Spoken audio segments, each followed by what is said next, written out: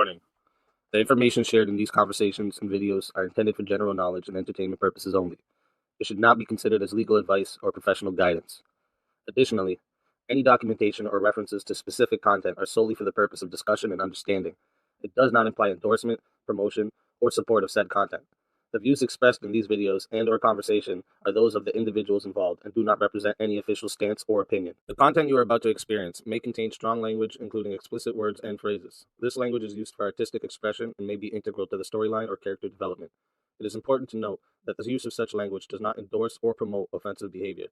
Viewer discretion is advised, and please enjoy the show responsibly. Disclaimer.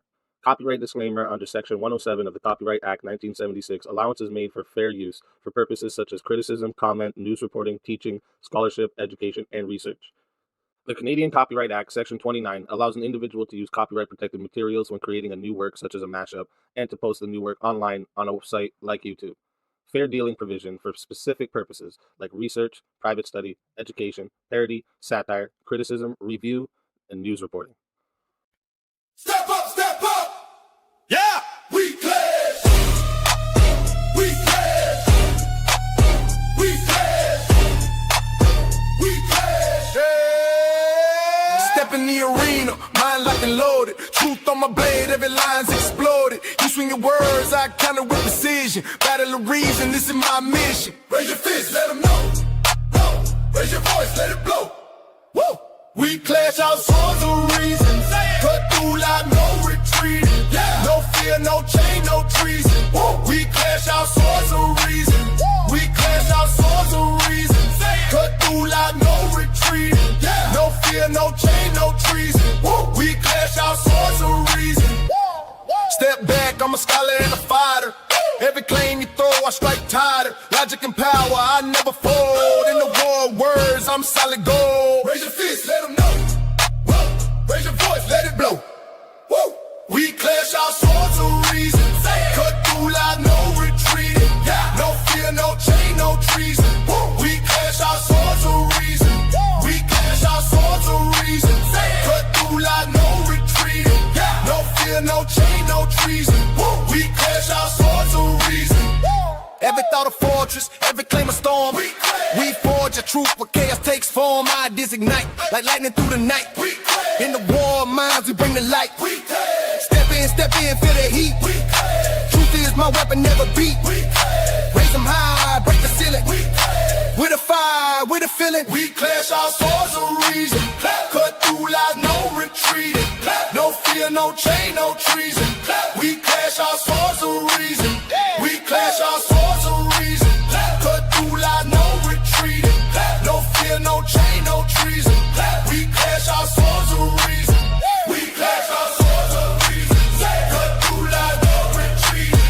No fear, no chain, no treason. We clash our swords of reason. Welcome, everybody, to Swords of Reason, right here on the Speakeasy Show, Mondays, Tuesdays, and Wednesdays. This is where logic meets passion. All right, if you're new here, the format is simple. Each debater gets 10 minutes for their opening statement, followed by 5 minutes of uninterrupted rebuttals. After that, we're going to get into the arena for a full hour of back and forth debate. This is where the arguments clash and the iron can sharpen the iron. And finally, each side delivers a 5-minute closing statement to lock in their case. All right, when that's done, we move into the 30-minute Q&A. I'm going to drop a Q&A in the chat for you guys, but keep in mind, Super Chats, PayPal, Cash App questions, these do get priority. And if they fill up the entire 30 minutes, the free chat questions may not get answered. So if there's something you want guaranteed to be asked, make sure you send it through one of those priority options. And once the formal debate wraps up, we'll open the floors for a chaos and chill open panel. This is where the community can hop in, challenge the debaters, or ask follow-ups if the debaters choose to stick around, because that part is optional for them. But it's always where things get wild regardless. All right. Today's debate prompt: Trump is the greatest president in the history of the U.S. And for the affirmative tonight, we have Tareyak, known for tackling hot cultural flashpoints, throwing down in political debates, and making frequent appearances on open panels across the platform. All right, brings a sharp take with a twist of internet chaos. All right, an aspiring professional memester, and he's mastered the art of turning viral moments into conversation starters. All right. And if that's not enough, he also hosts a spin the wheel show where viewers can pay to roll the dice and ignite some fire discussions. You can find his link in the description below. Excuse me. And for the negative, we have the Indian Jesus. Behind the name is Lutch, a host who's open to having his own political leanings, but makes it clear his platform is not about blind loyalty. He believes we can disagree, debate hard, and still keep it real. And he's here to resurrect the second coming of common sense. And you can also find his link in the description below. With that being said, we're going to get right into opening statements with Tareyak for the affirmative. So you're going to go first. And whenever you're ready, Tareyak, just start up and I'll start the timer up with your voice. Magnificent ladies and gentlemen, our illustrious host, Easy, and my opponent, Lutch. Today, we affirm that Donald J. Trump stands as the greatest president in U.S. history. This rests on his tangible achievements in economic revival, national sovereignty, peace, truth, strength, and cultural realignment, paired with his embodiment of the American system, tradition of Lincoln, McKinley, and Kennedy. Like them, he confronted a British-centered imperial financial oligarchy that historically targeted leaders advancing sovereign development, industrial progress, and anti-usury economics over globalist control. Historical analysis shows City of London, and I highly suggest everybody look into the City of London. It's a separate entity to London itself. It's a financial empire, not the tourist Britain, as America's long-standing adversary. A system of usury, speculation, narcotics trafficking origins, and opposition to the American system of protectionism, infrastructure, and scientific progress. This empire has been linked to efforts against presidents who challenged its designs, including proxy support in the Civil War era against Lincoln, anarchist networks tied to British-aligned finances surrounding McKinley, and surveillance-linked operations around Kennedy. Trump has faced parallel pressures in intelligence operations involving British assets, such as the origins of Russiagate via GCHQ and figures like Christopher Steele, impeachments, lawfare, and assassination attempts, all while advancing policies that disrupt the rules-based international order, favoring London and Wall Street financial dominance. Trump's first term delivered pre-COVID record-low unemployment, including for Black and Hispanic Americans, manufacturing resurgence of over 400,000 jobs, wage growth for lower earners, energy dominance, as the US is now a net exporter, and the Tax Cuts and Jobs Act, the largest tax reform in decades. He imposed tariffs to protect domestic industry, renegotiated NAFTA into USMCA, and confronted China's trade abuses, echoing protectionist and nationalist economic traditions. In his second term, as early as 2026 data indicates, results accelerated. Historic border security with negative net migration for the first time in decades, record homicide drops, trillions in reshored investments, energy production booms, bureaucracy cuts, and policies like no tax on tips, overtime, and social security, permanent middle-class tax cuts, and major legislation consolidating tax relief. Deregulation, crypto regulatory frameworks, and infrastructure space pushes, including Artemis lunar efforts and nuclear initiatives, signal reindustrialization and technological leadership. Trump secured the border through wall expansion, enforcement measures achieving the lowest illegal crossing in decades, cartel designations, and prioritization of American citizens, reversing decades of policies favoring open borders. Crime reductions and enforcement restored constitutional order. Key achievements include the Abrahamic Accords, no new major US wars initiated in the first term, pressures on NATO allies, which as a European, I actually endorse that, competition with China, and second term actions degrading adversarial capabilities, for example, the Iranian operations, hostage releases, and expanded energy exports. This approach deters threats while enhancing US leverage. Appointing originalist Supreme Court justices, combating censorship, and ending certain federal DEI mandates, protecting women's sports, and health-focused initiatives challenge elite-driven policies. Space and industrial revival efforts echo ears of national optimism and progress. Trump's ability to deliver results while facing lawfare, impeachments, election disputes, and assassination attempts underscore his impact. Elites escalated measures precisely because standard political tools failed against his agenda. Trump's metrics, both in job, energy independence, and just FYI for everybody who's concerned about the Iran war, America is now producing more oil than Russia and Saudi Arabia combined, and is producing more gas than China, Russia, and Saudi Arabia combined. Border control, trade rebalancing, peace deals, and institutional shifts outpace many predecessors in addressing 21st century challenges. Washington founded the nation. Lincoln preserved and industrialized it. Trump has defended and revived it against deindustrialization, financial globalization, and internal erosion. Unlike eras of managed decline or endless conflicts, his administration produced measurable prosperity, security, and renewed national direction. Critics may emphasize that style or controversies, but objective outcomes in economic growth, sovereignty restoration, and resilience against entrenched opposition establish his record.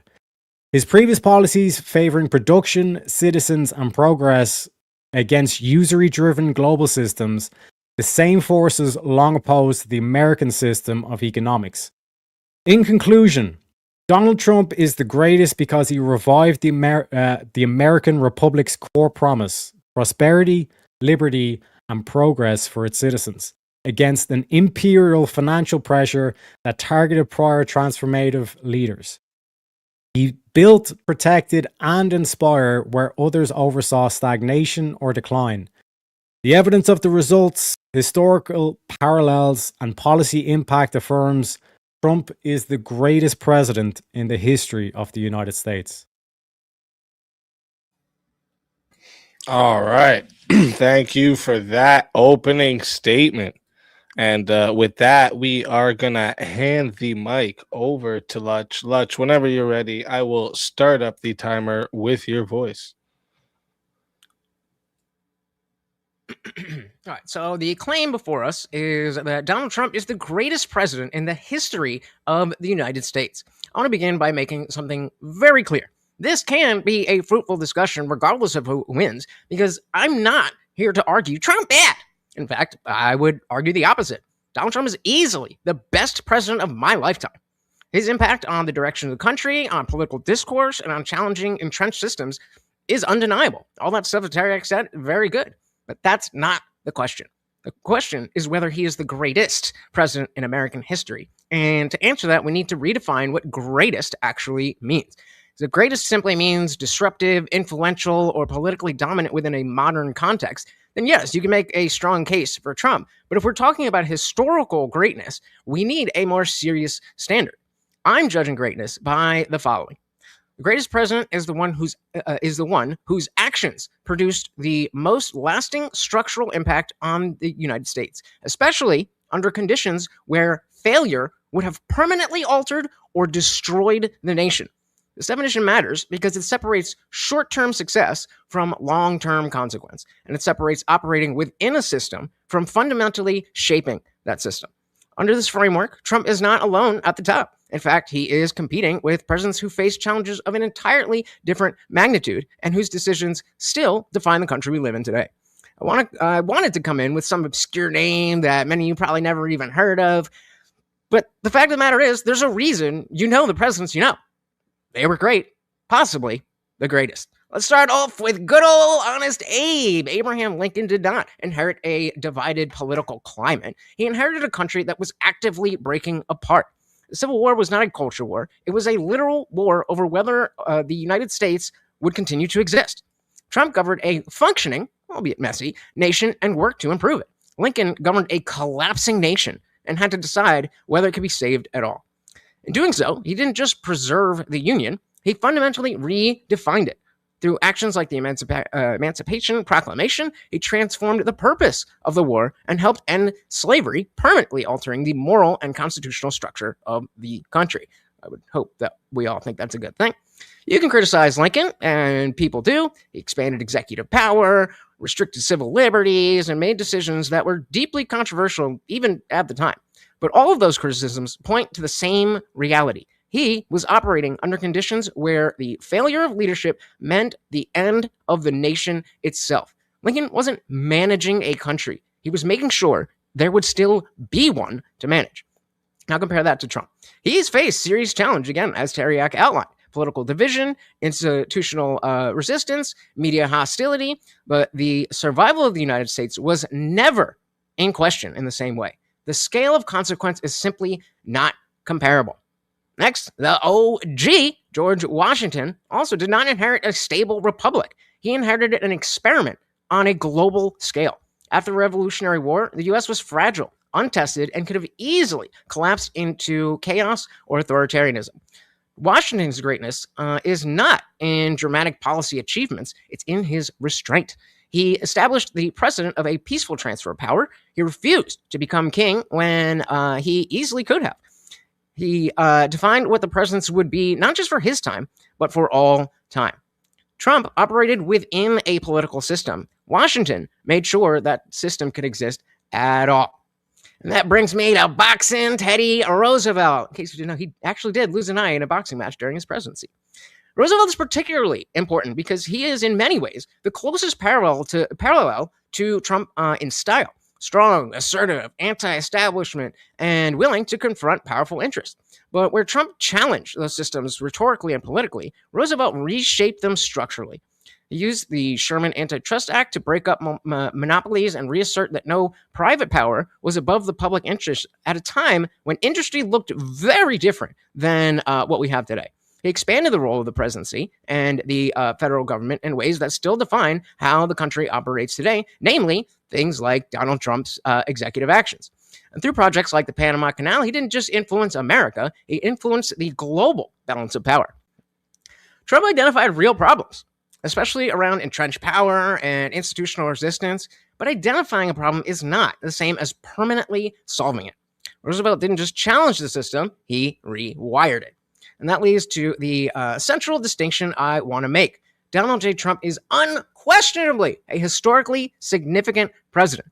He reshaped political alignment, challenged institutions, and changed the direction of the country. And in many ways, people say that Teddy Roosevelt is the archetype for the modern politician.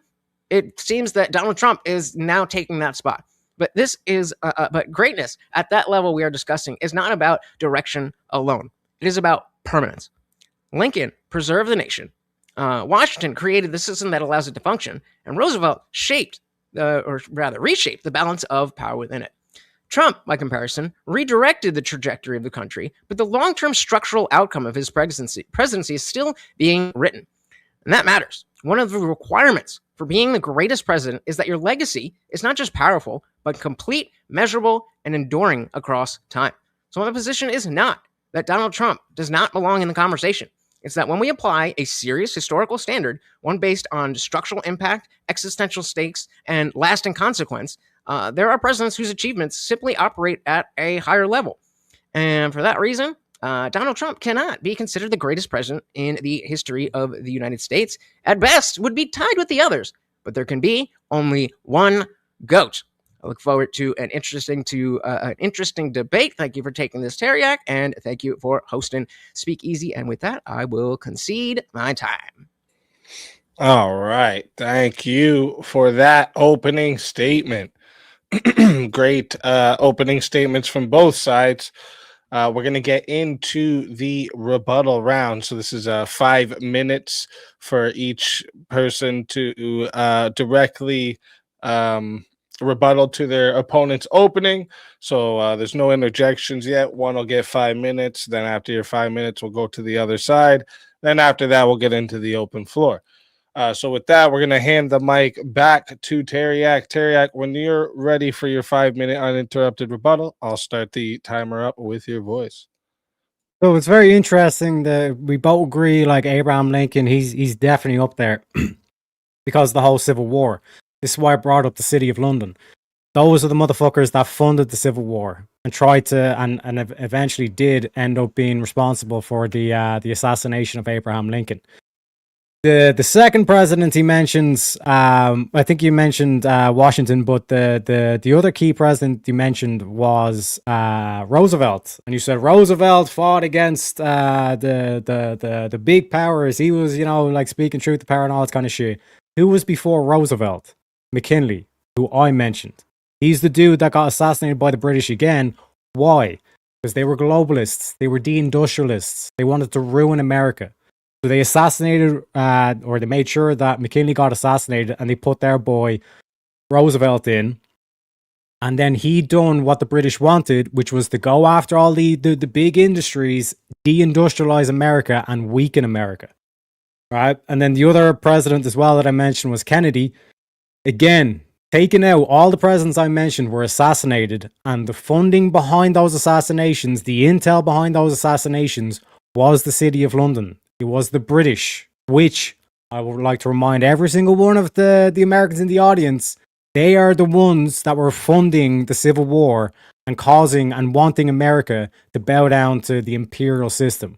Whereas the likes of Abraham Lincoln, who you admit was great, McKinley, Kennedy, and now Trump is now pushing forward the American system, which is about industrialization. Like not going in like the British do to a country and saying, well, Timbuktu has a lot of natural resources. What we're going to do is fund both sides of the war, cause them to go to a civil war, completely decimate their peoples, and then come in and say, listen, we funded you and we helped you win this war. We're going to give you a loan and you're going to let us exploit all your natural resources. The American system is, listen, we will help you industrialize your country and actually rise you up. And this is why Lincoln, McKinley, and Kennedy were such great presidents, because that's how they wanted to do the global stage. That's what they want to do, is pick people up, not ruin the country and just rob their natural resources. So again, when we look at like the presidents I mentioned, Abraham Lincoln, McKinley, and Kennedy, they were all taken out by the British. Okay? But Donald Trump is 3-0. Can't even get close to him anymore. And that's it you wanted for your rebuttal? Yep. All right. So with that, thank you for that rebuttal. We're going to hand the mic back over to Lutch. Lutch, when you're ready for your rebuttal, I will start the timer up with your voice. Yeah, I'm not really sure the relevance of all this British influence. All those things that you said could be true, but if they're not specifically having to do with Trump, like, okay, if you want to put McKinley over anyone else, then we could just compare McKinley to Trump and Kennedy to Trump and go down the list. And then are we really going to pretend that Donald Trump isn't on his fucking knees for Israel? I mean, and yeah, I mean, I'll give you the point that he dodged more bullets than the others that you mentioned, but I don't really think that's a good metric in terms of deciding who the greatest president is. I think we could just kind of. I think you may have vaguely done it, but I didn't get a clear metric as to how you are measuring greatness. I heard you say jobs, energy, and oil. I don't know if that's exactly what you're asking for, but a clearer definition on what you mean by greatness, I think, would be helpful here. Yeah, let's just get into it. All right. Thank you for that rebuttal. great rebuttals from both sides. Before we get into the open floor, talk to the audience real quick. If you're watching right now, make sure you hit that like button, subscribe to the channel, and subscribe to tonight's debaters. Their links are in the description. We host all kinds of debates here on Swords of Reasons, politics, culture, ethics, internet topics, religion, anything where reasoning and passion can collide. Okay, so if you enjoy this format, make sure you stay locked in because we have a lot more coming. And if you would like to get on to Swords of Reason and have a 1v1 with somebody on a specific topic, go ahead and join the Discord, discord.gg/bearcave, and send a message to either myself or Tiny Pink Nugget of Chaos, and we will get you set up. Okay. Also, reminder for the live chat, after closing statements, we're doing a 30-minute Q&A. I've already put the Q&A in the chat there for you. So, but remember, super chats, PayPals, and Cash Apps, these will get priority. And if they fill up the whole 30 minutes, we may not get to the free chat questions. So if there's something you really want answered, make sure you send it through one of those priority options. And finally, thank you to both our debaters for being here tonight and bringing your perspectives into the arena. Whenever one of you is ready to start the open floor, go ahead and just jump in, and I'll start the timer up with your voice. Yeah, so to answer your question there, Lutch, like I'm taking your definition of like actions produce lasting structural impact and long lasting, not just the short term. And what the reason why I mentioned those presidents is they were all pro industry. They built America up and they wanted more industry. But you mentioned Roosevelt and saying, oh, he spoke truth to power and he took on the big guys. He deindustrialized America. He was assassinated. The president before him was McKinley, and he was assassinated because he didn't want to play British imperial system. And like What I does said, that have we to do can with go. Trump's greatness? Like, okay, then we can throw like the point here isn't for That's me what to Trump's say doing. that they are better. Yeah, It's he's on you to continuing establish that he is. He's, So I'm just he's saying there's other continuing. presidents. Go ahead. Yeah, he's continuing on the vision of Abraham Lincoln, the American system versus the imperial system. You know what the imperial system is?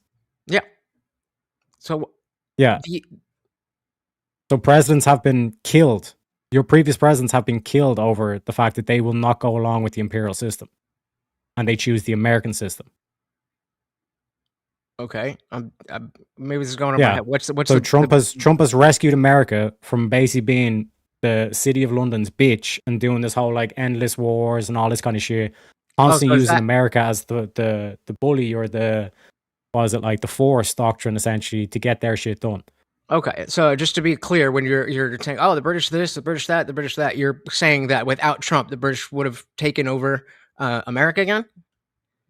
They already had control. Like the reason why Bush was going into Iraq and all this kind of shit, because the British want to make sure that they have control over the Middle East. Their whole thing is they sit back, they fund both sides of a war, and whoever remains the victor, they come in and they say, listen, we'll give you all these loans, but you're going to have to give us access to these natural resource and all this kind of shit, and you're not going to be allowed to industrialize, you're not going to be allowed to invest in technology. So I don't, the reason I'm not connecting the dots is because like, I'm not saying that Trump is bad for those things. I'm agreeing, like all of those things that you said in your opening, well, most of them for the sake of argument, I'm with you. Trump is a great president, but that's not, that doesn't, you're not giving me a comparison as to why those presidents, why he's better than those presidents. You're just telling me Trump is good. And I agree with you that Trump is good. But we're not here to say is Trump good or bad. McKinley and Kennedy all tried to wrestle back control over America and push in like pro-industry, industrialize rather than deindustrialize. And they were all killed over it, whereas Trump has literally dodged 3 bullets. So again, we're going back to whether or not you can dodge a bullet is greatness. So if they had not... And implement the American system. You see where I'm getting confused. By your definition, the actions produce long-lasting structural impact. The structure we're talking about is the American system. How do you know that? We're not there yet. That was the part about my opening where, for all we know, he could fucking do some shit tomorrow. And this is why you have to be very careful with these motherfuckers. So you're giving a definition where we actually can't answer it. Yeah. Yeah, and you're That's saying your that's your problem, not evidence. mine. Your evidence is saying I'm going to pose a question that you can't possibly answer because there's no evidence for it yet. I didn't pose the question. So- You posed the prompt. Pose and I'm the simply definition. establishing that you can't know that he's the greatest in history before he's even done. Yeah, so your whole thing is a non-answer. You're saying you can't say that. Correct. That's what we're doing here, debating whether or not Trump is the greatest president of the history of the United States. This is such weak sauce, bro. This is like saying I want evidence, but the evidence I know you can't prove or whatever. You know what I mean? Oh, yeah. Yeah. So you're basically doing So an then don't take unfalsifiable a claim. prompt that you don't like. Did you prompt cut yourself? You're doing an unfalsifiable claim, and like I said, using your own not my claim, though. examples of presidents like Abraham Lincoln, the American system of industrializing, investing in scientific technology, going to the moon. We've gone back to the moon, baby. When was the last time you were on the moon? Well, depending on who you ask, maybe never. Yeah, exactly. So in terms of like the greatness and all this kind of stuff, we can look at the current policies and we can see clearly that Trump is pro-industry. He's not a de-industrialist. And the mere fact that you mentioned Roosevelt, who literally only came into place because the British assassinated McKinley because McKinley wanted to push the American system, goes to show that you don't understand who your true enemy is. Okay, so then make the argument as to why I'm wrong. That's you got to make an argument. You can't just say nuh-uh. Okay, so pre-COVID record low unemployment, especially for Black and Hispanic Americans. Manufacturing resurgence, again, industry, pro-industry, 400,000 jobs. So hold on. So wage stop growth there. for low Stop earners. Stop there. Energy So, dominance. U.S. being a net again, you're exporter and making a producing different more argument. oil than Russia and that's Saudi not what Arabia we're debating, combined. Tareyak. That's not what we're debating, Tareyak. You're just telling me Trump good. I agree. Trump good. Debate. It's not Trump good. Debate is Trump results. is the GOAT. You have to These are tangible to results. establish that. Yeah, based on your own metric of Abraham Lincoln, Trump is actually implementing the American system, and the British cannot stop him. Okay, explain to me how that is relevant with the rest of the political climate. What does that question even mean? I'm saying that you're taking a single point and ignoring the context. So I'm asking you, as the affirmative, to make your case. What is the context? I mean, what was going on in the What world? is What the was going on in political the what people were feeling? What was the social ideas of people? All that stuff is relevant. The social ideas of people. Like, what does all this mean, Lutch? Social has to do with like society, meaning the people that you live with. No, what way do you view it? Like, so I'll give you an example as to where that, I think it's relevant to that Trump is a very divisive figure. I think it's relevant that the types of resistance that we see to him, I think that, even if we disagree with that, greatness is a level that is not being achieved if people don't like it. Abraham Lincoln was a divisive figure because he wanted to free the slaves. Mm-hmm. So And by your own words, you said he's one of the greats. He is. So half the country went to civil war over this shit. So your metric of divisive figures Look, now we have a comparison doesn't even make sense, Lutch. Now we have a comparison to make. So Abraham Lincoln wanted to do what he wanted to do, and Trump wanted to do what he wanted to do. The same thing. The American system. Okay, but I'm saying what is the context? If you're trying to do something and there's proxy wars and going on and stuff, but nothing in the homeland, versus you're in the middle of a fucking civil war, you don't think that has any relevance? You think if you just you're saying they did the same thing, so you think if we just swapped them and sent Donald Trump back in time, that it would be the same? Yeah, because of the moves that Trump is making, industry is actually booming in America, right? They're now a net exporter of energy, and because of the way he's handled the Iranian situation, which is next level. Now 20% of the end users have to go through America. They have to buy from America. And America is now producing more oil than Saudi Arabia and Russia combined. More gas than Russia, Saudi Arabia, and China combined.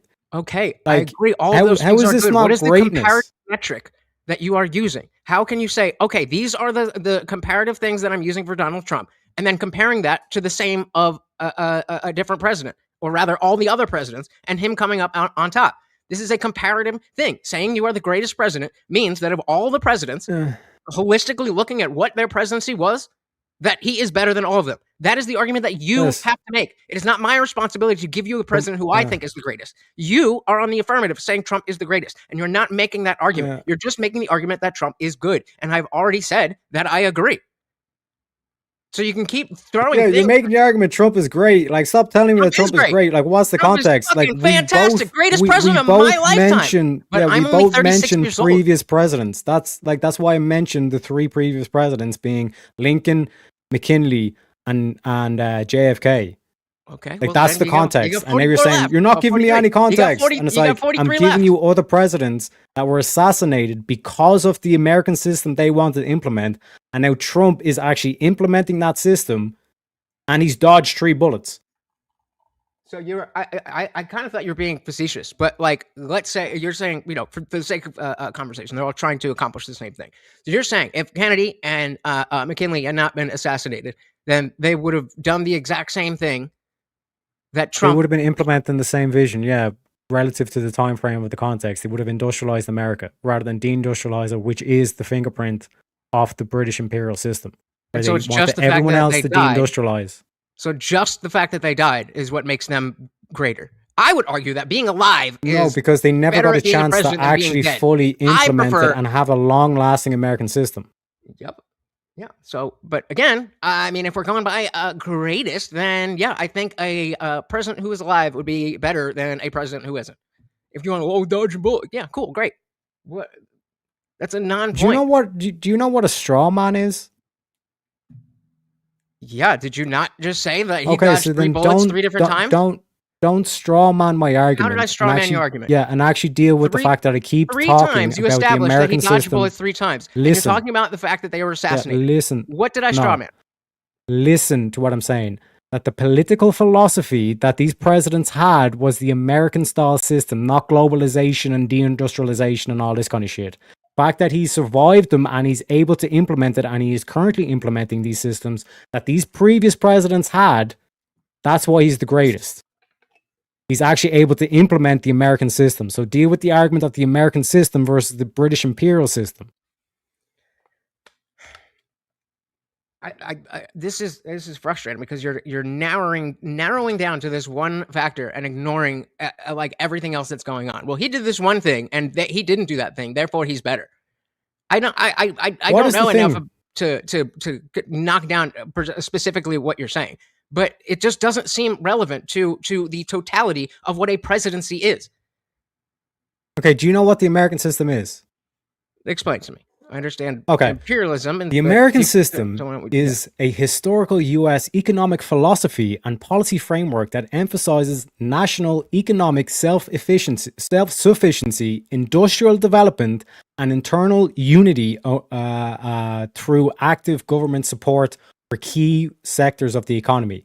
So 3 characteristics of this is protective tariffs, national bank and financial system, and internal improvements in terms of the infrastructure. Okay, so being closest to the American system makes you the greatest? Is that your argument? Actually implementing the American vision, yes. That's why he's the greatest. He's actually able to implement it. Lincoln tried, he got assassinated. McKinley tried, he got assassinated. Kennedy tried to just talk about the British imperial system and expose that shit, and we all seen what happened in Texas. I honestly don't know where to go with this. You're accusing me of going with unfalsifiable things, but then you're talking about, well, they didn't get this done, and they would have, but Trump got it done. What I'm saying is this is what the original vision of Abraham Lincoln was: the American system. Okay. Of industrialization, national sovereignty. And that means that Trump is the greatest because he's actually able to implement that vision. So again, none of these other presidents were actually able to do it. And so the fact that we were at war, the fact that we were doing that, none of that matters as to what they explicitly got done in this one Wait, you Context? are you one sec? Because this is curious. So I like actually asking American this question. Like, do you actually have a fear about the Iranian war? In what? What do you? Like, you're the one fear- saying, "Oh, we're actually at war," and "Oh my God, panic, panic, panic." Like, you do realize that like 20% of the energy market has to go through America. They have to buy from America. Yeah, but I don't like. I'm not sure if you're asking. Am I scared that Iranians are going to bomb me? Am I scared that we're going to send troops? Am I? What do you mean scared? Like, you're the one saying, "Oh, like we're in the middle of a war and all this kind of shit." I didn't say that, but we are. Okay, so you didn't mention war. I didn't say I didn't mention war. I said I didn't say that. Oh no, we're in war right now. That's why you had to ask me the question. If I'd said it, then you wouldn't have needed to ask me the question, would you? Okay, so go ahead with your critique. Like, what are these other like context-dependent things that we need to factor into greatness? What was the opinions of the people? What were the context of the markets? What was the Popularity? economy like? Yeah, you don't think popularity is relevant at all to the greatness of Yeah, the so president? based on your So the own entire definition country there, can hate Lutch. this guy, Yeah, but based because on your own Tareyak likes it, definition. greatest. What do you Based mean? on your Of own course. definition, Abraham Lincoln's one of the worst presidents because there was a civil war under his leadership. Oh my God. Did I say that it was the only factor? That is my criticism for you, that you were taking individual factors and saying Yeah, Trump did it better goes in this both way, ways, Lutch. therefore he is the greatest.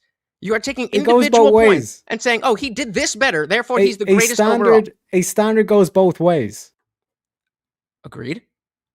Can you steel man what the issue that I have with your argumentation?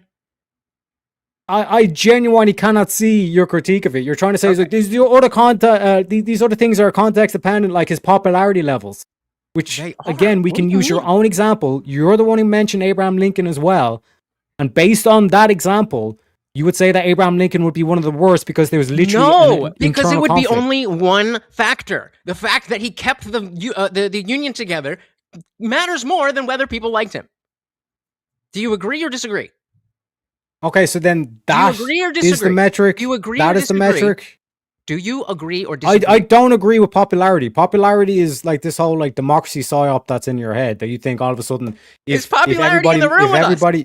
If everybody loves the president, that means he's the greatest. Saying that because I say that popularity that has relevant, no bearing on the actual achievements of the president. You're strawmanning me and saying that because I am counting popularity in the calculus. No, we'll go through your whole list, Lutch. Don't worry, we'll go through your whole list. But your very first point is complete bollocks.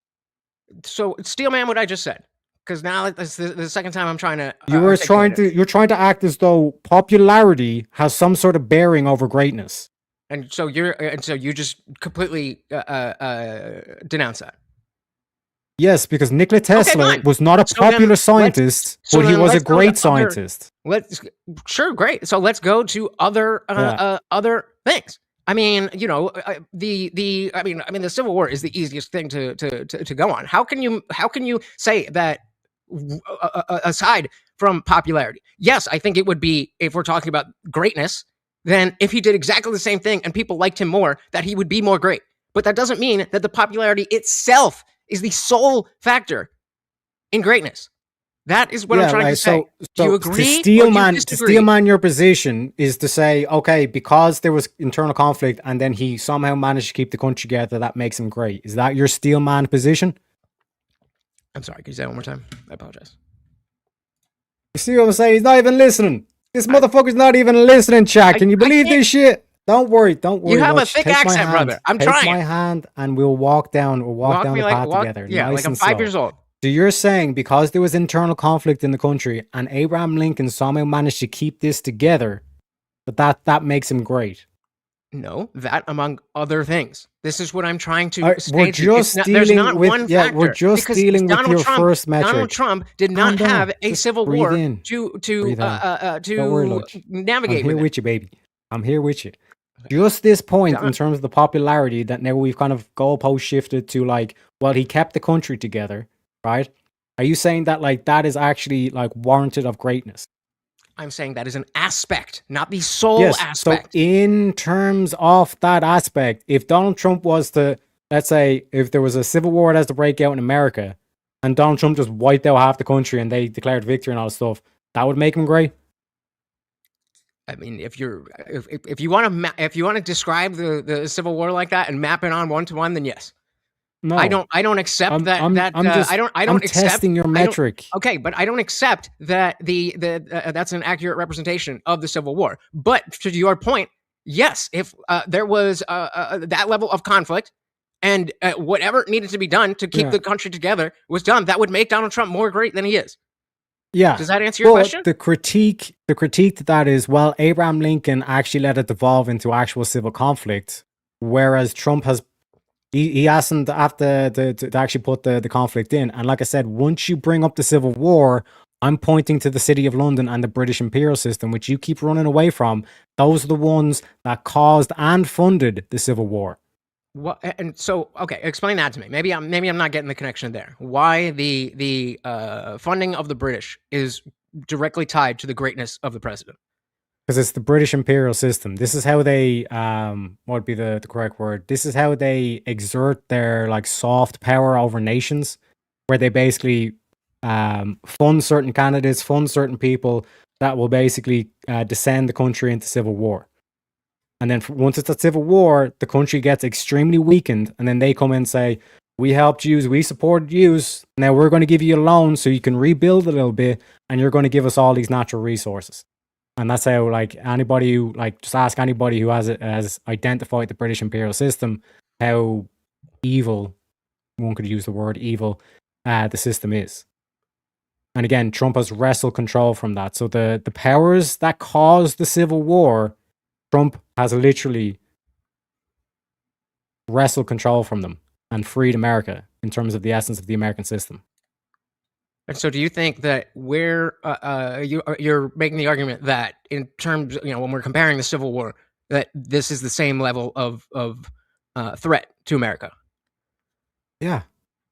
Let me ask you this, Lutch. Again, I want to gauge your opinion on this. The other way, like the Democrats were all like, Trump's not my king, and they do the no kings protest and all this kind of shit. Mm-hmm. Do you not find it weird that when an actual king stands in Parliament, they're Yep. oh my God, so beautiful, hilarious. so amazing. Yeah, I found that hilarious and yeah, ironic and hypocritical. Yeah. yeah. So who do you think that they're? Who do you think that they bow to? They bow to the crown, British imperial system.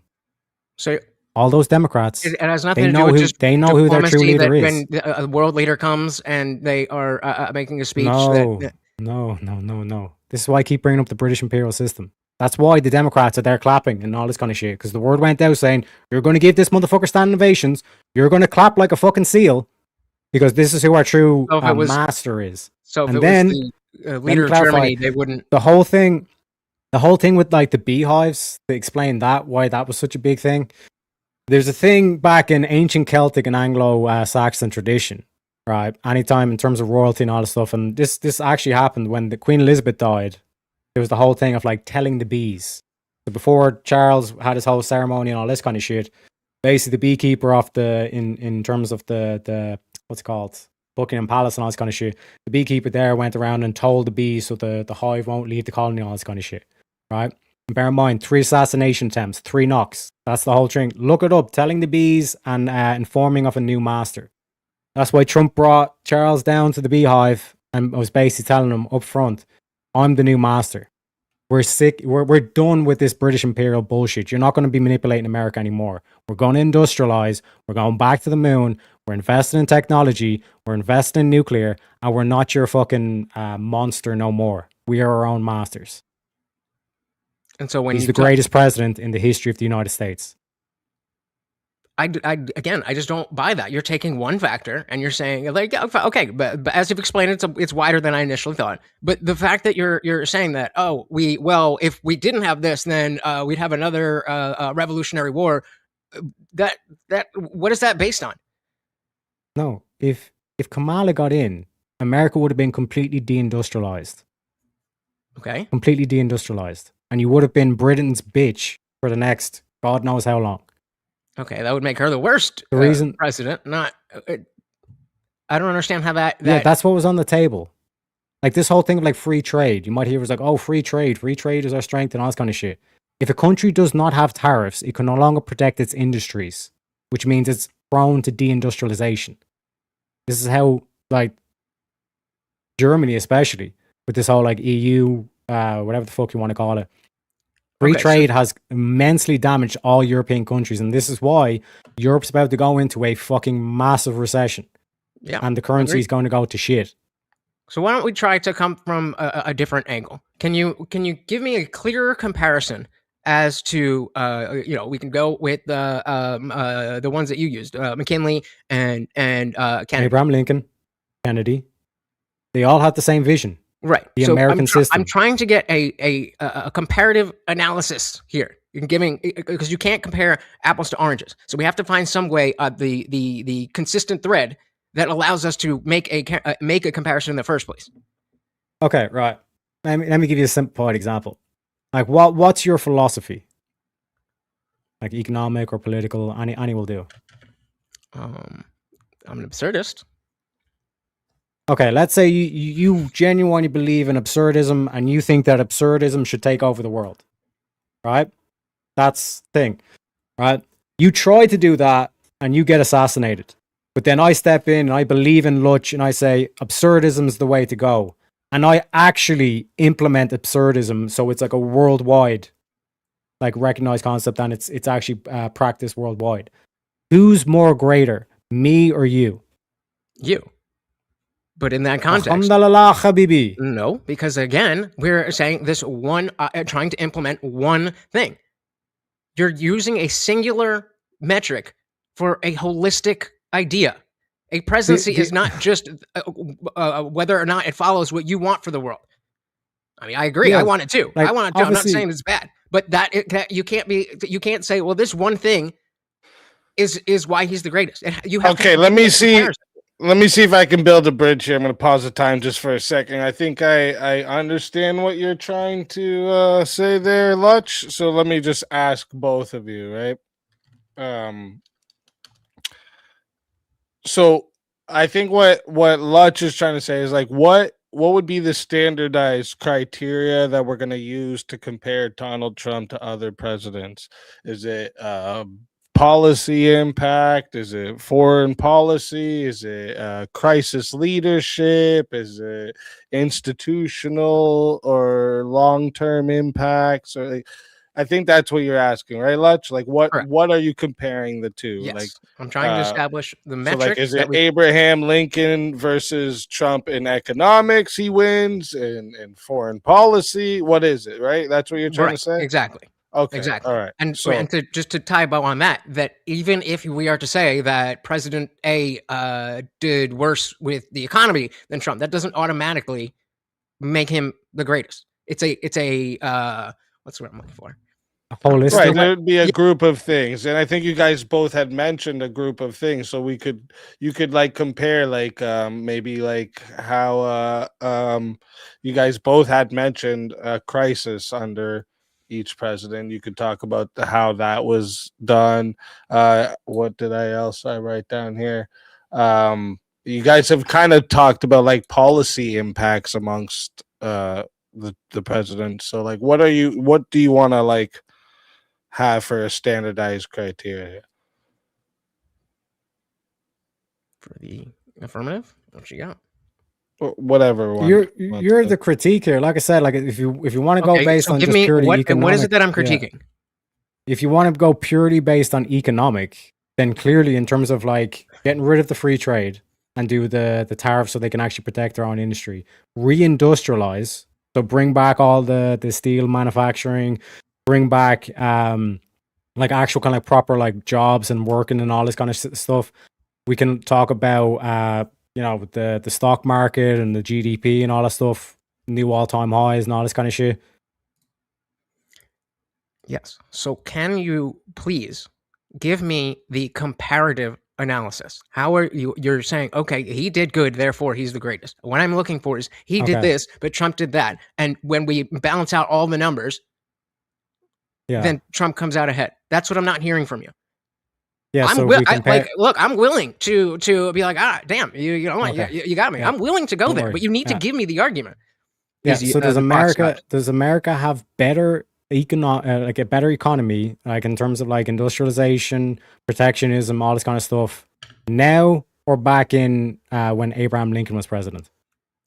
I mean, it depends. It depends on how you look at it. I mean, all of the what is it, like 80% of the money that exists was printed in the last what is it, 10? You're asking for context. Yes. So the context is Abraham How Lincoln. dare I want to judge something with no Yeah. context? So I'm giving you the context of Abraham Lincoln. And the vision that Abraham Lincoln wanted to implement, America, thanks to Donald Trump, is in a way better system, correct? Sure. Okay, so that's the economy. That's one aspect. Yes. Okay, fine. So you want to take the So what's the your economy? next?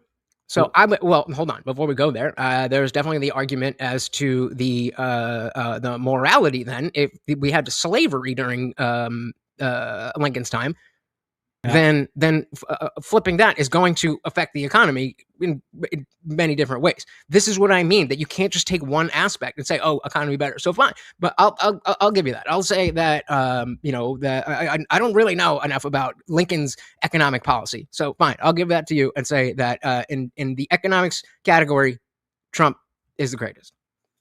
Okay, and then we can look at the social impact. Based on the protecting women's sports, like we had in the Olympics, a dude winning gold medal for literally beating the shit out of a woman. So protecting women. So in terms of the social aspect, he's a better president, correct? Nope. I think So women's rights aren't being protected more now than they are that's 100 not years what I ago, said. no? That's not what I said. Is women's rights the only aspect of society?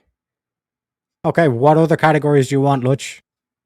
I mean, approval ratings definitely matter. I don't.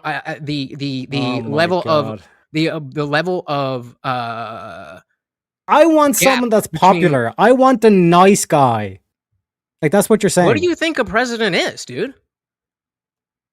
What do you think it is? It's the most popular guy running. This is why That's what it turns I into. talk about Plato and like the 5 stages of like the decay of the soul and the decay of the society. Lutch is stuck So in like this Plato whole like says- democracy aspect of where it's like whatever's popular. If it's popular, then it's good. If it's not popular, then it's bad. That's basically Yes, where we're at. But yes, when we when we're even use his talking- own example, when How we use can his you own not see example that of the approval Abraham rating Lincoln, of the president is relevant to the greatness half of the president? country went to war against Abraham Lincoln because he wanted to enact a policy that was not popular. Uh-huh. And so we then will take the weight of that unpopular opinion and the results of enacting that unpopular opinion. And I would Yeah. say keeping the Union together and ending slavery is a pretty big fucking deal. Yeah. As much and as I care when- about women's yeah. sports, as much And as did I Trump- care about women's sports, did Trump win the popular I know vote? this might be a weird one, but Did I'm Trump going win to the put getting popular rid of vote? slavery when we're talking about protecting rights over the trans guys in the bathroom or whatever. Yeah, so did Trump win the popular vote? Yeah.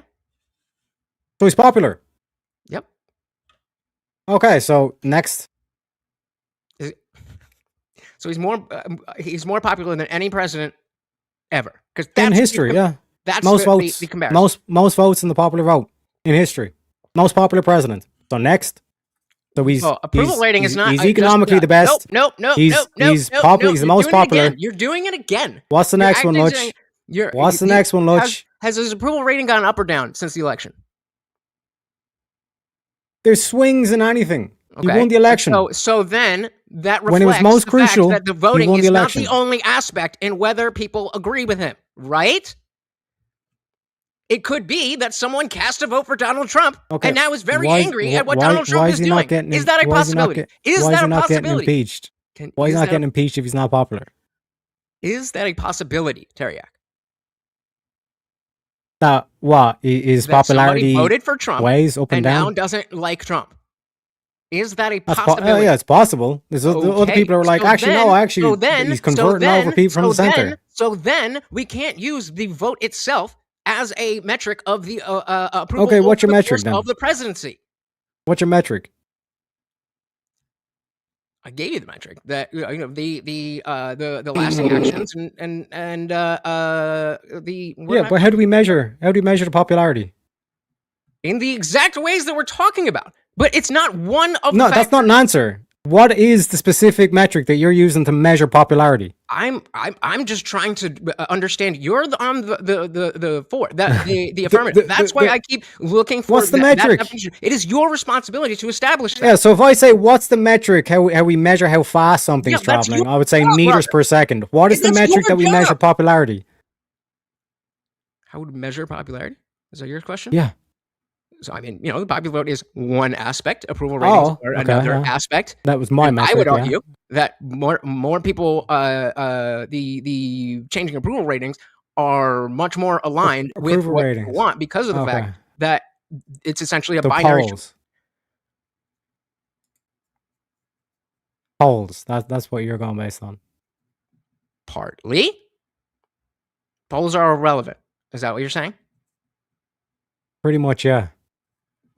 Okay. Because remember when the agree to poll said disagree. Donald Trump's we can agree to there's a disagree, move on. 99% chance of Hillary Clinton winning this election if you because don't of our think- polls. If you don't think that Remember? the American people liking the president has anything to do at all with greatness, then I mean, we just have to agree to disagree.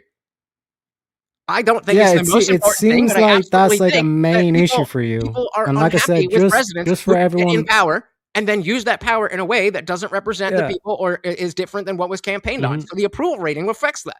You're saying that has absolutely nothing at all to do with the greatness of a president. So, I mean, I don't know. I don't know where you want to go with that. So fine, agree to disagree.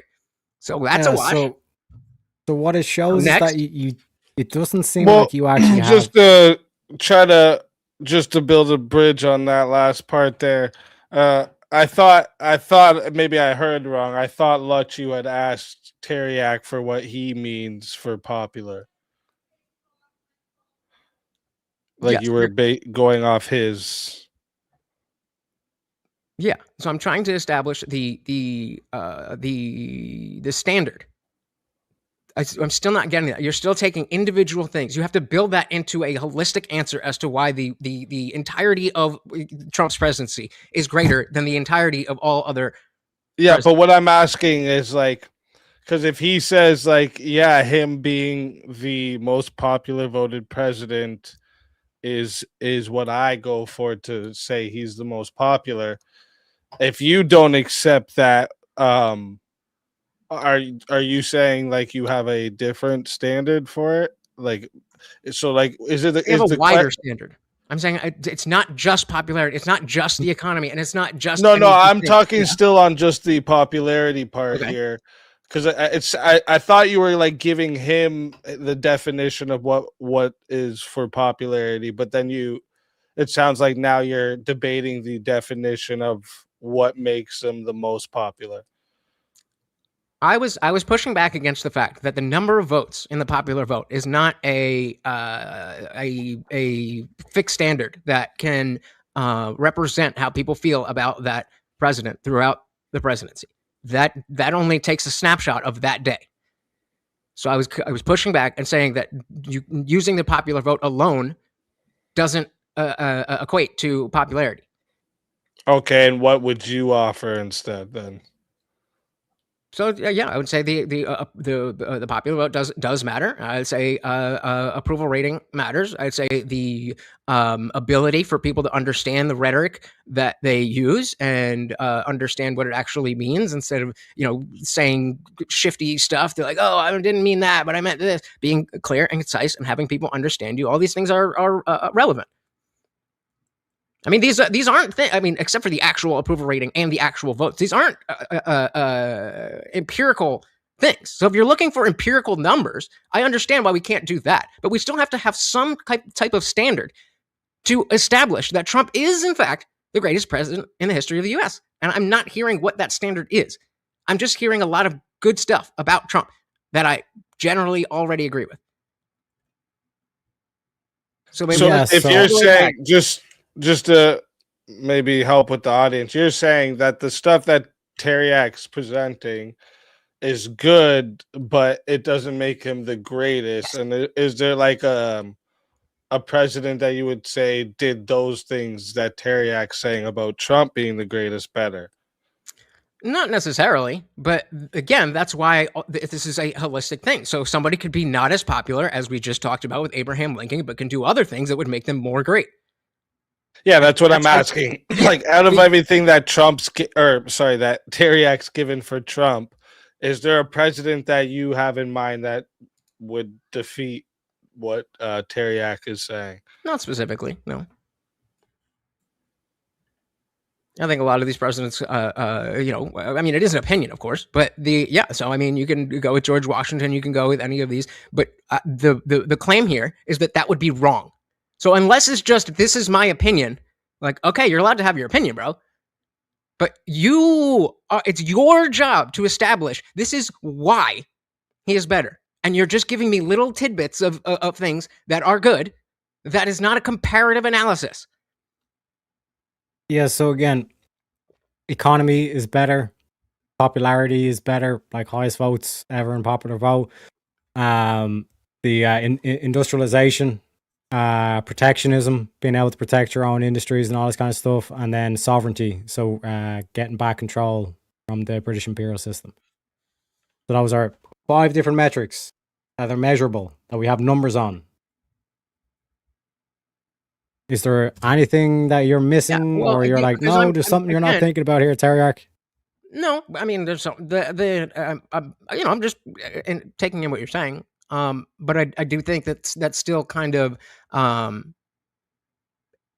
is relying too heavily on the numbers. The numbers actually, this is why I'm talking about a standard. The numbers are going to be relevant because those are empirical things. But that's like the greatness of a president doesn't come down to only the numbers. Would you agree that there are intangible aspects about a person that would make them great or not great?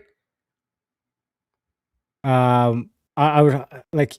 What are we talking about here? Like that's what I'm trying. You're saying was, it's like, well, you do you think there are intangible or Lutch. unmeasurable things that can make a person more great or less? What you're saying is, the stuff that we can't measure, Tareyak, in numbers. Yeah, you're saying, Tareyak, there's stuff that we can't. I'm just making sure I stay on my position. There's stuff that we can't simply measure. And again, it's kind of funny to see an atheist go against empiricism now. It's almost like there's no such thing as the atheist worldview. We're all fucking different.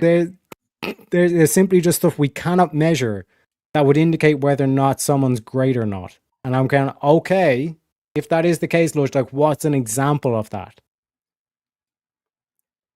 I'm saying even on the fact that you're giving the numbers. So this is why I just want to establish if we're in another agree to disagree.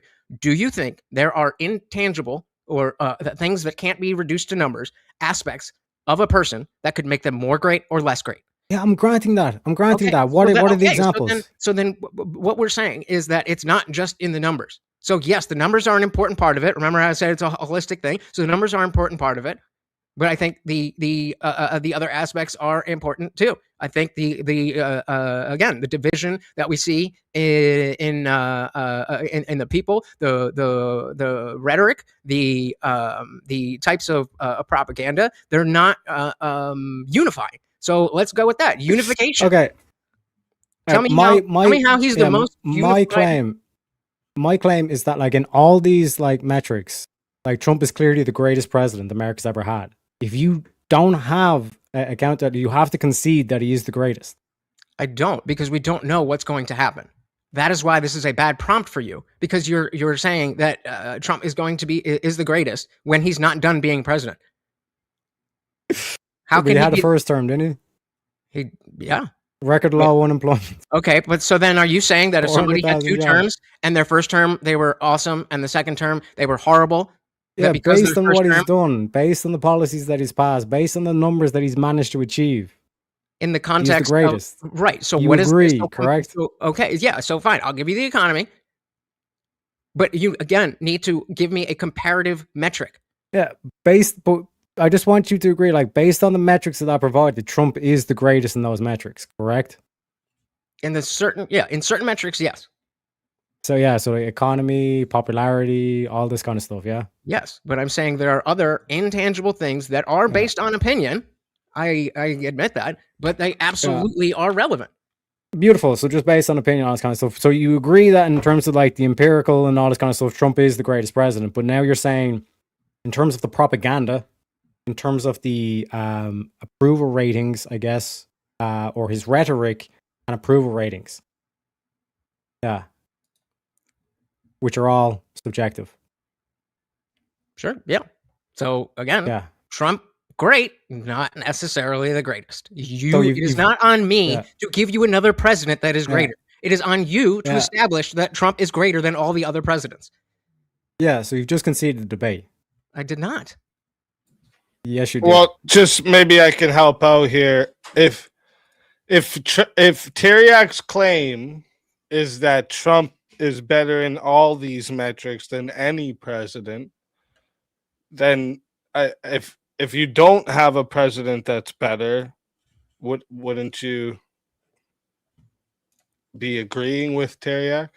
No, I mean, there's, I mean, I don't have enough, like I said, I'm not a names and dates guy. I think if we look at the totality of the presidency, again, we can go back to George Washington. The impact of that is not something that can be measured in numbers, but does need to be factored in.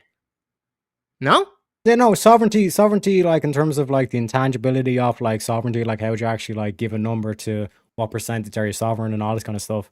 Okay, and yeah, so George Washington fought against the British, and Abraham Lincoln had to fight a civil war against the British, but Donald Trump got back America's sovereignty without even having to go to a war. So even in the metric of sovereignty, he is the greatest president in US history. So even in that metric, or that like classification or that section, he's the greatest president in US history. do you think that if he was, unfortunately, of course, assassinated, that there would be a more positive response than the other three presidents that you talked about? No, if Trump was assassinated, it would literally descend into civil war. At the very least, you'd see people start to, like, the whole country would just start dividing up, which is Okay, what the and British would want. And so why is that? Why? Why is it the case that if somebody took Trump Because out, then there's it gets to a stage where it's like there's no more communication with these people, because these people will literally just assassinate whoever we put forward. There's And so did no that- bridging the gap or trying and so to. did that happen? To Did we close have the civil divide. war? Did we have a civil war under the other presidents that were assassinated? Yes, We had a civil war. Abraham Lincoln. The other presidents, Yeah, the ones that you mentioned, not Lincoln. I'm talking McKinley, Kennedy, and who was the other one you mentioned? Abraham Lincoln. Okay, maybe this. So apologies. So if we're talking about McKinley and Kennedy, there was a Yes. civil war after because of the fact that they got assassinated. No, in terms of current climate. In terms of, sorry, what? In terms of the current climate, if Trump was to have been assassinated, if any one of those three attempts, and again, 3 assassination attempts, and the dude's like Neo from the Matrix, dodging bullets, Yeah, Boris the Bullet Dodger, I'm calling him. Like there would be no other, like there's no kind of resolving and trying to sit down and try to negotiate with people who are cheering on. Like, look at what happened to Charlie Kirk. There was thousands of views, finish the thousands point, of shares, thousands finish of the point. likes of like people like Right. dancing yes. over Charlie Kirk's grave, and he was a moderate. He was a Right. moderate Christian. Exactly. And so the point that I'm Yeah. trying to nail down is that level of division has to be factored in. And so we don't have specific numbers. Yes, We but have when the we go popular back- vote. We have the approval rating. But the fact that these things are happening Yeah. cannot be irrelevant. The fact that people Yeah, are because if we go to the breaking in and- approval rating of Abraham Lincoln, half the country literally took up arms because of that decision. Okay, so was that the same context, or did I Because establish the only thing that you've been saying is like, but my Right, approval but it ratings, bro, measures the up. approval But- ratings are down. Oh my Who God. gives a fuck So- about the approval ratings? Okay, let's try an analogy. So Are you sorry, Lutch, are you trying to say that the division that was caused by Trump makes X's him out of being the greatest? Is that No, I think that is a relevant factor, and that had it not been for that, potentially we could say he is the greatest. But that is a huge black eye on his presidency that people hate him so much. Yes, and half the okay? country. And just to hated- be clear, are you? But he Is kept your the union position- together. Is your, You have to balance all the different factors. That's my point entirely. That you're picking. so is your individual things. position that like you just don't like you don't have a greatest president, and you're trying to be like take a neutral stance here, or are you saying that Trump isn't the greatest? No, I think the former is fair. I'm not pushing forward the argument that this president was better than Trump and that president was better than Trump. I'm establishing that I don't buy the prompt. The prompt has to be established. And so far, we got to the numbered aspects, and now we're getting to the intangible aspects. And I'm just hearing oh. So like how what are is that what you think my argument is? What are the intangible factors that you would include in the greatness of a president? Sovereignty. Okay, and how are you comparing that? You were about to say, how are you measuring sovereignty, weren't you? No, I'm again comparative analysis. Like I keep pointing out, when you go back through the history of the American presidents, Abraham Lincoln, McKinley, John F. Kennedy, they've all tried to wrestle control back from this British imperial system. Well, and Trump was able to do it despite 3 assassination attempts. If we're going by that, then George Washington wins. No, because it led to a civil war later on. What? When you look at the British, they wanted they wanted control. You asked the question what? So when you look at because he was president in 1978, and then a civil war happened. Okay, way later. So there's no question. Okay, just wait, because I think we're kind of so. What just happened here? What I'm seeing is that it seems like you agree with the metrics that Tareyak has given, that Trump has been the greatest in those metrics. And then just now, when he brought up another thing, that because you asked for something else, even more on top of that, he brought up sovereignty.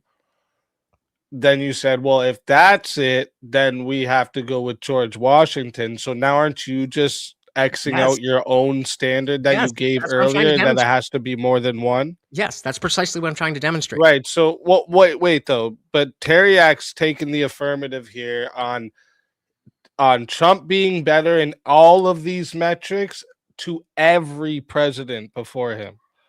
So if you're not presenting like any comparative, now you're doing the thing that you asked of him, or you said he wasn't doing earlier. You're not giving a comparative standard. But that's not my responsibility.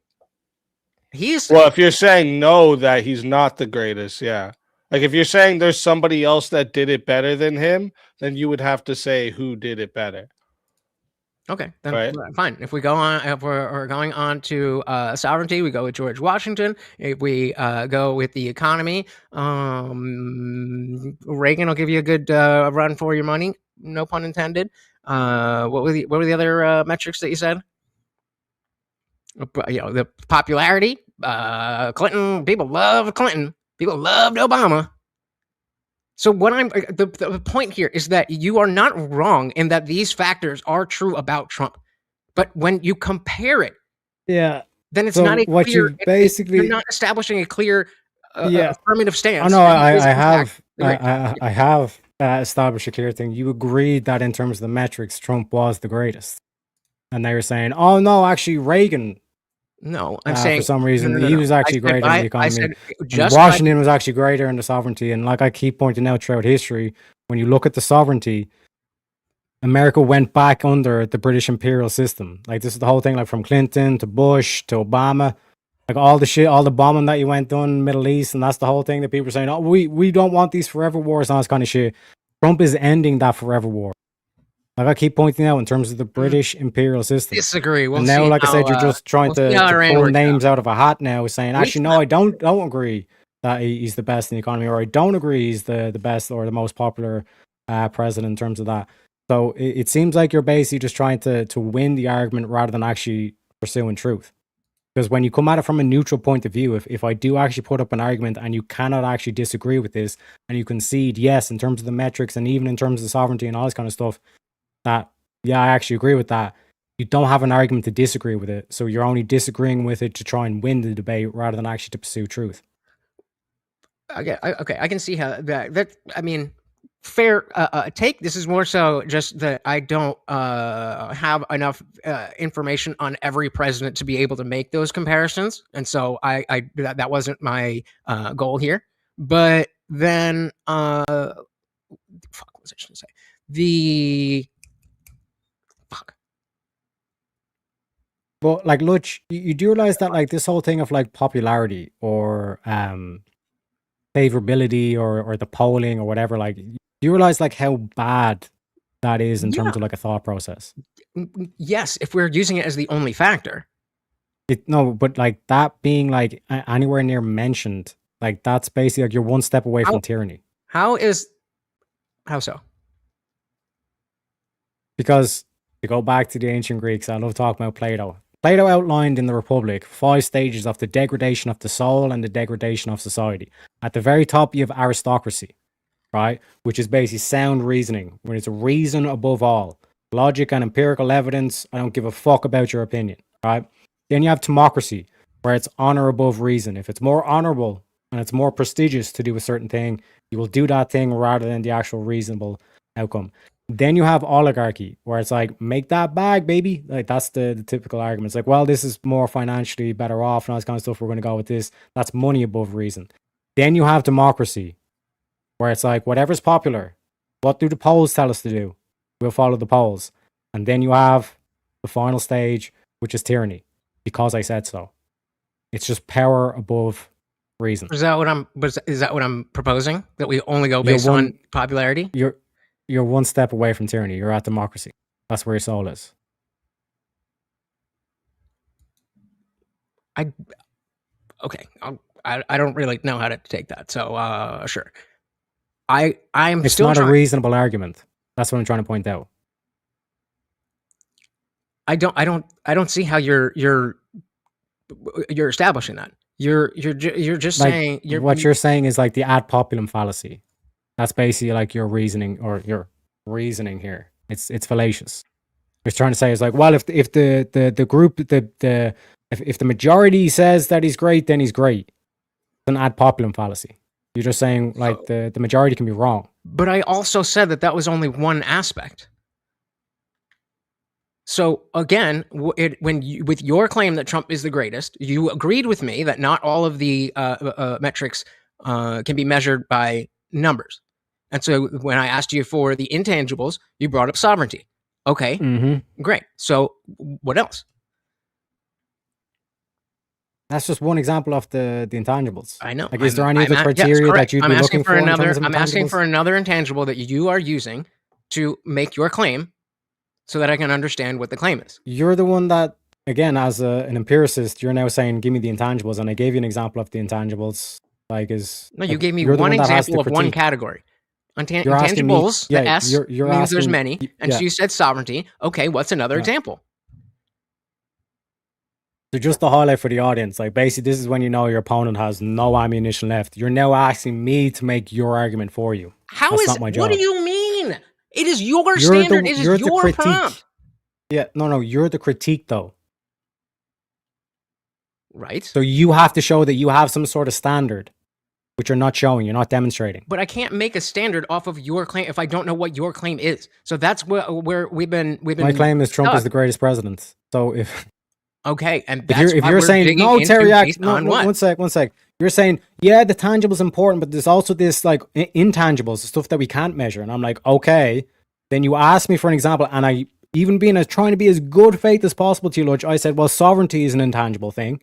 And you were like, yeah. And we went down that line, and it's like, turns out, yeah, the British imperial system, all that kind of shit. And then you're saying, now give me another intangible system.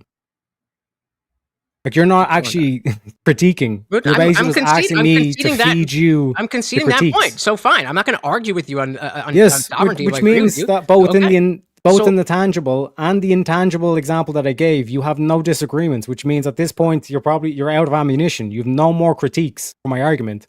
Which means you should concede. I don't. That the reason that I'm asking you for the other metrics is when I propose the idea that it's not intangible, I'm just demonstrating that you have other other thresholds to meet. Which are lasting impact. That was the only one I left for my opening, right? Lasting impact. So what's the lasting impact of Donald Trump that establishes that his presidency is the greatest? Oh yeah, so in terms of like the president can only maximally serve 8 years. So if you're saying, well, in terms of how long he serves, and then we go into, well, if he runs again in 2028, you know what I mean? But in terms of like the lasting impact, he's continuing on the vision that goes all the way back to Abraham Lincoln, the American system, which is against the British colonial imperial system. Okay, right. But that brings me back to the fact that Abraham Lincoln had a bigger, more direct and long-lasting impact. Sorry? Abraham Lincoln had a more direct and long-lasting impact on the country. You're making the claim that the British are going to come in and take us over if Trump doesn't beat Trump. That's not how soft power works. But like you're saying, like, even if I like were to say like Abraham Lincoln in terms of like, oh, freeing the slaves and stuff, like you still had like Jim Crow that happened afterwards. So in terms of like what you're trying to point towards here in terms of the intangibles or like long lasting, like what do you mean by long lasting? Like I could point to like stuff that all the policies that Trump passed survived the Biden. You know right, what I mean? but So, we're talking about things like that are lasting in a historical context, not just the next 10 years. So the Emancipation Proclamation is a lasting effect. We no longer have illegal slavery, well, except for jail, you know what I mean? But we no longer have that kind of slavery. Do you agree that is a very important factor? No. In his greatness?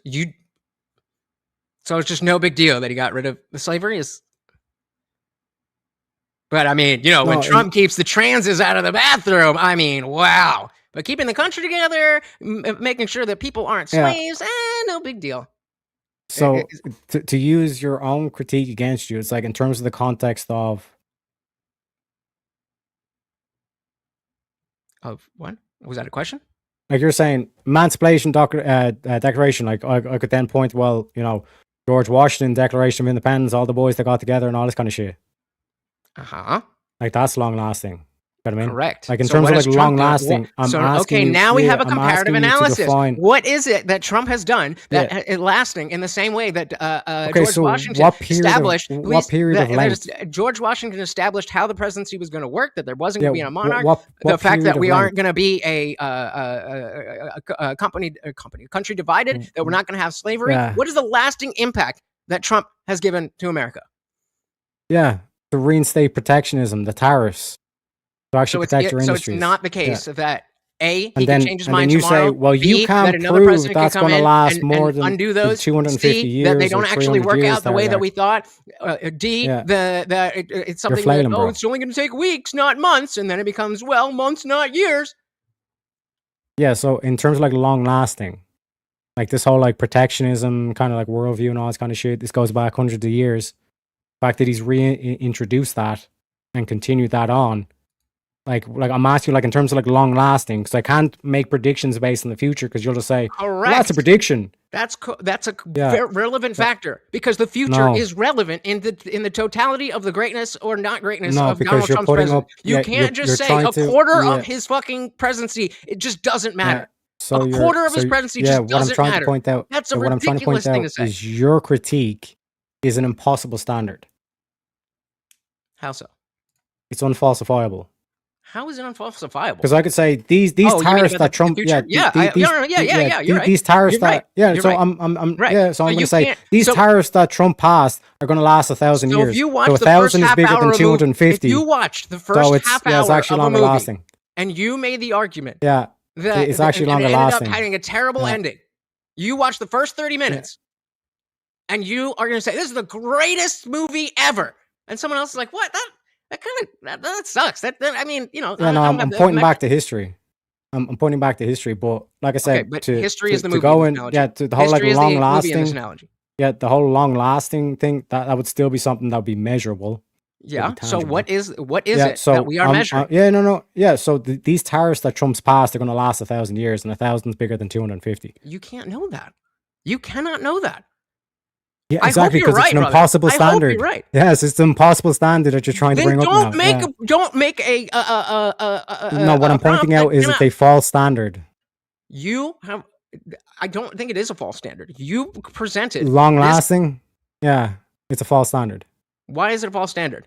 The legacy of a president because- doesn't matter to their greatness. Come on, Yeah, bro. because you're Who's out of ammo now? Basically, Who's what out of you're ammo saying now? is, yeah, what you're saying is that, like, oh well, this guy is great, and you're like, well, you can't say he's great because he wasn't perfect. But perfection is impossible. Nope. That's what you're doing right now. Nope. Yes. I'm saying you can't say he's the greatest because he's not done doing the thing yet. You can't watch the first 7 seconds of a mile race and say, "Oh, the guy who's in first, he's the greatest runner out there." Yeah, because like, Oh, you to can't. actually to use only the the historical first evidence 7 as well. seconds of a the mere race fact, matter. the mere fact that George 'Cause the rest of it, Washington like went don't to care war about against that. Britain, and then Abraham Lincoln had to fight a civil war against Britain, and now Trump is bringing back the visions that they had, the American system. So proves that it's wouldn't having the long-lasting. visions be greater than bringing back the visions? Restoring the vision, yes.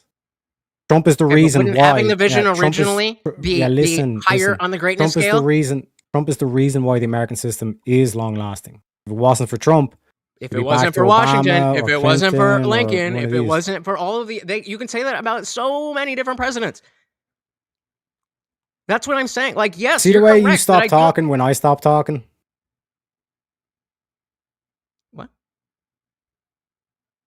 See, say? you see that chat? It shows that they're not actually trying to listen. They're just trying to overtalk, so you actually can't get your point out. What I'm pointing out is when you talk about long lasting, the reason why it's long lasting is because tradition is carried forward by the people. If And it Trump is the person. Sorry. Trump Sorry. is the person that's bringing back the American system. He's the reason why Lincoln, the vision that Lincoln had of protectionism, of industrialism. That's why it's long lasting. That he's the one that's bringing that forward. Because without him, we've seen what happened to the other dudes. We've seen what happened to McKinley. We've seen what happened to JFK. And we've seen where Trump was 0.635 centimeters away from the exact same situation as JFK and McKinley. That's not greatness, bro. I don't know what the fuck your standard of greatness is. It is greatness, but it's just not great. The greatest. There's a difference between being great and being the greatest. So what would be greater? Not going into these wars. Like that was my favorite thing about Trump 1.0. And we were having this argument based on 1.0. I might be a little easier to concede. But he's changed so much about what he is doing, what the connection between what he's telling the people and what he's actually doing. I mean, these are things that are directly relevant. I don't know if if you say that if you want to bring up conflict like numbers, it was the KDR or something like 400, 500 to 1 at the moment. And like I said, because of the strategy that he's employed with this Iranian conflict, he's now driven 20% of the global energy market to have to buy from America, which again, greatness.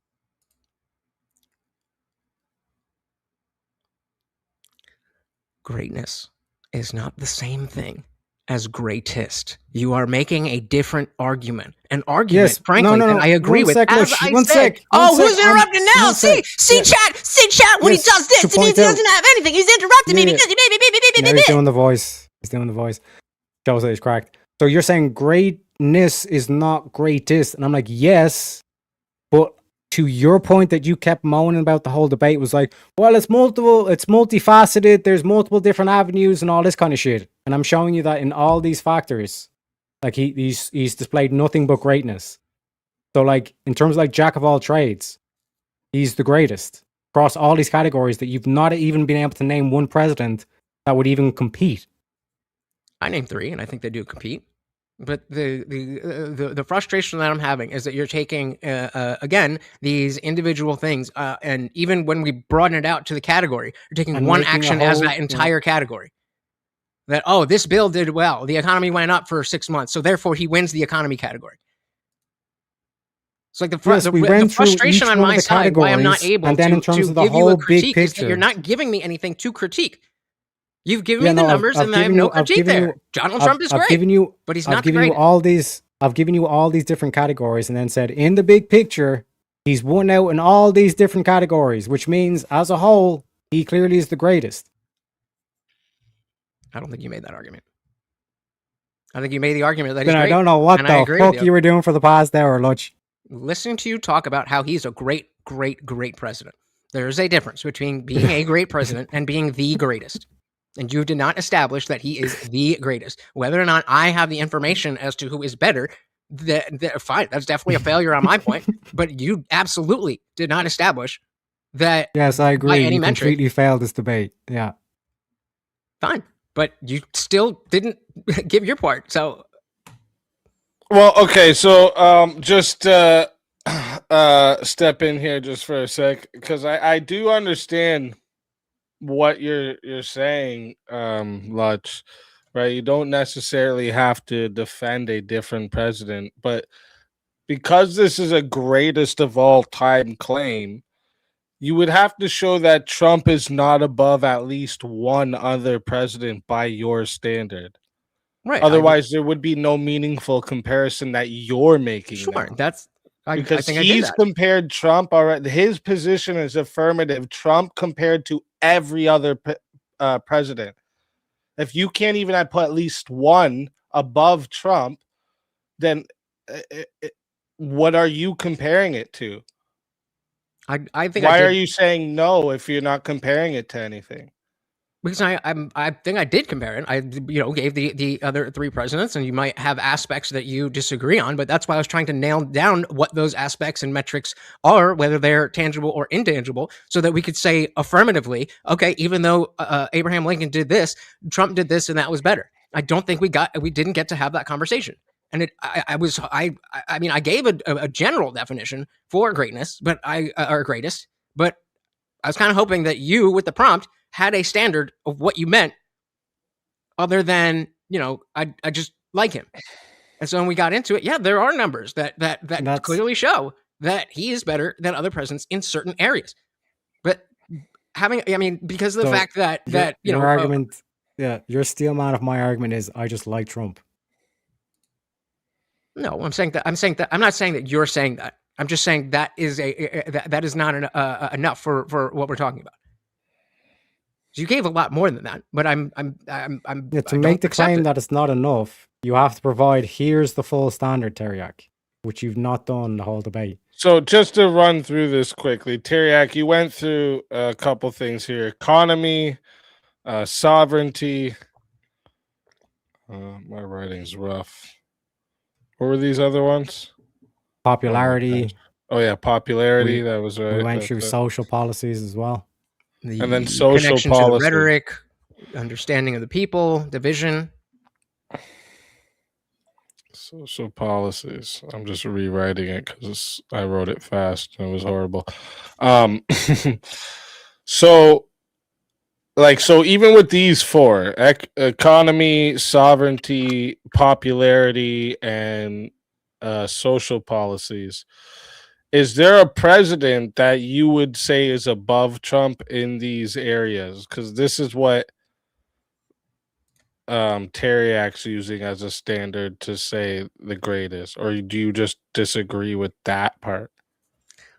The thing is, if I had more time to understand the nuances of these older presidents, then the factors that I'm appealing to, I'd have a better understanding of how to put them up against directly what he's saying. And so I'm forced to take that neutral position and just say basically nuh-uh, because it's your responsibility to make the argument. And I don't think you've given enough to make the argument.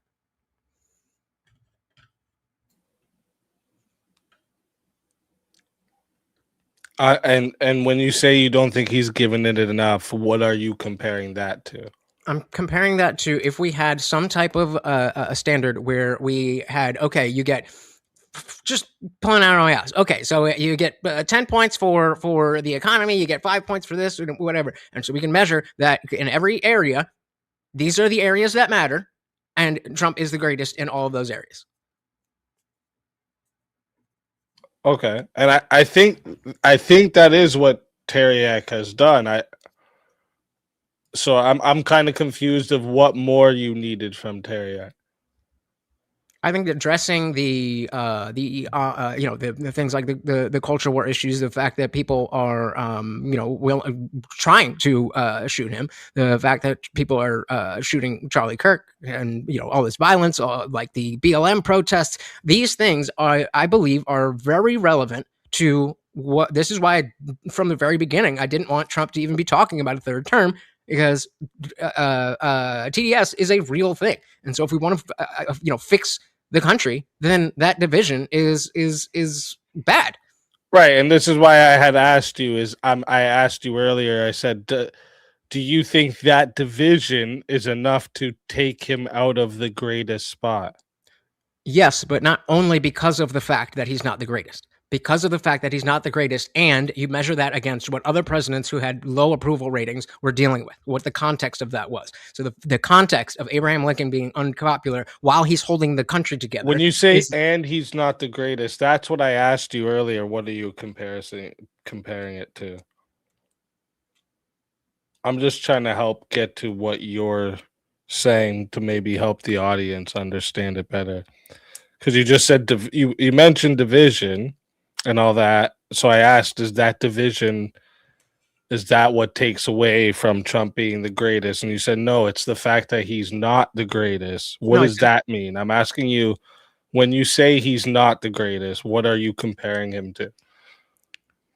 To the other presidents, their lasting legacy and what they've done what they did while they were in office, and how that has carried out and reverberated throughout history. Okay, and is there one in mind that you think like beats Trump in these areas? Yeah, I think George Washington is by founding and not being a king, is everything that we have is thanks to that decision. So you would say then probably that George Washington was a greater president than Trump. You don't have to be saying he's a greatest. That's you don't have to defend the greatest position. You're just saying he's greater than Trump. Yeah, and in the aspects that we're talking about, I think he's greater than Trump. Okay, so see, I think we're getting somewhere here. Do you guys want another 30 minutes to get onto that part of why? Because I think that's where Lutch was getting stuck, because I think he thought he had to defend greatest. Right, but if you're taking a neutral position, you just have to show one person that's greater. You don't have to say they're the greatest, right? So, do you guys want another 30 minutes of open floor here to get to that part of why George Washington is greater than Trump? Yes, shot. What's that? I'm down. I'm down. Oh yeah, I'm asking you. I'm asking you too. Yeah, they don't get a choice in this one. Let's do it. Okay. Yeah, I'll put 30 minutes more on the clock, and then let's get into that. Why George Washington is greater. And just to be clear, I am not above conceding this. I don't think this debate is something that is reputationally whatever. So, and yes, bro, nobody's gonna shit on you for conceding over here. We don't do that over here. So, and if I concede, if you get me to that point, then I'm happy to concede. Based. All right, let's get into it. George Washington was greater. Let's get into it. I gotta pee quick. Yeah. So you're basically trying to say that, like, because George Washington fought and won the war against Britain, and America became sovereign, that's why he's greater. Yeah. Yeah. So this is why I brought up the City of London. Like I said, man, I already had all this wired out. In terms of sovereignty, if it could, like the whole like Israel argument, where it's like technically America is its own country and it has its own name and all this kind of shit, but everyone says, well, no, we actually don't have our sovereignty because Israel pushed us into another war. meaning America actually isn't sovereign, like that whole aspect.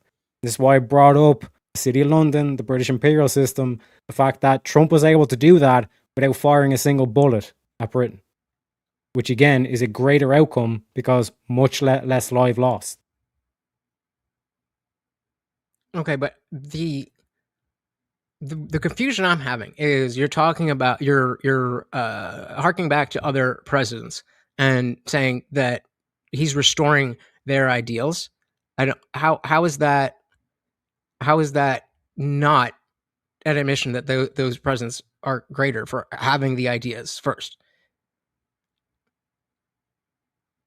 Yeah, because Thomas Edison had the idea of the light bulb, but the modern day light bulb is greater than the idea of the light bulb that Thomas Edison had, correct? Okay, yeah, true. Same thing. In terms of with George Washington, he had to fight a whole war against Britain, many American lives lost. Trump was able to regain sovereignty of America without firing a single bullet. Okay, so why don't we talk then? Sure. Why don't we talk about the not just the accomplishments, but the accomplishments given the political pushback and the social pushback.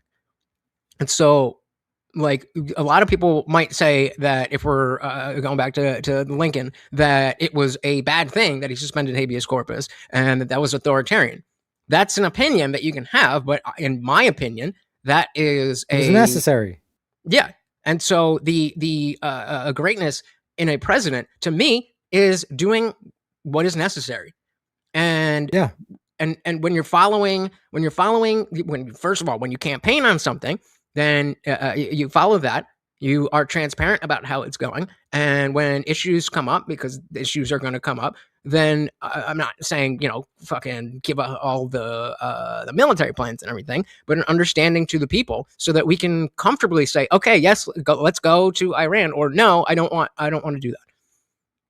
I think when you say we're going to release the Epstein files and this, that, and you're like, oh, that's a big hoax. I don't know. Who was it? MTG was just talking about how behind the scenes, Trump was like, hey, my friends are going to get in trouble for this.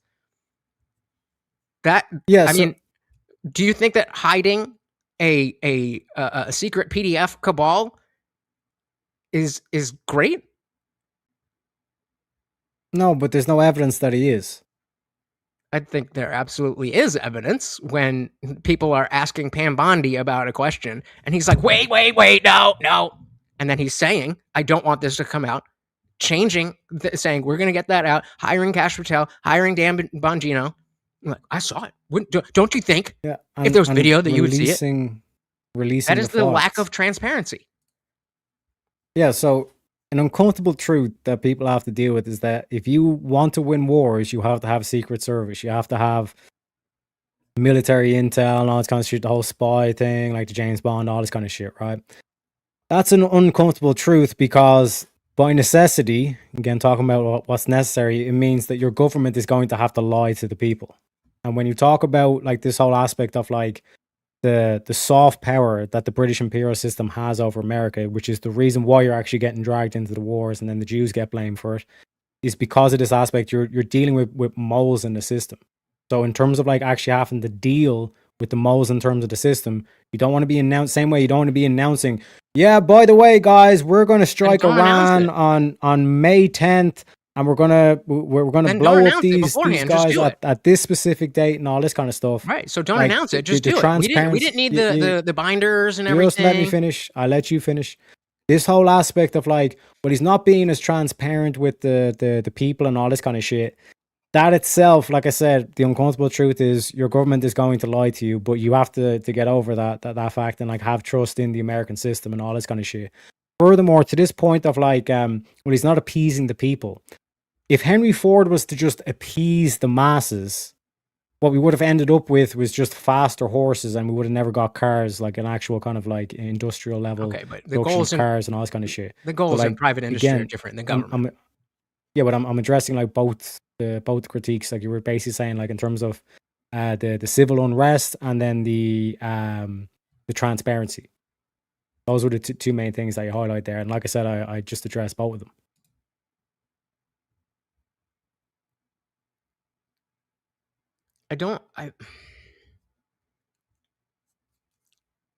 I mean, I honestly wish I had a better that's where I'm failing here, is not having enough of the hard facts to back up what I'm saying. I think that you're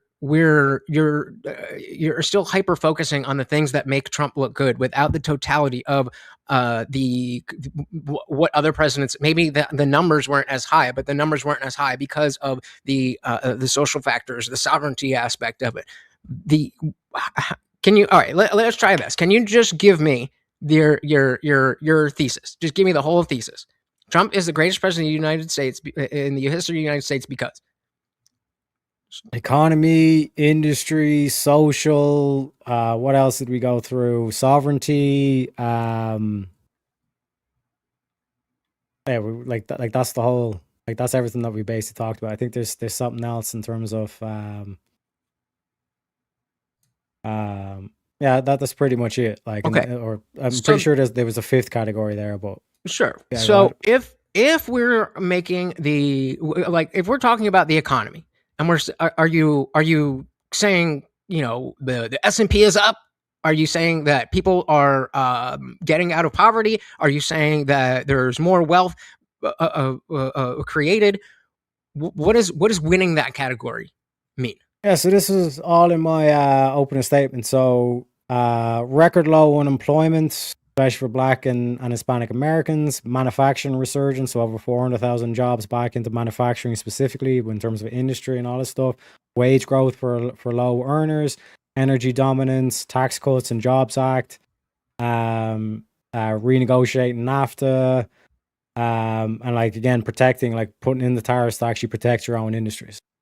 Okay, so let's just take the even though generally trying to understand. So we'll go back to Roosevelt, because you were saying, oh, McKinley wouldn't. So specifically with Roosevelt and the fact that there was so much what do they call it? Lack of wealth distribution. It was concentrated wealth inequality. Yeah, and it's not the we hear that and we think of the modern day version of oh, I'm not getting enough EBT or whatever. But the industrious leaders were genuinely, I mean, abuse is a strong word, but it was not a good thing to be a low end worker. Are you saying that the economic gains that Trump has brought us is more important or more great than the ability for people to work and make money?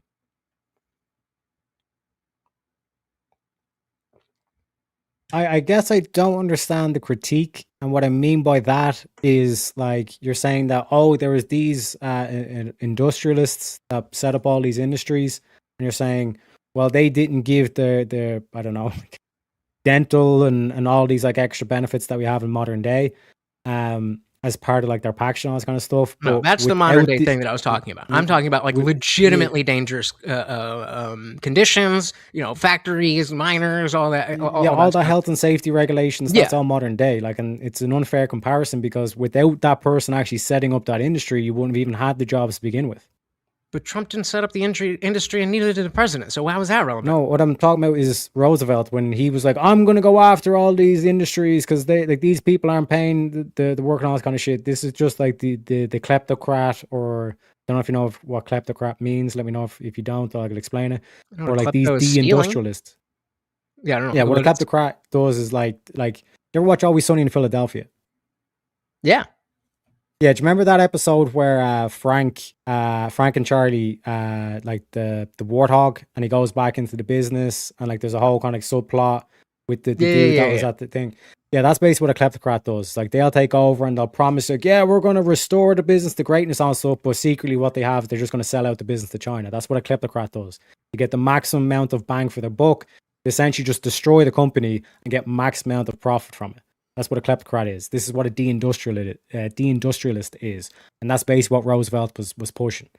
This whole aspect of, I'm going to fight for the workers and just ruin the industry, because that's what the British wanted. They didn't want America to industrialize and have complete sovereignty over their borders and all that shit. How are you establishing that that it wasn't. Again, politics aside, I mean, but not politics aside, but I understand in the general that politicians lie and whatever. So I'm not saying, how do you know that that's not, I'm saying, what are you, how are you basing that opinion, or what are you basing that opinion on? Or Yeah, what, because the president beforehand was McKinley, Mhm. president that I mentioned, and he was assassinated. And you can go back through the history, the funding and all this kind of shit, and like this is the British Imperial's MO. We can look to Northern Ireland as well. They've done the exact same thing. Turn the Protestants versus the Catholics.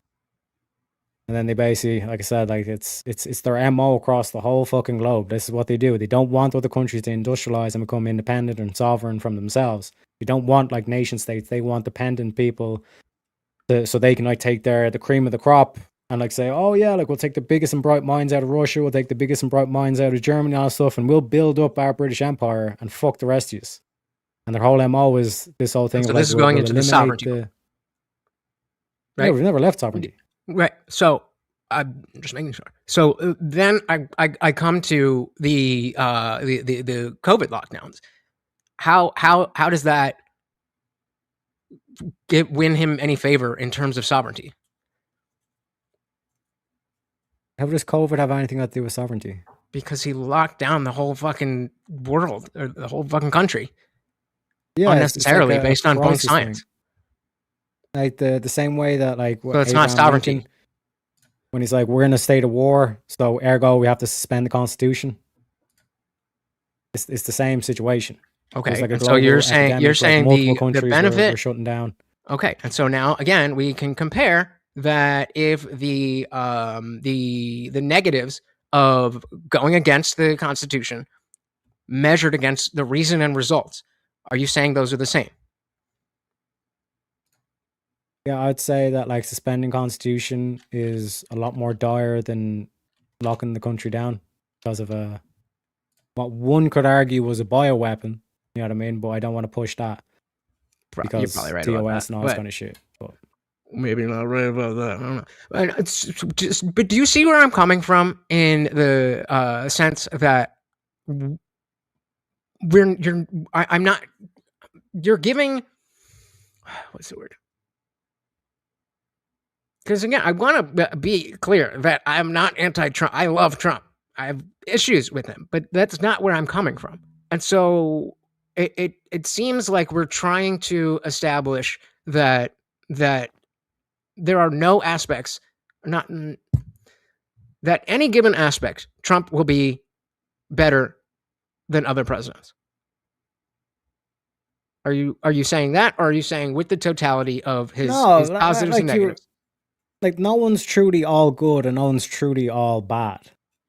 But when you weigh up everything and you look at all the different categories, you're like, this dude is probably the greatest in the history. I mean, I'll give that to you. I don't have enough of the specifics to argue against that. I think with a little bit of time, I could easily find a path to showing that no, in fact, based on standards that you agree with, that he's not the greatest. But I don't have that right now, so. I guess I lose. Yeah, but I'll give you an article actually. If you want, you can read, or you can say, "Nah, fuck you, Tareyak," and all this kind of shit. But it basically explains the whole kind of like the histories of like what's like who the true enemy of America is and what's actually been going on with America and why there's been all this kind of like turmoil and kind of like propaganda and all this kind of shit. It's like I'll dig out the article there, but again, I just want to give you props, like in terms of, because it does take like a lot of strength to actually kind of say, you know what, like I concede and all this kind of stuff. I've done it before. I've done it against Jim Bob. I got my ass absolutely handed to me against Jim Bob, and trust me, it was the best decision I ever made. You know, agreed. He's a beast. He's a beast. Indeed. So I mean, we got some time left. I think if y'all are down, I think out of debate mode, can you? I'm just trying to have a better understanding of. Do you see what my argument should be. You know what I mean by that? Yeah, you that's were actually trying what I to- was trying to explain. So I understand your position, what you were trying to say a lot. It kind of clicked in right there at the end. I was like, oh, yeah, you're actually right. You don't have to sit here and say who the greatest is, but you would still have to pick one president that you have to say at least that one is greater. You don't have to say they're the greatest. You just have to show how they're greater.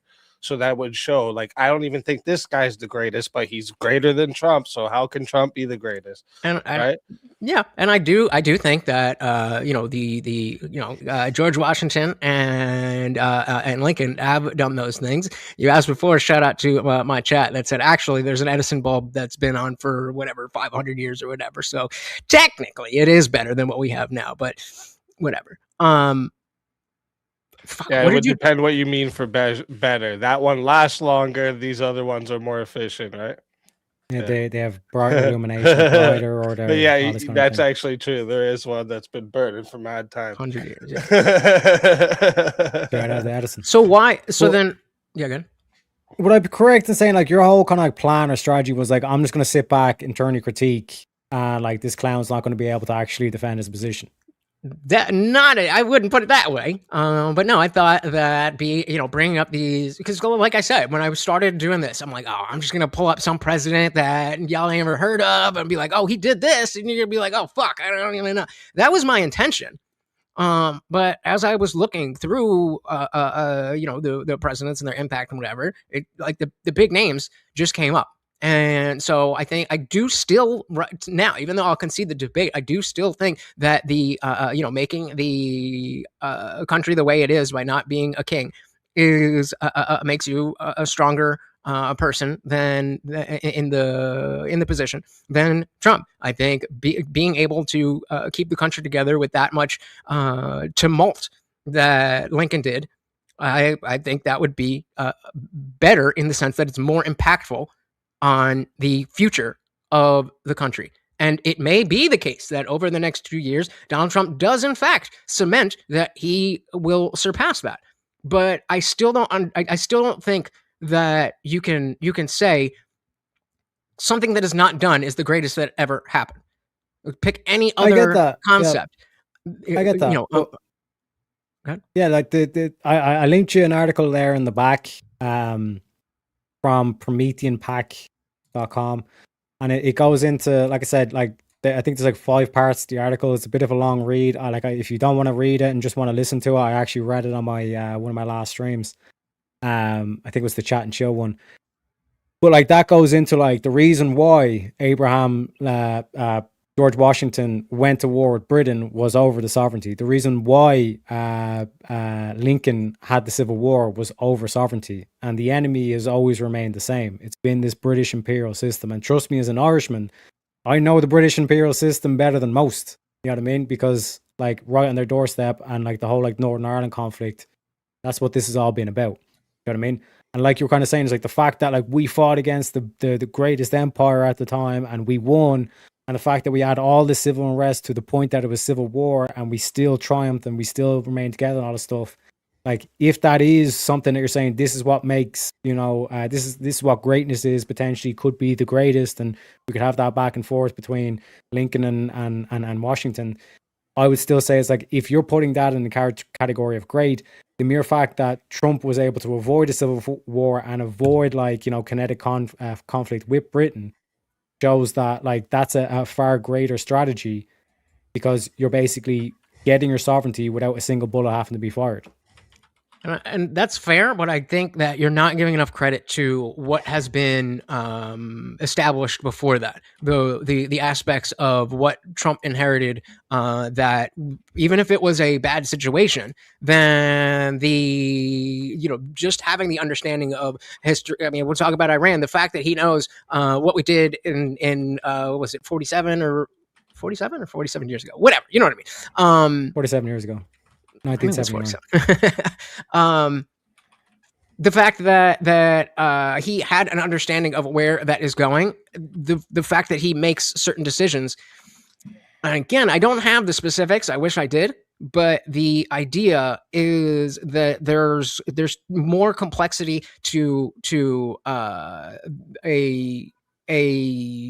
greatness than just these individual things. And again, I failed at giving you the correct questions, but I do still stand that I don't think that you've established that he was the greatest. I just failed. Yeah, and like I said, yeah, go ahead. Well, I was just gonna offer something in because Lutch was kind of asking for a little bit of advice there. And the reason, like, normally I thought kind of like that about what you said about, like, we can't really say if he's the greatest yet because it's not been over. And I thought about that, but I wouldn't have even, like, allowed the prompt to go this way if I thought like that was, like, we could actually come to that conclusion. Because if I was just to ask you, like, who's the greatest rapper in history, who would you think? I don't know. Now wrap that well. I'll say Eminem. Okay, well, that's funny because a lot of people would pick Eminem. He's still making music. So he's not done his career, but yet a lot of people would say he's the greatest of all time. We do this with sports, Sure, but as well. So, like, that's what I thought about in my head at first. I was like, can we even say that because he's not done being a president yet? But then I thought, yeah, we do this with sports, we do this with artists. right, but CEOs even get ranked like best CEO of whatever before they're ever retired, right? I mean, the CEO, I don't know exactly how that works, but I do think that it is different when we're talking about music or athletes, because they're the accomplishments are not intended to have long lasting impact. It is what it is, and so you can judge an artist or a stretching artist to include athletes. You can judge that based on what they have, what their portfolio is. I think fundamentally it is a different thing to be judging the greatness of a president. Well, it's kind of like the same thing in terms of like the categories. It's like, well, we can do in music, we can do in sports. Why can't we just do in politics? Because they're different. I think music and sports are different. That's a specific, right? But I'm saying the specific aspect of having a lasting impact, I think, is way less relevant in those categories than it is in a politician. Yeah, no, like obviously there's going to be more of like categories to go through, and like I said, in terms of the broad spectrum that we kind of covered, like economy, industry, social, sovereignty. You know what I mean? Like I'm sure that there's more kind of categories that we could drill down on and list off and all this kind of thing. And like you're kind of like saying, it's like there's some things that like are tangibly measurable, like down to like the decimal point, and there's other things where it's like I'm not really sure. And like sovereignty would be an example of that, where America is technically its own sovereign nation, but people would try to make the argument, well, the fact that Israel, dragged us into this war, apparently, like that would say is like, well, we're not actually sovereign, and then there'd be the doubt and all this kind of stuff as well.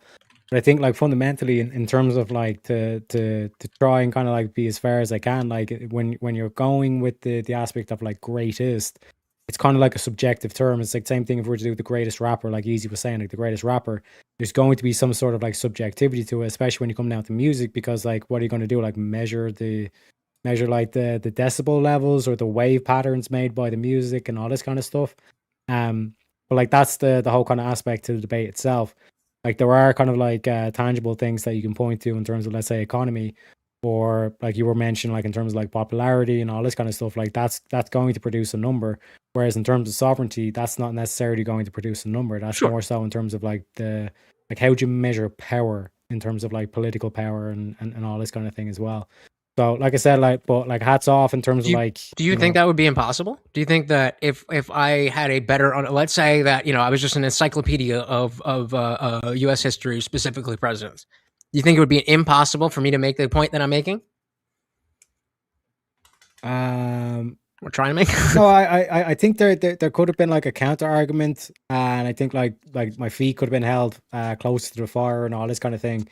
But I mean, like even when you look at like sportscasters, you know, like some people would like the whole like who's the greatest quarterback of all time. You can't really do that based on raw numbers because the rules change and then like numbers will inflate and all this kind of stuff, et cetera, et cetera. And again to highlight the intangibility aspect, like for example, like many people would say, oh, like Joe Montana, like he was unbeaten in the Super Bowl and all this kind of shit in terms of his era and all this stuff. Then people would point to Tom Brady, say he's got better numbers and all this kind of stuff. And then it comes down to, well, when you look at like, for example, like the Atlanta Falcons versus Patriots Super Bowl, like that's like many people say that's the greatest comeback in the history of the Super Bowl and all this kind of stuff. So there is going to be some sort of like opinion based in terms of the greatness. Do we not and maybe you guys were applying this to the prompt as well, but is there not an implication of as of now this is the greatest rapper, the greatest athlete, isn't that kind of implied by that? Yeah, and I think that would be implied in this prompt. He's saying, as of right now, all the evidence we have, Trump shows to be the greatest president in all of the history of the U.S. Fair enough. I mean, I definitely the lasting legacy part was a heavy focus for me. But so does that mean throw that? Yeah. Does that mean you're saying then no current president then could ever be judged against a greatest of all time has to be decades after their death, you're saying? Yeah, absolutely. I mean, because if we don't understand where Iran is going to go, we don't understand exactly how the tariffs are going to go. We don't understand, anything about what he's going to do over the next 2 years. And so the totality of that, that's a quarter of his entire thing. And so between that aspect and I was hoping that Tareyak had a little bit more of the intangibles ready to go, and I was intending to push back on that. But you tighten it up.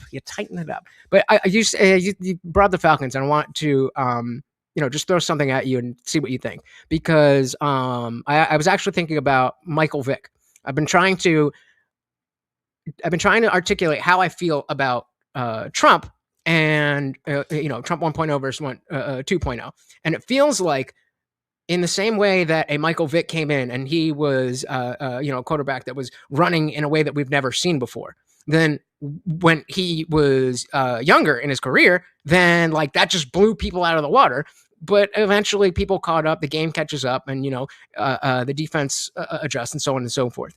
Do you think that is a reasonable analogy to Trump 1.0 versus Trump 2.0? That when he came in, he was the Michael Vick, but then the establishment or whatever caught up.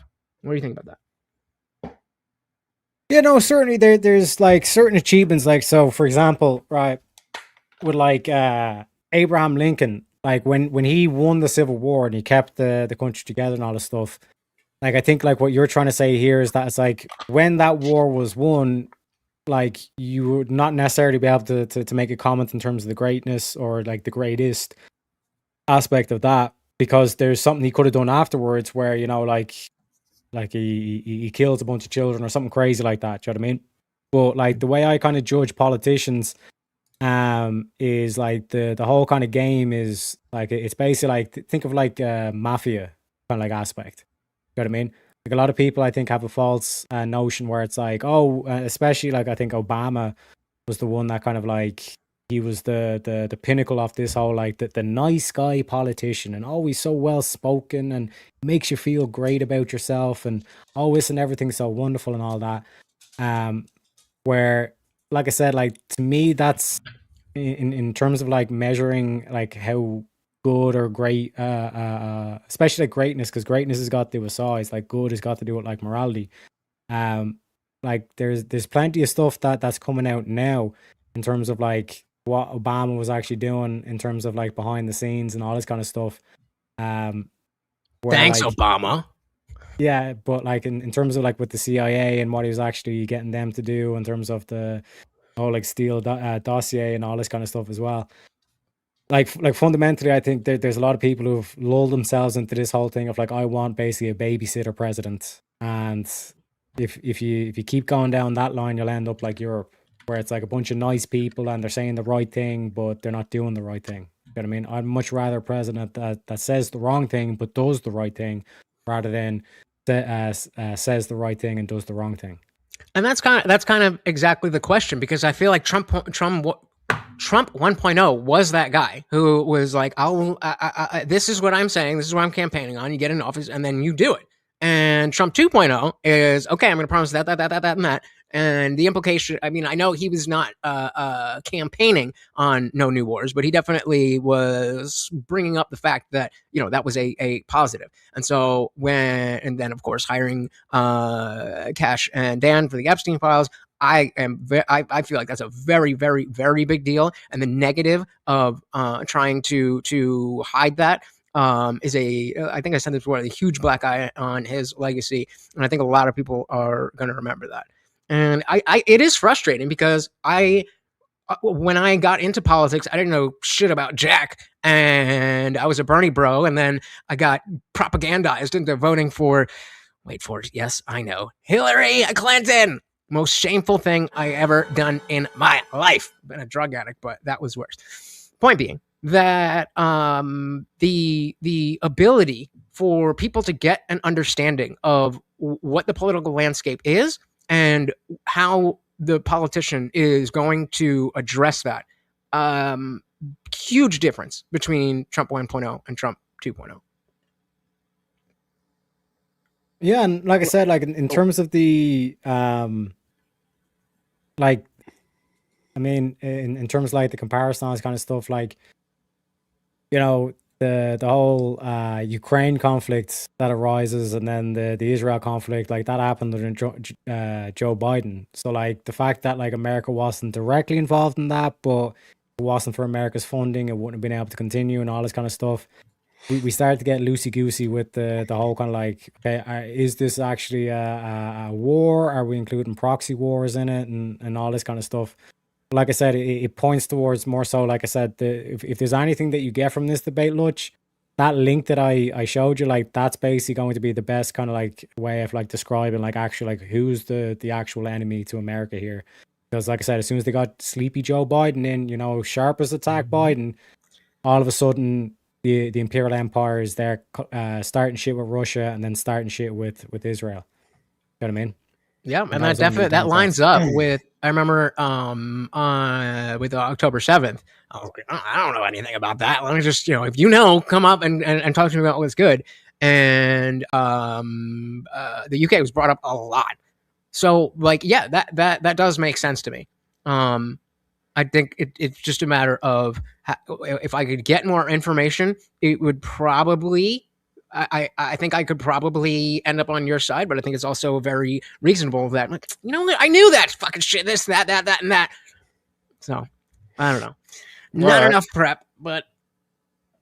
Fair enough. Well, that right there is going to wrap up the open floor back and forth. Excellent exchange from both sides tonight. We're now going to enter into the final phase of the debate, the closing statements. Quick reminder to the live chat. The Q&A is already up there for you. So if you got a question for either debater, make sure you drop them in now. And remember, Super Chats, PayPals, Cash Apps, these questions will take priority. So if they fill up the full 30 minutes, not all of the free chat questions will make it through. So if there's something you really want guaranteed to be asked, go ahead and send it through one of those priority options. With that said, we're going to move into closing statements. Each debater is going to have 5 minutes to make their final case. So we're going to start with Tareyak and give Lutch the last word there. So Tareyak, whenever you're ready, the floor is yours. I'll start the timer with your voice. Yeah, appreciate you coming by, Lutch. And like I said, I really enjoyed the exchange. You would have heard me talk about like the economy, industry, tariffs, protectionism, all this kind of stuff. I highly recommend everybody goes in and researches the American system versus the imperial system. Like I said, I linked an article there to Lutch, but I think it was the Chat and Chill stream that I done, where I basically like read out the whole article and we go through it. In terms of like actually reestablishing sovereignty of America, like that was like I said, one of the main things in terms of like fighting back against this kind of like soft power that the city of London, specifically, because it's a separate entity to actually London and the UK itself, and it's basically how the crown is able to pull the strings behind the thing. And like I said, it's always the Jews that get blamed for it. So like once you read that article, all of a sudden it's going to snap in, and you're going to understand why Israel gets accused of all this whole thing of like dragging us into wars and all this kind of stuff. And like I said, kind of like fundamentally, if you want the most telling thing, is, you know, before Trump even showed up, before he went down that golden escalator, and like Tim Pool, I think was like that's where he kind of first kind of like popped off onto the scene. All this stuff was this whole thing of like the Wall Street protests that kicked off, and like that was a kind of moment where like both right wingers and left wingers all agreed that it's like this system is fucking rotten, corrupt. And then all of a sudden, when Trump gets in, it's not the system, it's not the Democrats, it's not the rhinos, it's this one dude that wasn't anywhere near politics until, you know, he went down that golden escalator. So I end off the debate the same way I end off every stream. I'm not asking you to trust me. I'm simply asking you to trust your president, keep the faith in Trump, and God bless America and God bless Donald Trump. All right. Thank you for that closing statement. And with that, we are going to give the mic over to Lutch. Lutch, when you're ready for your closing statement, I will start the timer up with your voice. Yeah, so you know, obviously I didn't get enough research here to be able to push back against what Tareyak said, but I do maintain that it is the correct position. I think that with I didn't prep enough. I think if I had enough, not enough time, but I mean, if I put more into it. Put it on me, not on the time. But if I did better with the prep, I would be able to better articulate what I'm saying, and at the very least, present an argument that really does call into question the greatness of Trump in that context of all the other presidents.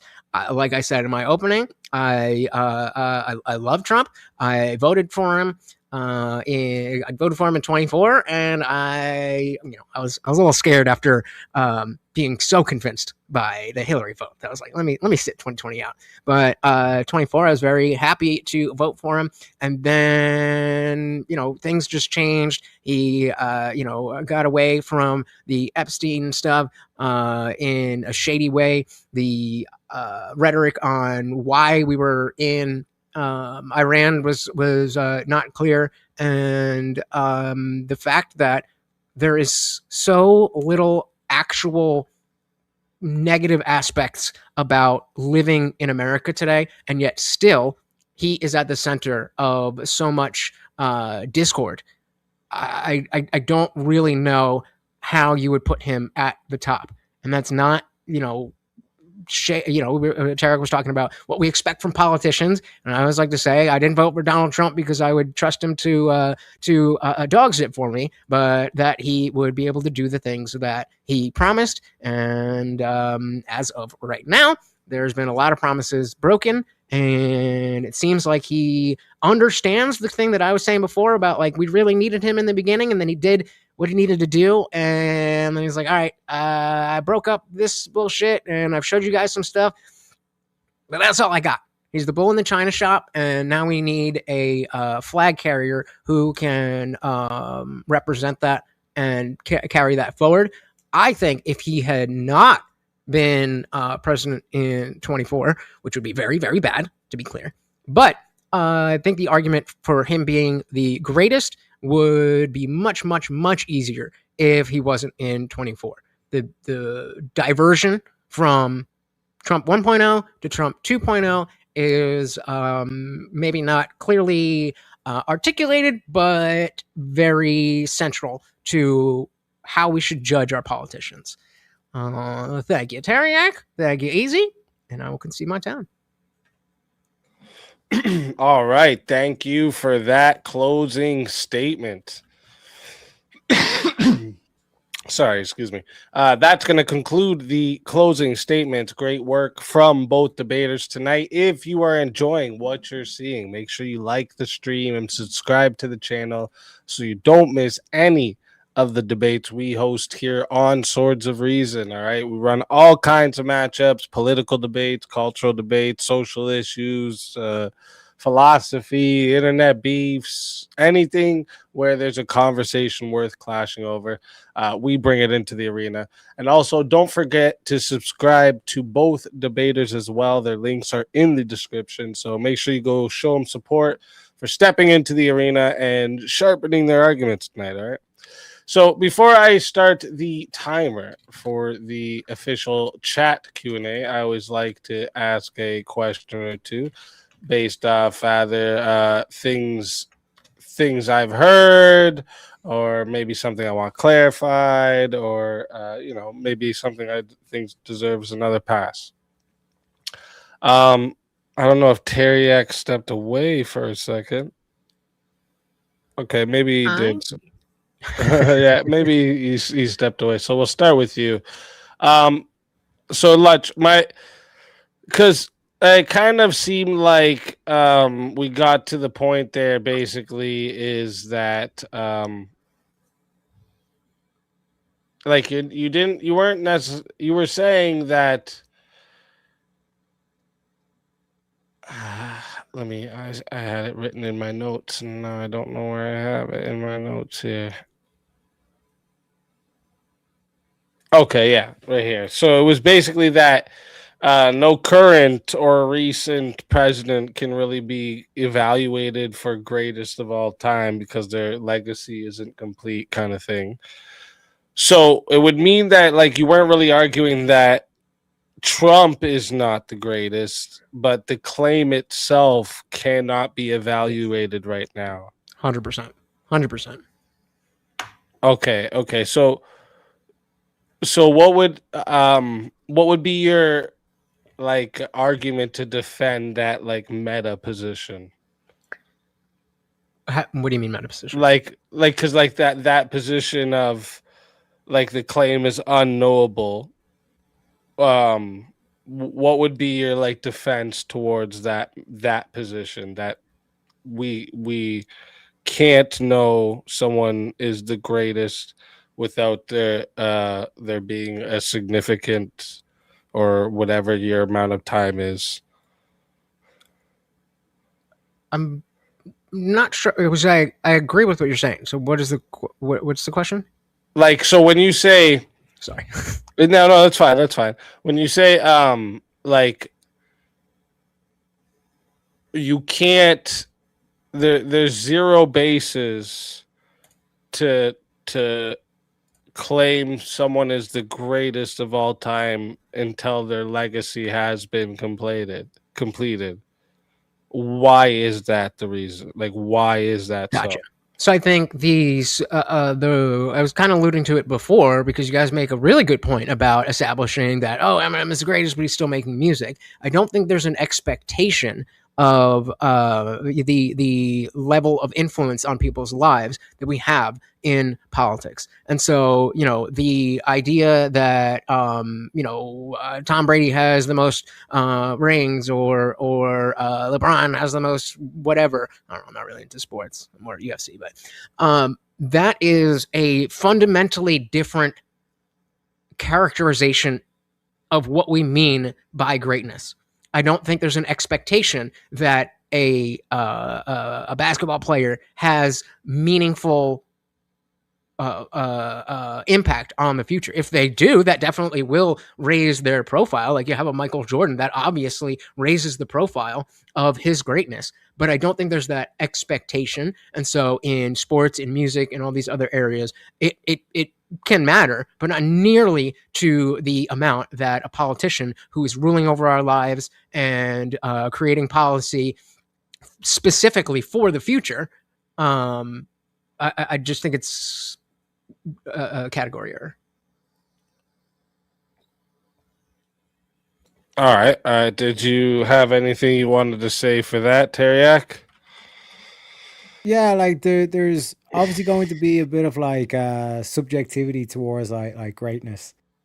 Because like you kind of mentioned there, like in terms of like influence, like one could say like an Irishman wearing the MAGA hat would be quite influential, but like then you have like the distinction, like are you just talking about like influencers? Because like we have like plenty of influencers that would like let's say have more of an audience reach, let's say globally and all this kind of stuff. But like I said, um in terms of the claim that you'd say, well, like I don't think you could even make an argument because like when you say like that like you cannot even make an argument that like you can say that any of the presidents is the greatest president, that itself is a claim that would need to be defended. So like I said, there is like some, like I say, subjectivity to it, but it seems like the claim that you cannot even make an argument who's the greatest seems like a false claim to me. All right. All right. And then my next question for you, Lutch, would be if you were to put like a under your standard of like the last one you brought up there was Washington, um or even one like really good metric that you can think of, what would be like one comparative metric that you would say Washington definitely beats Trump here? Legacy.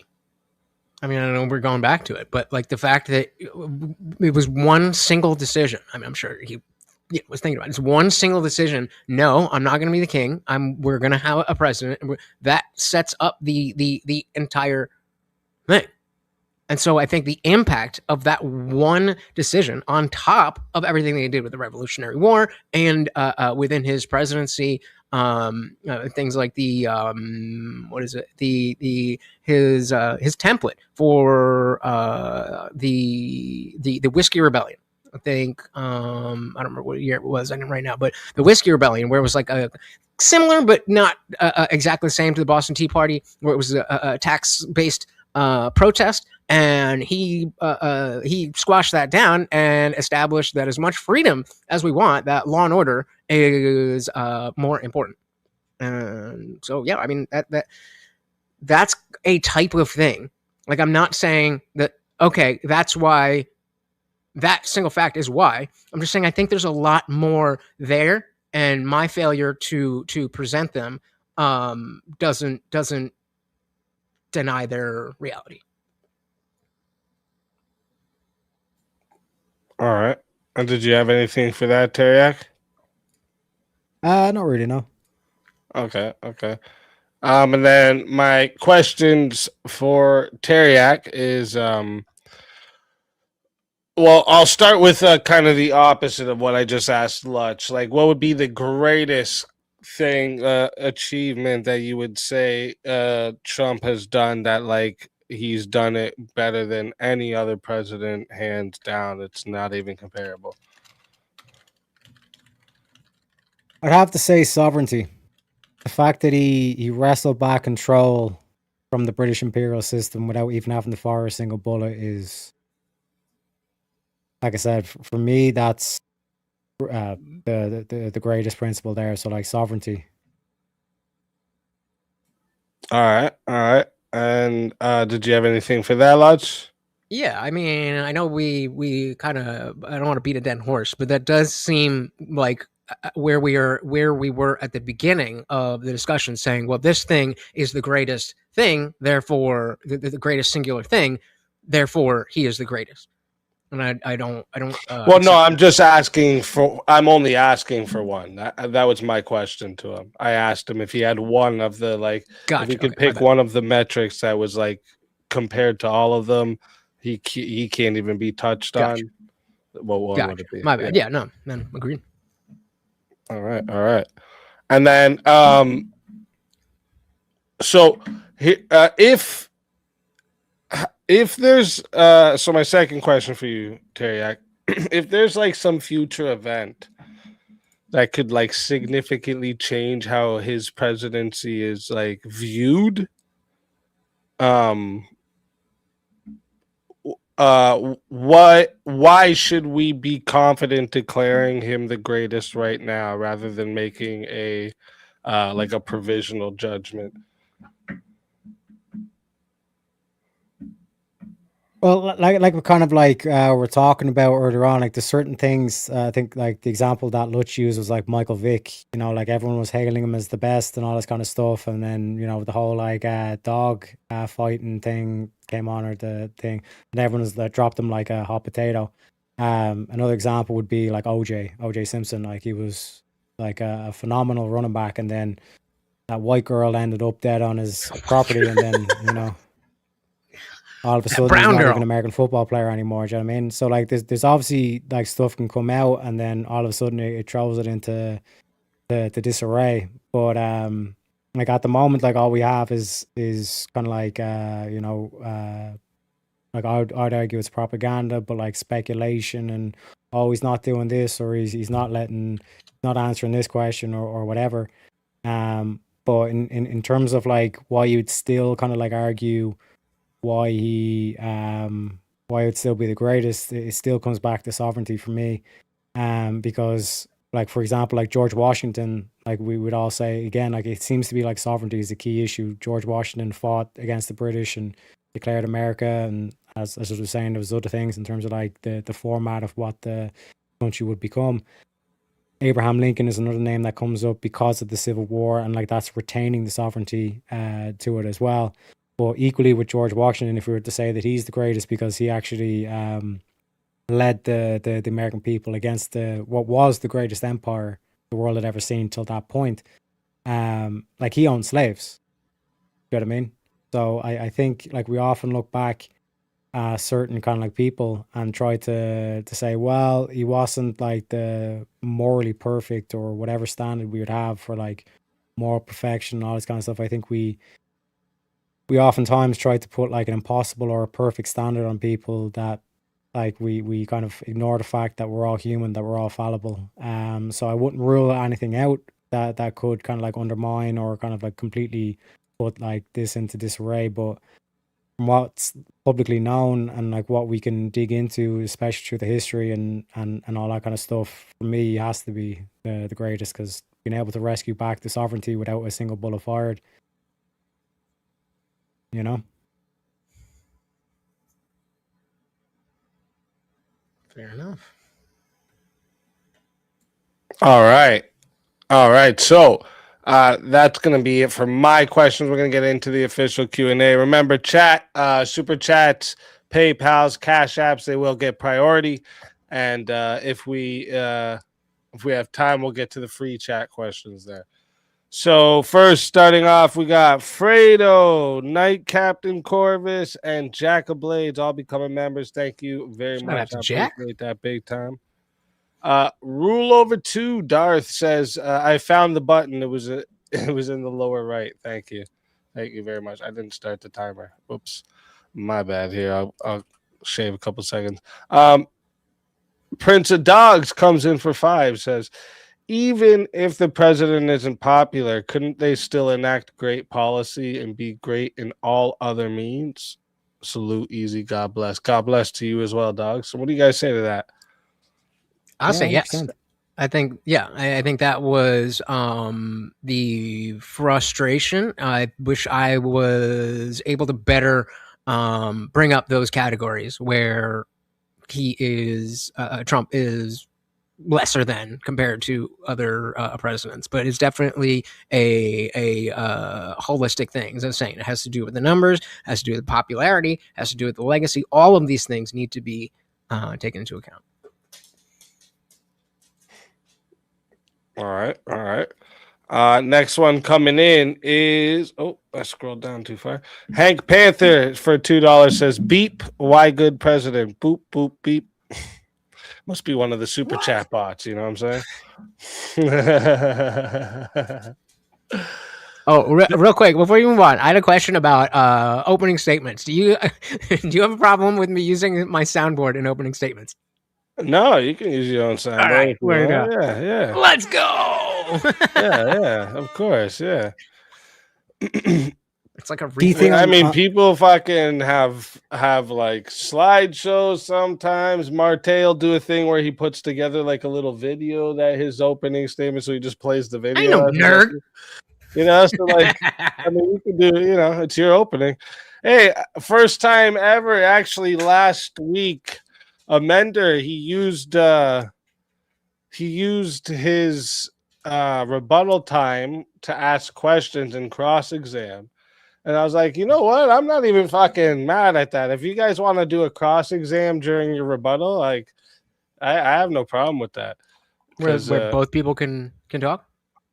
yeah, where like you're asking questions during your rebuttal, right? Getting maybe some clarifications or definitions or whatever you want, right? Like I wasn't even mad at how it went. You get 5 minutes, it's your rebuttal if you want to do that. Yeah. No, I'm not mad at that. Yeah. Joseph comes in with 5, just showing support. Shout out to you, Joseph. Thank you very much. Rule over 2 with 5 says for for bad cramps, he's sending in a 5 for him. Thank you.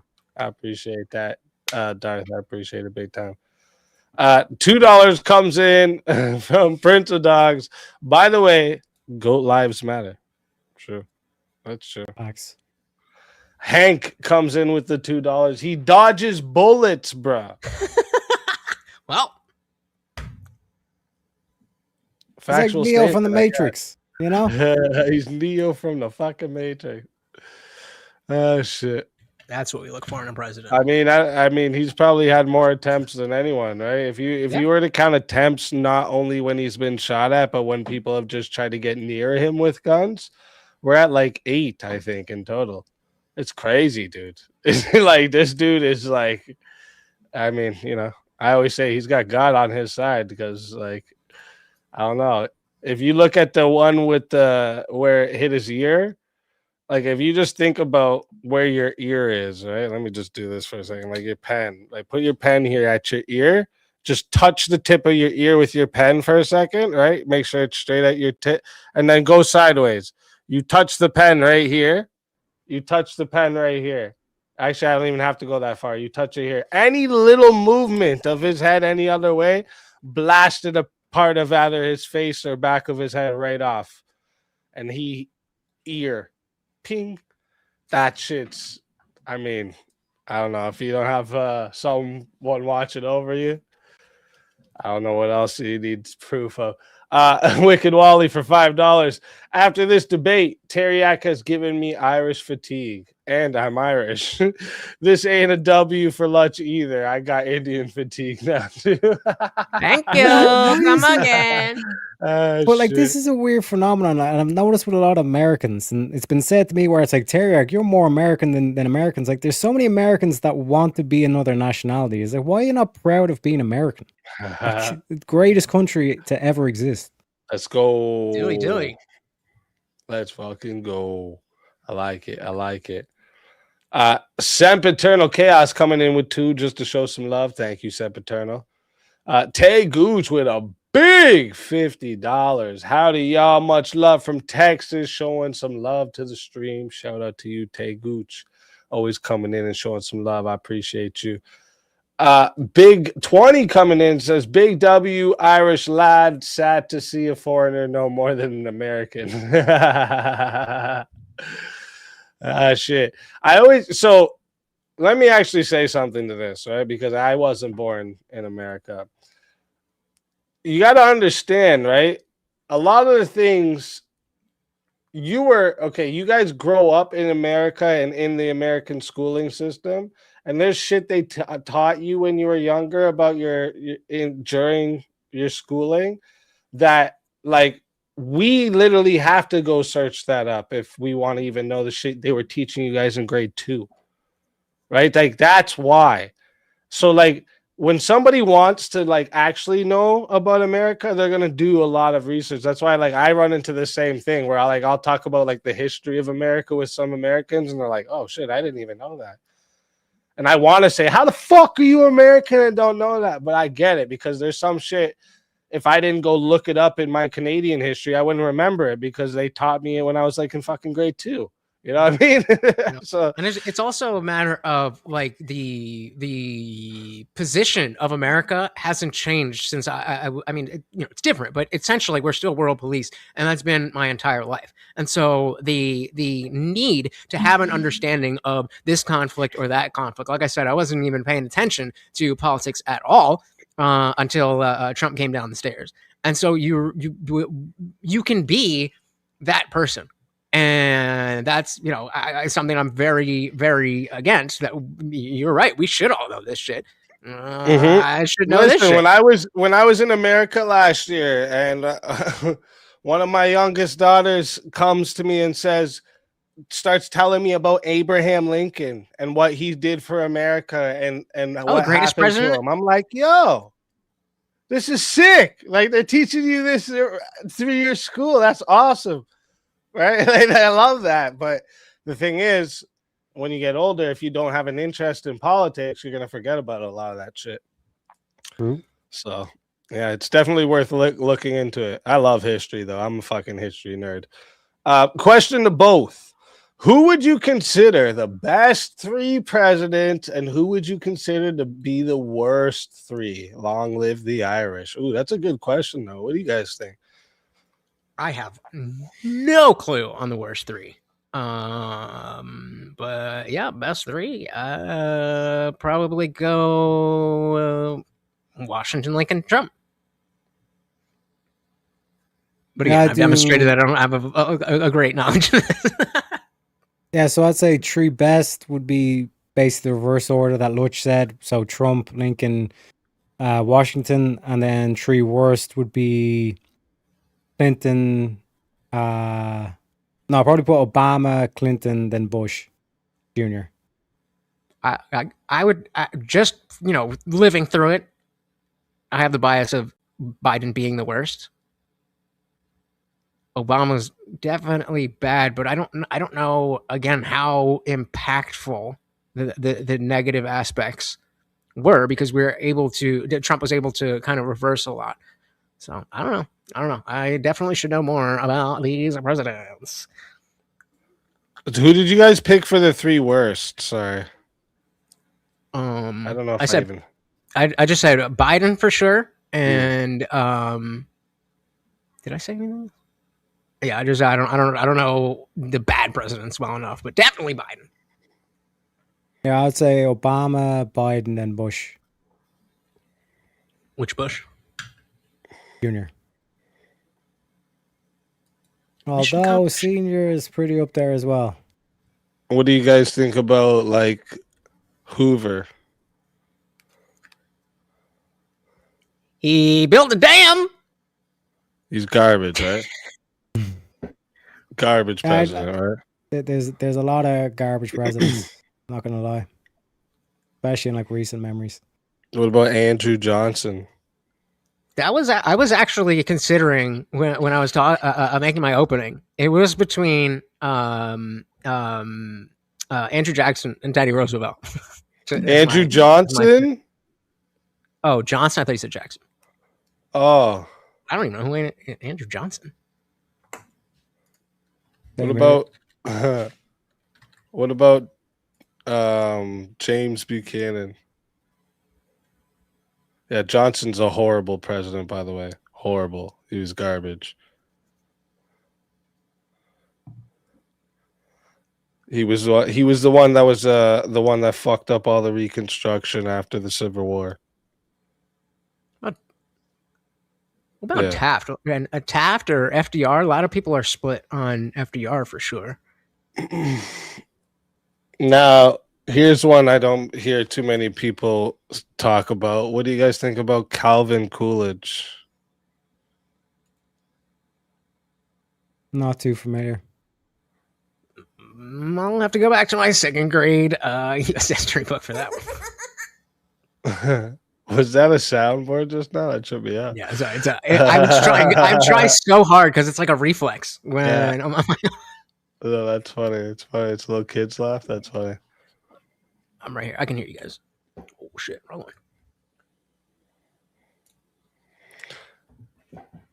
on. Wait, what did someone said? Trailer said barely a president. You guys don't like Calvin Coolidge? Who was the guy that was in for like 3 months? That was the guy who said the business of America is business. I mean, he was. I mean, I think he did good. If you look at his history, his record, right? Didn't he paid down the debt? He paid down the debt. He cut taxes big time. I'm pretty sure, dude. I'm pretty sure economy was fucking booming in the 1920s because of him, bro. Like that's the thing though about like there's a lot of presidents that would, let's say, at least be remembered for a lot of like negativity things, like especially when they pass like unpopular things. But especially like with major changes in terms of like industry and economy, it's not until like, you know, years after they actually served that you actually see the benefits and all that kind of stuff from it. So like I said, depending on like what was said when they were president about them versus like going back and actually like redoing the numbers on it. Right, That's the difficulty with it as well. That's what I'm talking about with Coolidge. I think he was all right, and he was all about like having like a really limited government. Like he didn't want like, you know, government to be so involved in everybody's life.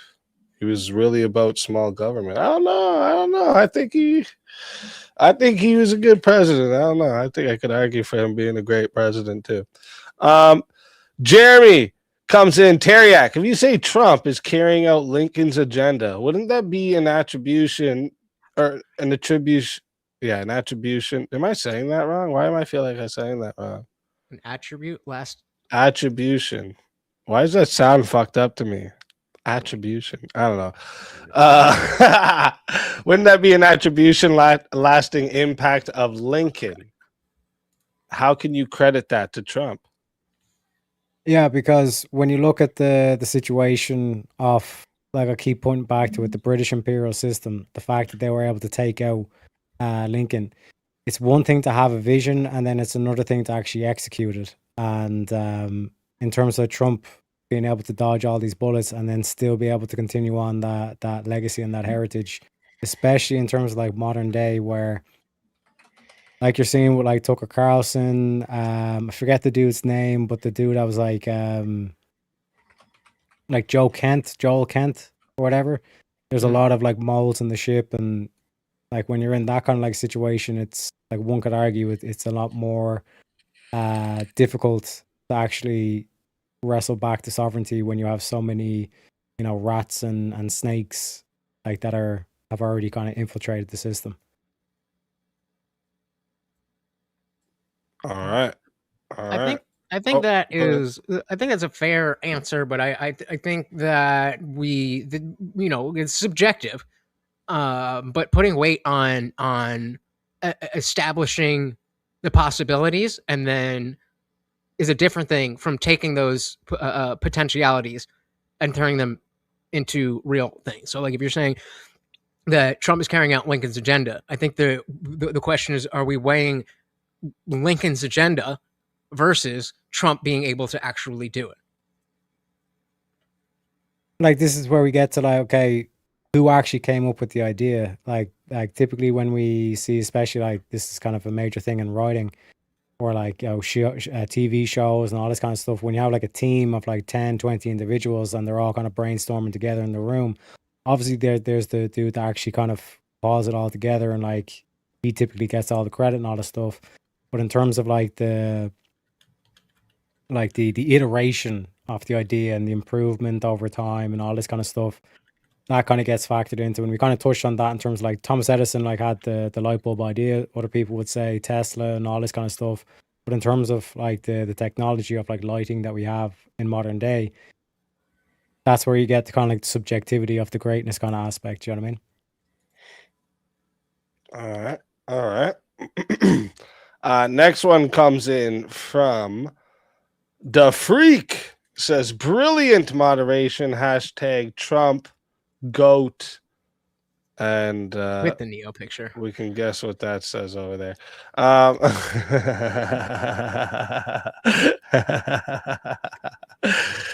Shit. Thank you to Freak. Appreciate that. Box coming in with $5 says, what even is sovereignty? That is a bullshit answer. We in America are all sovereign and not in a soft-sit kind of way. Is he cosplaying an American? Yeah, so sovereignty is like control over your destiny, essentially. And in terms of like when we say, like God would be an example of the sovereign, meaning like that's the ultimate power. So when you're talking about, especially like this stuff that goes, that gets thrown at Israel's way, where it's like Israel actually controls America. We're not a sovereign nation. That's basically what it means. We actually don't control, or we don't have the power over America. Powers with someone else. So in terms of like sovereignty, that's a key thing for a country to have. Because if you're not a sovereign country, like for example, like I would argue that Ireland's not a sovereign country. The EU mandates what we do, and we basically sit there and we have to take it. I was like, wait, So- what country is Ireland? Ireland. The accent.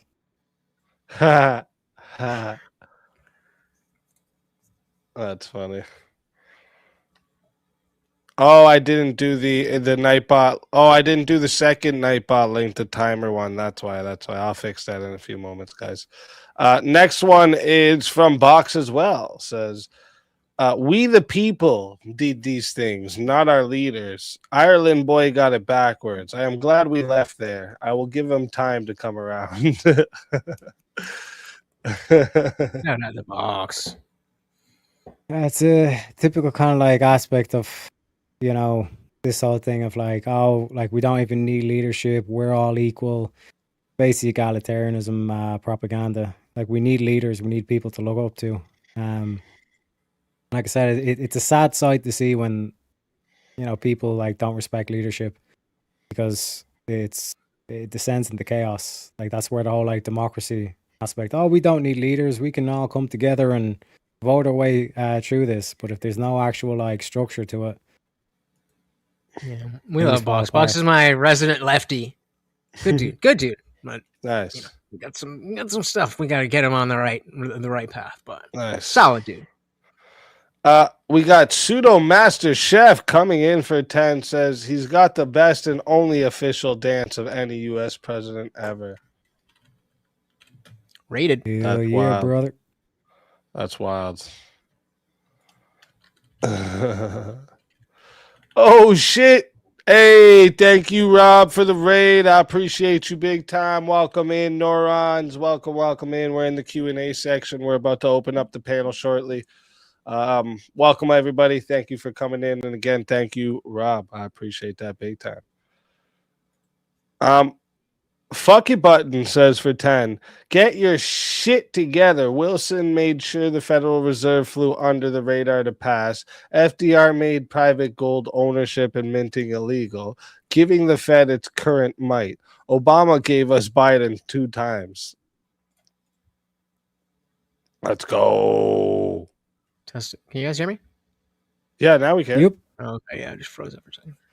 Oh, and we Yeah, got a try to- JS raid. Welcome in, JS. And Damn. now JS's people. Welcome. Damn, everyone raiding now. Let's go. That's the thing. You always up so late. I can't ever get these raids because I go to sleep before these people are done. Yeah, I did. I started this time from way back when I started streaming. Not only it worked because I was like, I would leave stream and go to my actual job. Well, this is an actual job, but you know what I mean. I would go to my 9 to 5 job. And also, if you look at the times, right?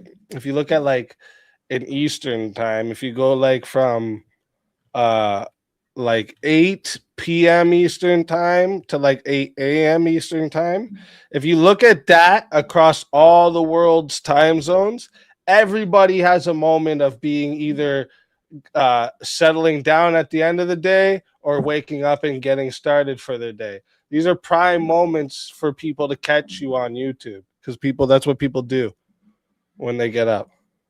Yup. This. This is people what do when they relax and sit down.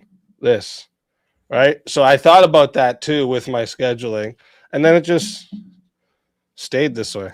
Yeah, more power to you, brother. Which is the least controversial president of the last 80 years? The least controversial. Who was in 80 years ago? Least Me. controversial. It's probably gonna be somebody that well,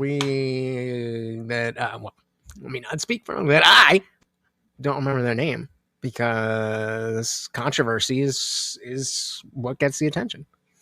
Let me just pull up a list of presidents. Like in terms of like controversy, I'm thinking like scandals and all this kind of stuff. Really depends in terms of like how you're defining the controversy. I mean, like Reagan had the whole aspect of, you know, like speaking well and like doing that kind of like the proper thing. I mean, like you could argue like the most forgotten president would be the least controversial. Yeah, that's what I'm thinking. But what do you think about Nixon minus the Watergate? Well, I think that was Like, how do you not like get that was an operation in terms of my opinion. Other than that, like I probably would agree that like Nixon, you know, for as much as people didn't like him and all this kind of stuff, pretty solid. 76. So yeah, and that was that wasn't even, so that was when Ford was in. So we got Ford, Carter, Reagan, HW, Clinton, W. Bush, Obama, Biden, and Trump. So I guess Gerald Ford.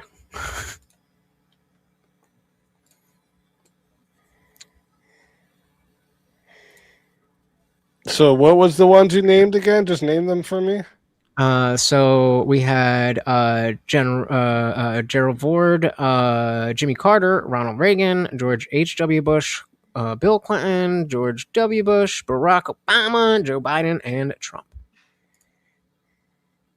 It's the least controversial. You skipping Eisenhower? We said in the last 80 years. Did I 80 years ago was 68? No, 66, no? If not, No, if 46. No, wait, 80 I'm bad at years. math. You fucked me all type of up. 80 years ago? We're in 2026, bro. So if you just take away 20 years, let me help you out. Take away 20 years for a minute. So you have 60. Yeah, We're back in 1946. 2000. Or 26 years. Take away 26 years. We're back in 2000. How much years you go back now? You Don't asking give me? him the answer, motherfuckers.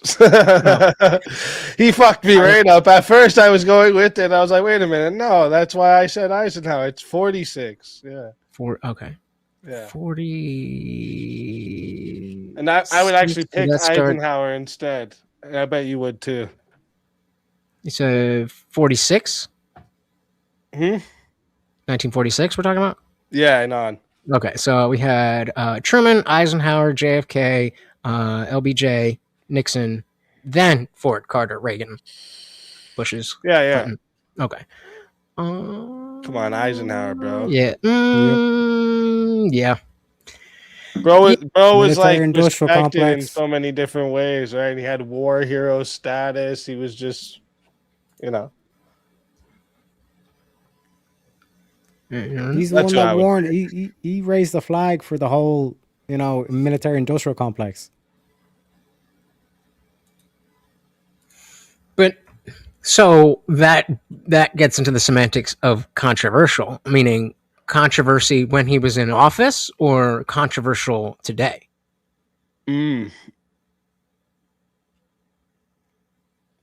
Well, even if you look at controversial today, is there any side that actually hates Eisenhower? Who hates Eisenhower? The British.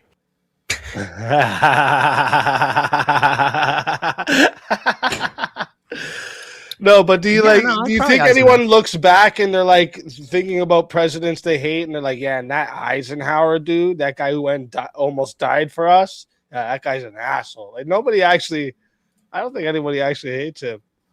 I know a lot of people are sour on The Carter. British. That was a good answer. Oh shit. Let me see. Oh, and we got another one here. $5 from How Long Nate. Everyone better drop the pup play later at the door and like the stream. That's true. Tell them. Tell them, How Long Nate. Thank you very much. I appreciate that big time. All right, let me see. We got a little bit of time here. Let's see if we got any questions over here. From SD Guy. SD Guy 64, it says, Lutch, do you believe the current division in the country is because of Trump or because of the radicalized left extremists? I think that's a false dichotomy. I think it's a combination of both. Very clearly, the leftists are insane, but part of why we loved, especially Trump 1.0, is because he was taking that on and kind of speaking to the base, which then is going to alienate people who don't agree.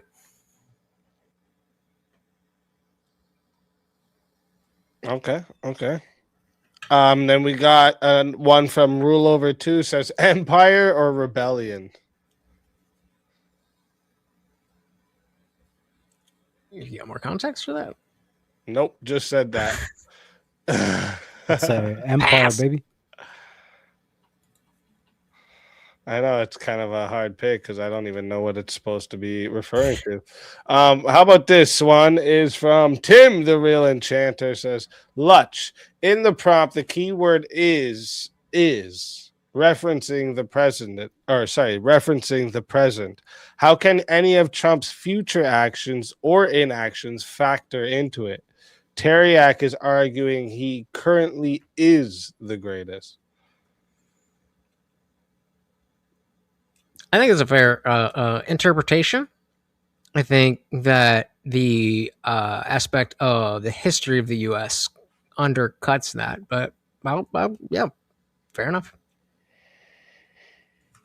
Okay. Oh, yes, Star Wars. May the 4th be with you. I get it. Ha ha ha. Ha ha ha. Nerd alert. No, I'm just we should have had a Star Wars nerd of Real quick though, I've never seen any Star Wars movies, and I was going to do it today, not but I missing forgot about nothing. this. But we are going to do a Star Wars watch through on Rumble, so come on through. Okay. Not tonight, but I mean tomorrow. You don't you're not missing anything, just telling you. But anyways. It's just too big in culture for me not to understand. And just, there's a lot where it's like my parents came here in the early 80s, so like a lot of stuff from the 70s, 80s, and early 90s before I was checking out my own thing, it didn't get passed down. Fair enough.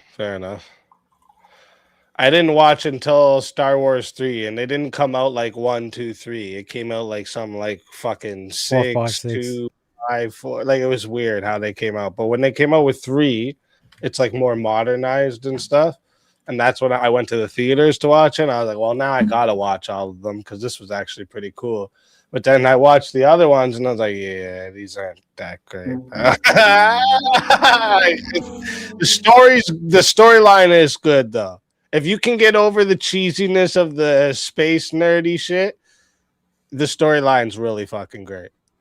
So That's what I hear. I'm not into like the intergalactic space monsters and shit. Like I'm just not into it, bro. I'm just, there's something about it that gets a little like cheesy to me, right? I see Jabba the Hutt and he's in there, and I'm like, cool, dude. I'm losing it here, bro. That's why I've never really been like, all right, yo, let me throw this on. The thing is, like, let me get some people who know like the lore and the this and that, and we'll watch and be like, oh, that happened here and that. Give me some more than just watching it. So I just watch it by myself. But if you pay attention to the storyline, it is really good, actually, really good. And I think you'll be convinced that the dark side is actually the good people. Just saying. see. Pay attention to close enough, and you'll understand what I mean. I'm taking Trust a me. note of that. Yeah, take a note of that. But all right, guys, that wraps up the Q&A for tonight. Big, huge thank you to everyone in the live chat for all the questions, the engagement, the support. This is what allows me to keep bringing you these debates and the entire Sorts of Reason experience week after week. I appreciate every single one of you. And of course, a huge thank you to our debaters for stepping into the arena tonight, sharpening their ideas in front of all of us. Before we move on, let me check real quick. Are either of you planning to hang out for the open panel? Yes, sir. Yeah, I am, but All I'm right. just going to run down real quick. Be about 20-30 minutes just to get something to eat. Okay, I yeah. only eat once a day. So I'll be Okay. right Eatings back. for pussies. Eatings for pussy. All right. So what we're going to do next here is we're going to roll the outro. It's a debate outro song and video. It's going to run for about 4 minutes. Perfect time. Everyone hit the washroom, grab a drink, do whatever you need to do before the Chaos and Chill open panel begins. But your damn tongue, uncultured youth. Shout out, Nate. Hey, I watched them, and I do like the story. I just don't like space shit that much. All right, Twilight Zone was cool.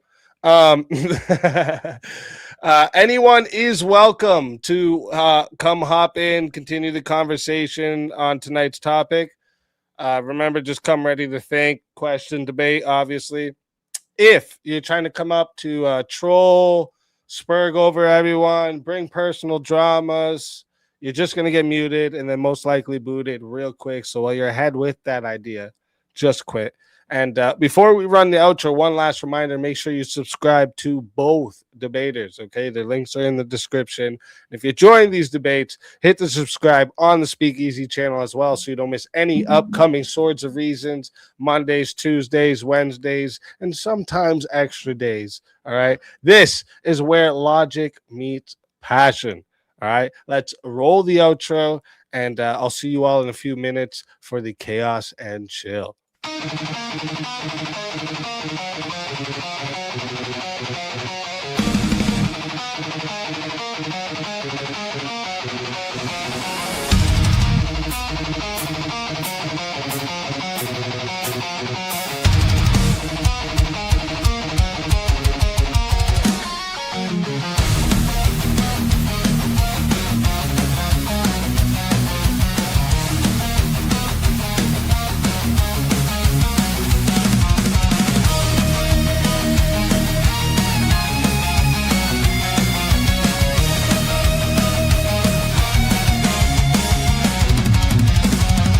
Step into the circle where the echoes collide. Truth through the static, no place to hide. Iron tongue, sharpened fire in our breath. We dance with conviction on the edge of death. Your words are bullets, mine are storms. Ideas forged where lightning forms. No retreat, no treason. We clash our swords of reason. Cut through lies with steel precision. No faith, no fear, just raw collision. We clash our swords of reason.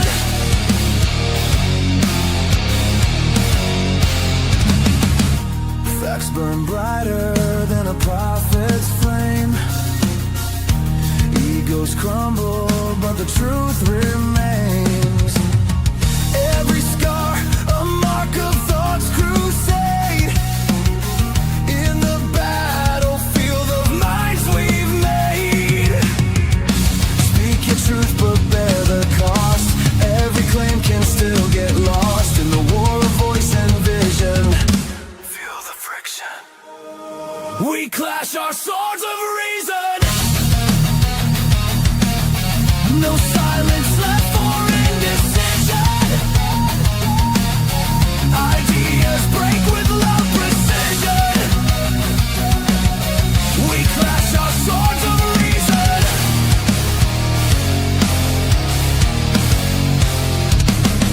Strike me with logic, I'll plead my proof.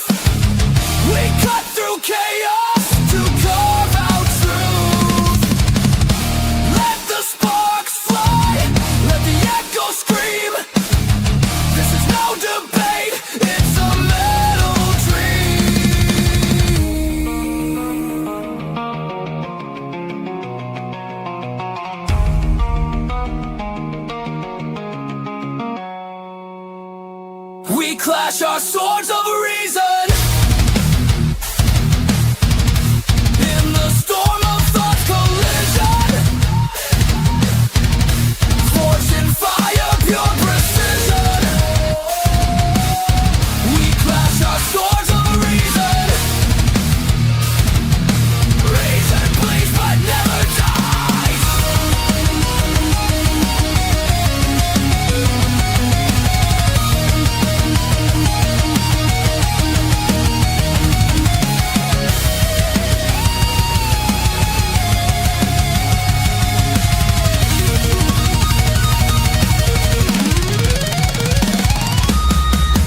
No surrender, no retreat. In the war of words, we find a beat. Swords of reason.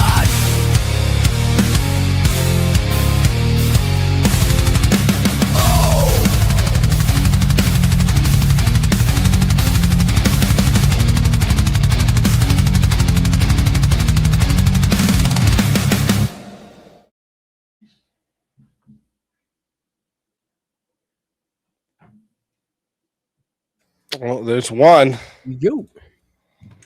No one else? Just me. No one else in the back? Nope, not at this moment. Not at this Not at moment. this moment. Which side were you on to start, Daniel? Trump is one of the greatest. I don't know history well enough. Yeah, that was that. I mean, I did a good amount of research, but it is very clear that Yes, I mean, of course, you'd research for something like this.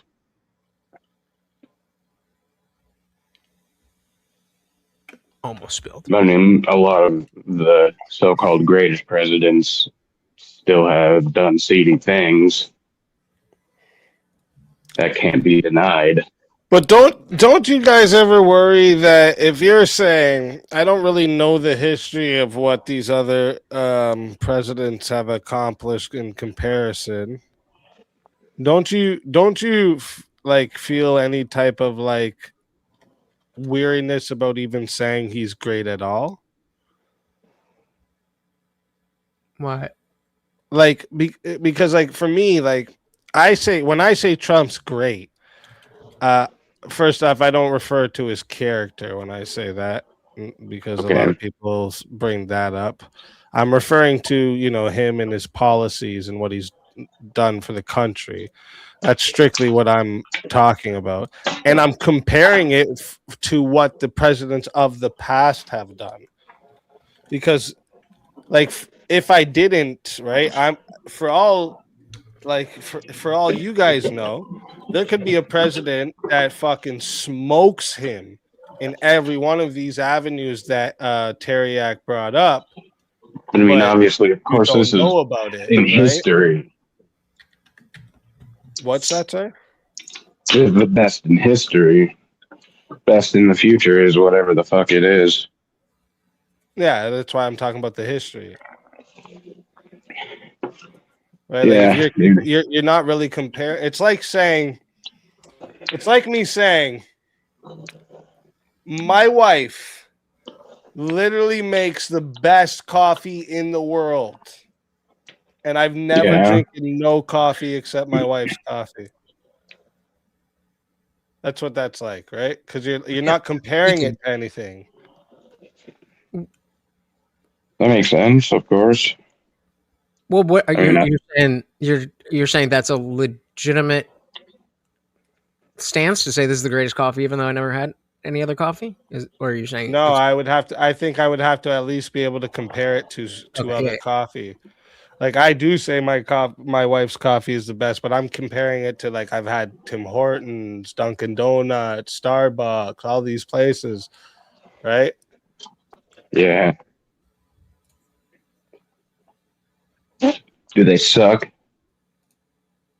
Well, compared to my wife, they're all about the same as yeah, that's kind of what I was saying. Yeah, But you get what Pretty I'm trying to much, say, yeah. right? It'd be like me saying, "Oh, fucking." Let me give you a really good. Apples are the best tasting fruit ever, but I don't know what bananas Which taste one? Which type of apple? Fuji. Always Fuji. like. Okay, never Honeycrisp Nah. Ain't or bad. Cosmic Crisp. Oh, Just not Red Delicious, ironically, in the least. I mean, most people are like, just default Red Delish. I do like them. So interesting for my chat. Part of the problem with comparing historical figures and modern ones is history's curated. So even then, how accurate can one's opinion be of a historical figure? Sure, you'd have to be putting some trust into the historical records, of course. Yeah, I think if we establish, okay, we're going based on the information that we have, and if they lied, then like, okay, they lied, but we're right, we can't do anything about that, right? It's like saying, you know what? All this time, that color you're wearing, Speakeasy, is actually called orange. Ha ha ha! Not red. You've called it red this whole time, you stupid fuck. Be like, well, I didn't know. Y'all were lying to me, motherfucker. In the chat, we were lying. But yeah, that's the way. That's actually why I like history so much, because I'm comparing what's going on now all the time to what has happened before. And you know, the old saying, history repeats itself, it comes from not knowing the history and people being able to do the same shit. History's fucking cool. I see someone back there. Well, Pseudo Master Chef, you're good. But Right of Righteous, I can't remember if you've been on or not. I can't remember. Could you just throw your cam on, give me a peace sign, and then you can turn it back off to come up? lovely. Okay, word. Yeah, you can. All right. Bring them up. Welcome. I'm expecting the onslaught. Where's it at? I thought there'd be like maybe Apparently, it's I been was quiet late everywhere coming in. today, though. Yeah. Isn't saying like Yeah, I was late coming in. I was in some really bad signal areas and not able to get the whole thing. But the one thing that people need to remember is a lot of folks your age, and the group just younger than me, and I'll call that from 30 to mid 20s. That's active right now. They really only know politics for the last 20 years. Mm-hmm. If they've been paying attention at all. The younger ones, 20-year-olds, they really only know politics for the last 10 years. So like it takes more research than just what's happening with Trump to go back and look at what all has happened in the last 50, or like I asked in there, 80 years that has led up to this. Because well, you'd have to be 100 by that. And Tareyak took on like the bigger burden there. That's why you kind of like, you did have an easier burden on you, for sure, Lutch. Like, again, he was making a affirmative statement of him being better than all the presidents. You didn't even have to, do that. And like, you can just take that note for next time. Like, you don't have to say someone's the greatest to say someone else isn't. You just have to show one person that's greater than that person they're saying is the greatest. You don't have to make always going to be a greater. Your greater person is also the greatest. You understand what I'm saying? Yeah, definitely. Well, you have to be like 100 to say for sure. Like one bit of history that. Sorry, guys. That's why it would have been harder for Tareyak. Because if you would have found like some president that like you could have compared those things Tareyak was using and beat out Tareyak by his own standards, you wouldn't have even had to say he's the greatest. You just say, yeah, see, there's a greater president that's not the greatest.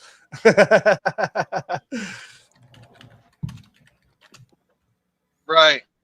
Well, like one That's thing, immigrated. the largest thing that smeared Reagan was actually the Iran-Contra affair, where he actually helped supply in the short little war that there was in the 80s when they took back when the mullahs took back Iran. He was supplying the pre-existing regime with RPGs and guns and stuff like that to help repel the Islamists. That was looked at as really outside of the scope of what the U.S. should do.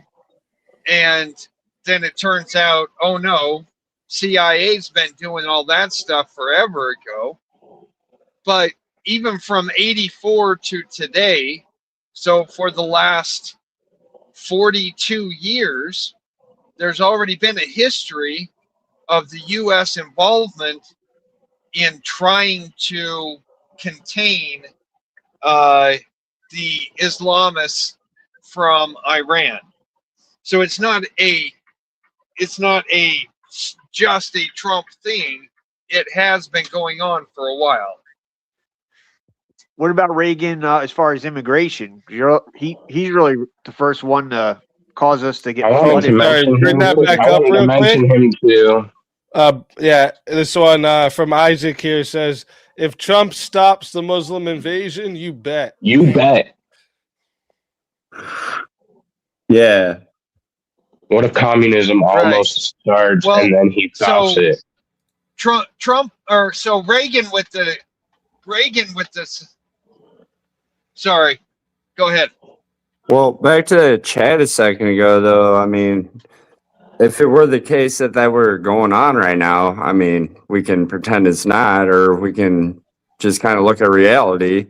Wouldn't it be better if this kind of put a halt on it, or would you guys say this is going to maybe accelerate that?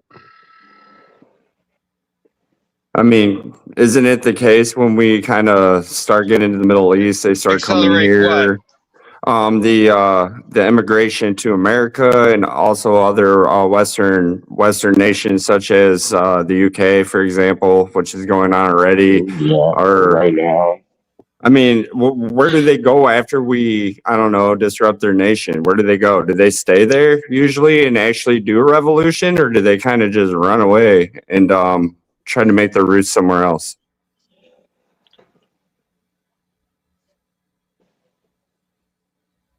Well, I can tell you from a slightly older experience, as someone who's in their 50s now, there are not, unlike Latin American countries, there are not neighboring nations that people can go into safely because they all basically hate each other, right? But they all hate Israel more. And so when we create such huge wait a minute, can you demonstrate that they actually hate each other, though? National borders. Hold on. I mean, also. Oh yes, the Middle East has been at war since the Bible's been recording it. Well, sure. I mean, there's certain parts. I wouldn't say the entire thing. I would say it's divided. There's some sort of a divider there. Yeah, obviously through history, but I wouldn't say the entire Middle East is divided. Or I mean, I would say it's divided, but it's not all at war with each other. Is where I was kind of going with that. There's a lot of violence. No, you've got three major sects of Islam that are spread around and in little pockets. So can these Houthis actually get safely across the Sunni territory into a neighboring Houthi? I'm sorry, I was kind of distracted by the. Was that my feedback? That was Dog here. But Nate, okay, yeah, good to see you, by the way. But Nate, just before you keep Oh. going, because I think Right of Righteous needs you to repeat. Hey, great to see you. I think he needs you to repeat yourself because he didn't hear you. But I gotta address real quick in the chat. JS said Melania Trump being hottest first lady should count for something. Listen, Jackie Kennedy was way prettier without all the fucking plastic in her face. Okay, so you're wrong on that, JS. That was stupid. That was she looked good. Goodness. She Do we don't have look any? good. Do we have any raw Yeah. photos of Melania Jackie though? Kennedy. Yeah, It any goes like raw this. Hey, It hold goes on, like Lazy. I got a this. question about Yeah. that, bro. Wait. It goes Yeah, like this. Jackie O. Jackie Kennedy, Marilyn Monroe, and then Melania Trump. What about Melania natural though? You don't know how she looked, do you? Yeah. You got a photo of her What did natural she though? look like? Because most of these girls are prettier natural. That's all I'm gonna say. These ones that get these facial surgeries, there's actually like demonstrable proof that they're prettier natural. So she might have botched her face and she was more beautiful before. I I'm think just she saying. probably did botch her face anyway. I think Jackie Kennedy I'm had just like making the claim. Deer-eyed look. Just making the And claim. I actually am rolling with it. I think it makes sense. You think Jackie Kennedy bought her face? Natural beauty is much better. Oh, Jackie Kennedy didn't botch her face, but Melania definitely did. Oh, okay. Yeah. Yeah, That's what I'm saying. If we could get a picture of her natural, maybe she was prettier natural than now. You know what I'm saying? I got- Like She In had the the chat. choice. in the private Jay- chat, No, I just though. put JS a and Jeremy. a Sorry, comparison. I have to address these guys in chat. JS and Jeremy, listen. oh, so Monroe was the first lady. All right, maybe she wasn't on paper. She was a first lady. All right, we all know. In a manner of JFK was fashion. fucking the shit out of her, bro. Shut up. Yeah. That was one of What his a first lady. ladies. That fucking What a bitch. lady to have an affair with, dude. She was the first mistress. Yep. yeah, but anyways, do you remember what the argument was there, bro? All right. So about the Middle East. So Yeah. yeah. So when if you have two major sects of Islam, and both of them practice different versions of Sharia, Yeah. how can a group of Houthis, which are there in Iran, right? They're controlling Iran right now. They're completely surrounded with in the Islamic nations around them, completely surrounded by Sunni. How can they safely travel through Sunni territory when they are sworn enemies to each other? To 3 or 4 nations on the other side, to where there's more Houthis. Well, I would And kind of the other way around. How can Sunnis get safely through a Houthi territory to where there are other Sunnis that they would best mix with? Well, I'd kind of frame it like the red coats going up against the revolutionaries. I would say, I guess he who can hold the land, hold the land. I'm not saying it's right, but I'm just saying it is the case. So, I mean, Conquered land is not stolen. well, I don't. That's kind of a red herring, but I was kind of No, I going know. back to what he was saying. I mean, how could it not be the case? Like even Right. without intervention, I guess you could say that what we would consider to be immoral may win the conflict. But at the end of the day, if we say they're immoral and we go back over there, such as what's going on, I would just kind of ask, well, where am I wrong in my logic that led us there, though? You know what I mean? No, I have no clue because I just got here. Oh, well, that doesn't help much. No shit, I've been at the bar all night. Well, but here's what you got to remember as well. Oh, sorry, go ahead. I'm sitting there for a while. Well, I didn't say nothing. Oh, geez. Oh no, I just laughed. So another thing you have to remember is the majority of those national borders have only been static since the end of World War.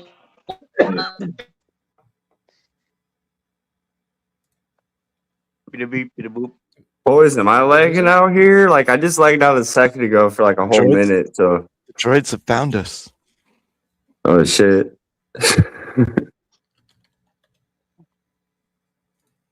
It's the skinwalkers. So, which one of you guys, or if any, were on the against from the start? Nobody. Nobody? It's kind of hard. I mean, I'm just gonna be like, I'm biased and say, yeah, I think Trump's the greatest president, but like, really, I don't know everything about every other U.S. president in history. I'm pretty much going by like what I experienced when I was alive. You know what I mean? Like, I remember Reagan, and I remember like my dad was a Reagan fan for a while, and then he started like, my dad like in the end pointed out all the bad things that Reagan did that like led us to where we are today. And I Well, used to think, As I said, some of the good presidents still do shit behind doors. yeah. Well, the immigration thing is the biggest L for Reagan in my book. Yep. The greatest president of all time is George Washington. Can you demonstrate that? Yeah, say more. Yeah, he led the Revolutionary War, and he crossed the Potomac multiple times, and he gave us freedom. Okay. Well, I don't know about gave us freedom. I don't. That's something that would have to be debated. Okay, go ahead. Well, how not? Well, what would you consider freedom? Being in a tyrannical government? Right, that's what I was gonna say. Like, not tyrannical government and let us from under a king. Well, if it is the case that he gave us freedom, and then why is it not free right now? Like, everything is regulated right now. Like, There's been a lot of people who have bad ideas, bad intentions, or both that have taken that freedom and abused it. So you're gonna? Would you gotta argue remember that? too, hold up. You got to remember the Boston Tea Party was over a what? It was supposedly a 3% tax, but I don't believe that's truth. 2%. We'll say 2%. All right, you said 3. I say 1. Matter of fact, I think I'm closer to 1. But anyways, we'll go with 2. Less than 5. No, that was just to relieve the mandate. That's all that was. But I'm just saying. What I'm getting at though is that was a 2%. If we cut the middle between me and you, that's a 2% tax, right? Yeah, sure. What are you paying right now, or what am I paying right now in taxes? Shitloads, man. But that 30%. So right, but it's not a one-to-one comparison. Wait a minute. The economy and the entire structure of like the state of where the economy is and the structure of the economy itself is vastly different. Okay, well, it kind of sounds like George Washington didn't offer us any of this. Sorry, you said George Washington what? Didn't offer us any of this. In what way? Well, it doesn't sound like what you guys are saying that he offered is what we have. So this is what happened because of what he did, though, is it not? Sure, but if you set up an amazing opportunity and someone else drops the ball, do we ding the person who set up the opportunity, or do we ding the person who dropped the ball? I don't know. If you give your kid the keys to your car and they go out and wreck it, do you ding them or do you ding yourself? Well, children are children. Well, I feel like Adults are everybody's adults. children now, so I guess that's So adults are adults. Again, the question is, if do you think somebody people can self-govern because that was the right of freedom? Do you believe people can self-govern? Because I've seen people not even be able to put their carts back in the corral as grown adults, as you're claiming we are. How many votes are they getting? How many votes are they getting? Did you hear what I just asked you? Yes, I'm asking you, of the people who can't put their cards away, how many votes are they getting? How does that matter? These are the people that are voting. We're talking about the presidency. We're talking These about are the people that are voting, though, for the president. These are the people that can't govern themselves. How do they even know what governance is? Okay, so who changed that? George Washington, of course. Well, yeah, I would say the idea of freedom amongst human beings may not be a good idea. Therefore, universal suffrage may not be a good idea. I don't know. Oh, So again, hold up. you're saying this So- this person set up an amazing opportunity for an entire nation and extensively the world, but other Yep. people fucked it up. So Yep. the guy that gave us this amazing opportunity is shit. That's Yep. your argument? Well, yeah, because you should have known if you're that smart that people can't actually handle freedom, even at that point in life. What? But again, Hey, you're hey, not. hey. We're not talking about a direct democracy where each Welcome, David. fucking average Joe gets Thank you, good a sir. gets that much of a say. That's Oh, the really? republic aspect of it. No, it's a Oh, power really? block. Yeah. I'll grant that. I'll grant that. But at the same time, you can say it's a power block, but like the people voting for one side of that, for example, may not be able to self-govern at all. And maybe some of the people voting for the other side can't self-govern. So what's the point of a society of governance So where did we can't even everybody put our have a carts away, bro? did Can you everybody have a vote? Did everybody have a vote when George Washington? No, No, they not didn't. everybody did. But he gave the opportunity for this because the ideology that he presented no. was freedom. So if I No. hand No, you, the- no, if no, I it hand you a wasn't. knife, That was his claim. It because ain't you're even mine. hold on. If I give you a knife because you're trying to cook dinner and all you've got is scissors, and I give you a high quality knife that allow you to really chop, get your vegetables exactly where you need them, get your steaks and whatever. I give you this Yeah, yeah. amazing knife, If I have two and scissors, you that's two hold knives. on, and you shove it in your eye. Should Yeah. I be dinged for the fact that you took a knife and stabbed it in your eye? No, What the fuck freedom are you should talking be. That's about? what I was trying to say. Is people shouldn't have the freedom to do so. Almost like I like. You're anti-freedom. Okay, now it makes sense. Well, no, Sir, I'm anti your you're- idea of freedom. You think freedom is not the choice to choose between good and evil, but the choice to do whatever the hell you want, like stab a knife into your eye.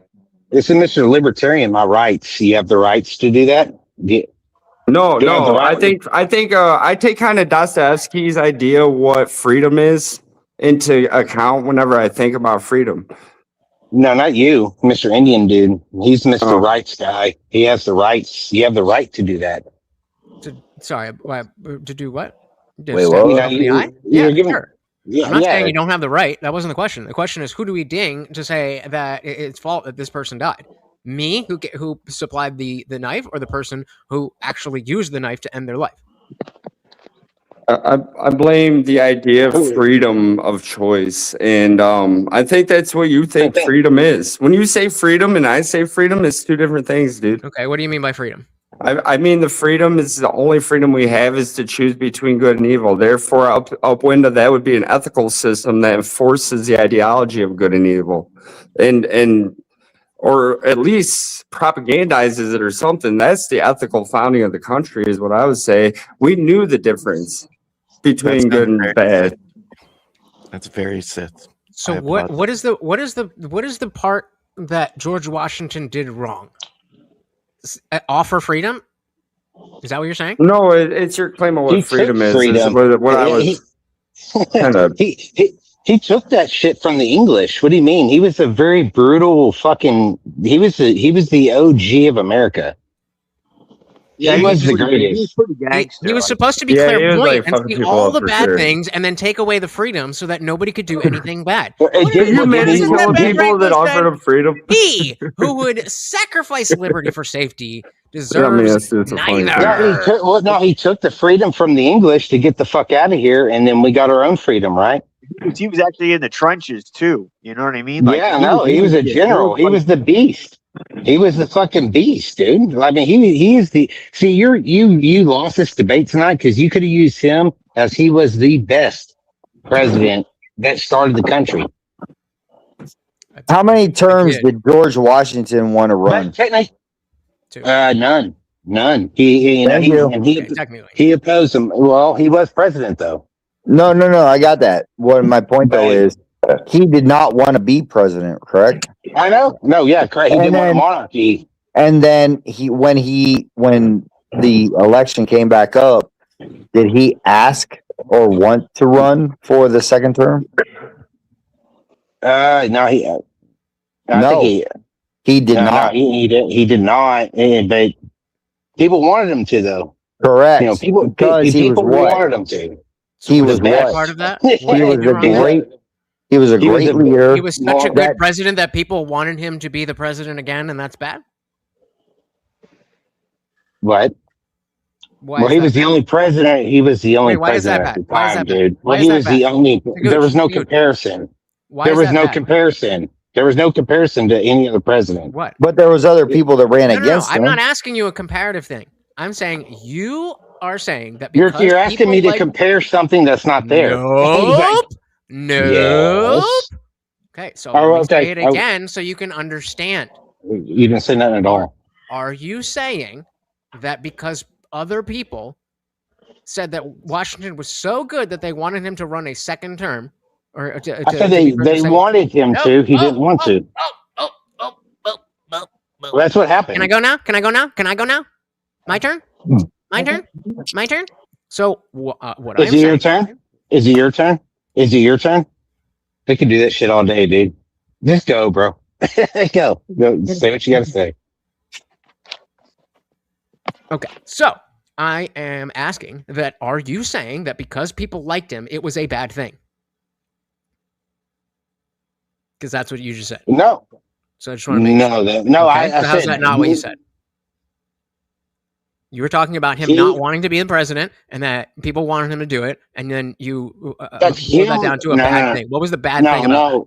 I didn't say anything about him being bad. I didn't say anything. He was a fucking OG. He didn't want to do it because he fought the fucking kingdom. He just fought the fucking English off. He doesn't want a monarchy. He didn't want himself to become a monarch. This is the foundation of the United States of America, the first president. That was my position. I was arguing. You said with you could have brought You're up George Washington. Yeah, I brought up George Washington a lot. I ended on George Washington being the greatest. Yeah. Were you paying attention? You didn't. No, you didn't. Well, okay, maybe. Okay, maybe I missed. I didn't what? I didn't what? I didn't what? I didn't what? I didn't bring up George Washington. He did. Tell me I didn't bring up George I got Washington. a question on that though, bro. What are you appealing to when you say he was the greatest? What do you mean he was greatest? Yeah, I was asking the Indian Jesus guy. I was asking him. Why would you keep saying Indian Jesus guy? Say his fucking name. I can't see it. I'm sorry. You can call me Lutch. Really, fuck off. Lutch like clutch. If you don't like Clutch rules. Some echo. No, okay. No, I was echoing because I was trying to zoom in. Sorry about that. Go ahead. Sorry, what was the question? I apologize. I was asking you what you were appealing to when you said he was the best. Yeah. So I when I'm on the affirmative, I always like to define terms, and by going first, that allows you to frame the discussion. So I was anticipating that Tareyak was going to have a strict rubric off which it was sovereignty. Lutch, it was sovereignty. That's what it was based on. It was based on sovereignty. You would say that George I understand that now. I didn't know that you were going to say that when I was prepping for the debate, buddy.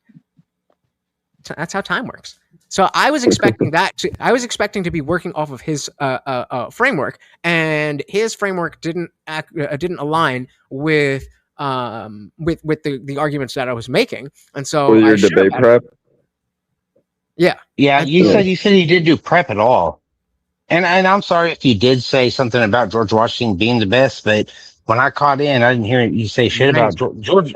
Many times. That was the first thing I said and the last thing I said. Well, yeah, somebody not Trump, right? Lutch, one sec. They asked you what. It's Lutch. I'm sorry about that, bro. One sec, boys.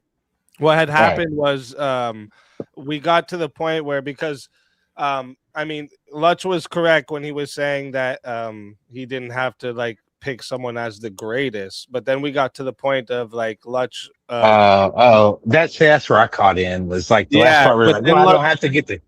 But then Lutch did agree after that he thinks that George Washington is greater than Trump. So he was trying to but he did also say that he would need to look a little more into some of the specifics around Washington so he could compare it directly to Trump. Okay. Well, that's Well, why it's not that's like kind of where my question came from because I was kind of appealing to what is great there. He did say something about freedom. Kind of went into freedom a little bit there at the end there. I was just kind of trying to get pick your brain for ideas there, man. That's all I was doing. So Well, and I mean, I took the Well, ask right. Oh, sorry, Lutch. Go. You can answer first before he no, asks. I was just going to say Tareyak. that. I was just gonna say Tareyak was the one that took the stance that Trump is the greatest out of all of them. So if you have any of those questions for Tareyak, he'd be. no, I was actually asking Lush that because in order to say you're not, you must have a standard for this claim. Right, and so and again, I'm mea culpa. I failed there, but I'm usually when I do these debates on whatever, I happen to end up on the affirmative, and so when I set up the standards and the semantics of it, then I was expecting that. So Tareyak is going to say, if we're talking about greatness must mean X, Y, and Z, and then I had notes on the three presidents what are that the I brought up. standards of greatness? Yeah. Yeah, and so I had the aspects of these three presidents and what they did, and my intention was to show how whatever metric he presented as the affirmative, that it didn't necessarily measure up. And so I was as Tareyak called me out for, taking a more neutral position and just saying, nuh-uh, not this guy is better. All right, sure. All right, well, Obviously that's why I kind of came up here to kind of grill you a little bit on what those principles were. I did miss the first part of the debate, so that's kind of where I was coming from. I mean, so I'll straight from my opening what I said about greatness. The greatest president is one whose actions produce the most lasting structural impact on the United States, especially under conditions where failure would have permanently altered or destroyed the nation. Tareyak, do you agree with that? Sorry, what's the definition? That definition he just gave. The greatest president is one whose actions produce the most lasting structural impact on the U.S., especially under conditions where failure would have permanently altered or destroyed the nation. That was my definition. Yeah. I took that. I took that definition, and I was pointing out that's why, in terms of the British imperial system, I highly recommend everybody check into that. Whereby, if it had gone to Kamala, then it was basically done. So America would have been deindustrialized. Economy would have went to shit. The currency itself wouldn't. You took the comparative there, but you took Tareyak. You took nowadays, not right. You did the comparative. He's looking through rose-colored glasses. That's right. That Tareyak's looking through Trump being as a presentism to George Washington back in this 1700s, 300 years. You know, there's no basis. Same thing. Because technically, if you say the most impactful president, George Washington is absolutely. George Washington would be the most impactful president for 300 years.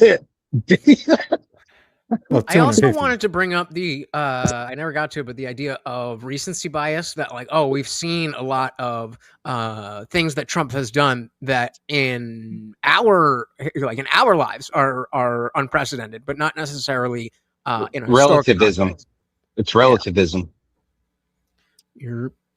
The other president that you could have brought up though as most impactful, Andrew Jackson's pretty badass. Well, I was gonna say FDR. Yeah. I heard y'all say Lincoln. FDR was a British asset. I heard y'all say Lincoln a couple times, and I was like, he was a communist piece of shit. But anyway, sure, Roger. But the most impactful president in all of history would have been George Washington, due to the fact that the standards that he set and the leadership that he provided back during that time of leaving a king and entering into a republic like we have, or that we're supposed to have anyways. He would have been the most impactful. I guess, because you got to remember also George Washington did not want to be president, even though he Turned led it down. some of the greatest charges. Jack didn't want to be he the was leader in and lost, jail. but Okay. He fought. He But- actually fought the redcoats. You know, he went in there and battled them motherfuckers. He also floated the Potomac back and forth Yep. multiple times. A lot of people know about like George Washington going across the Potomac one time, so on and so forth. No. Actually, I think he crossed the Potomac 3 to 4 times during that whole war, during that whole conflict and everything else. The other thing too is George Washington also did not want to have a second term, which actually set a standard, even though there was no law or anything else. He kind of set a precedence up until FDR. And Was there even a um, Congress or a Senate at that time? I mean, the U.S. that was in its infancy. You know what I mean? Like he turned that shit down. He could have had everything, right? He could have been a monarch. No, he could have. He could have ran for the second. He could have ran it for a third. He could have ran for a fourth. He could have ran really, literally until he was like basically, we'll just say hypothetically, a king of the United States. But that is not what he wanted. That is why everybody up until FDR only ran for 2 terms. There was a president set that Trump didn't want to be president because of Yeah, but the President or president does, or precedent I don't think doesn't Trump wanted to be enforce president. the laws. yes, it does. No. what exactly? Yes, The people yes, enforce the no, laws. no, no, no, no, Wait, no. If you go to court, there is a precedent set. In other words, if Yeah, and if there's no police to bring me to court, then the precedent don't mean shit. okay, and I can't be arrested on Sunday in Ohio because there's a law, even though I can still be arrested in Ohio on Sunday. What are you talking Yeah, about? but if Ohio turns into a dictatorship, you can get arrested on Sunday. Force. No, because Ohio can't be because of the federal law. What do you mean by force? If America turns into a dictatorship, you can get arrested on Sunday. So now you change it from Ohio to United States. According to the dictator, sure. A piece of paper ain't good. Like this is the whole counter argument to the whole like so you know we United want to take your States guns falls kind of under shit. the Sharia This whole law. aspect of like a Now every woman constitution has is to only cover as their good as face and if it's everything else. able to be enforced. Okay. What is your okay? Hold Like on. this What whole is thing your of like, point? well, the America is precedent an or the idea. idea is good. Well, it comes down to the people themselves. Right. There'll be a civil war like we did before. That's what'll happen. It'll be this idea against this idea. That's what'll happen through force. Can we Say get back we don't to like Trump? well Trump, but Trump's not the greatest. I wouldn't say he's the greatest because George Washington trumps him all day. I mean, that's just the easy wash. That's a win. Why? What about all Hillary, day, every what about day? Hillary Clinton, though? What about Hillary Lasting Clinton? impact. Where would we Like I be if say, she won? Why? Because What do of you the mean, why? definition that was Because given. he Okay, listen to the founded definition. Yeah. Listen to the definition that was given. Period. Yeah, give the I'm definition. listening. Okay. Well, The I was greatest waiting for a president. definition. The greatest This president. dude is just saying random shit. No, I'm Greatest not. president is the one whose actions produced the most lasting structural impact on the U.S., especially under conditions where failure would have permanently altered or destroyed the nation. I don't know anything specifically that if Trump had failed, that it would be the end of the nation. Isn't that kind of You an would've lost unfair your sovereignty. statement, though? Because we don't know the future, right? We don't know what's getting. We don't know. That was the my whole future. argument. You can't say he's the Right, greatest before he's done. I get it. Listen, I get where you're coming from. No, But- give me that. Let me hear that definition again. Come on, Steve. Go ahead. Definition of greatest being. I want to write it down. Yeah. So I can read it word for The word. most impactful. Where did you get it from? I can just grab it from there too. I just thought of it. I just put it in the private chat for you, but it says Okay. the greatest president is the one whose actions produce the most lasting structural impact on the U.S., especially under conditions where failure would have permanently altered or destroyed the nation. That lined up George Washington perfectly, bro. That's it. I'm Where's that done? gonna say I may have missed the first half of the debate where you started that off, but that's Trump's good. I ain't gonna say he's not good, but the Greatest president of my lifetime. What about Hillary greatest, Clinton? well, yeah, in your Who was the lifetime. Randy That's not in the history of not the greatest president. Exactly. What about Hillary Do you Clinton? realize She that ran the country into the good ground. denotes morality, great denotes size or power? No. So Now we're you're talking about adding. morality adding now too. in 25, Well, wait a minute. 2026. Definition, Size of what? so I can be clear, and everyone else can be clear up here. Sure. So I'm reading through it here. It says this part is where you have an issue, especially under conditions where failure would have permanently altered or destroyed the nation. What is failure? Not succeeding. Failure to Civil do war what? So or collapse. exactly as we talked about when Lincoln suspended habeas corpus, and that is an infringement on the rights, but it is doing what needs to be done. But like things like, let's say, unsustainable debt, over centralizations of power, economic instabilities, would these also be failures? No. Well, in a roundabout way, but no. But I would say the failure of the nation. In other words, the nation collapses. But it's the next part of the sentence is answering what you're saying. So the failure of whatever would lead to the end. Failure of a nation. Right. So I think end of the nation. Whatever it is that you need to do, collapse. X needs to be done so that America doesn't fall. If you fail to do X, then you are not a great Obama, like kind of Obama. If we got an Obama for 16 years, we'd have been, kind of like there.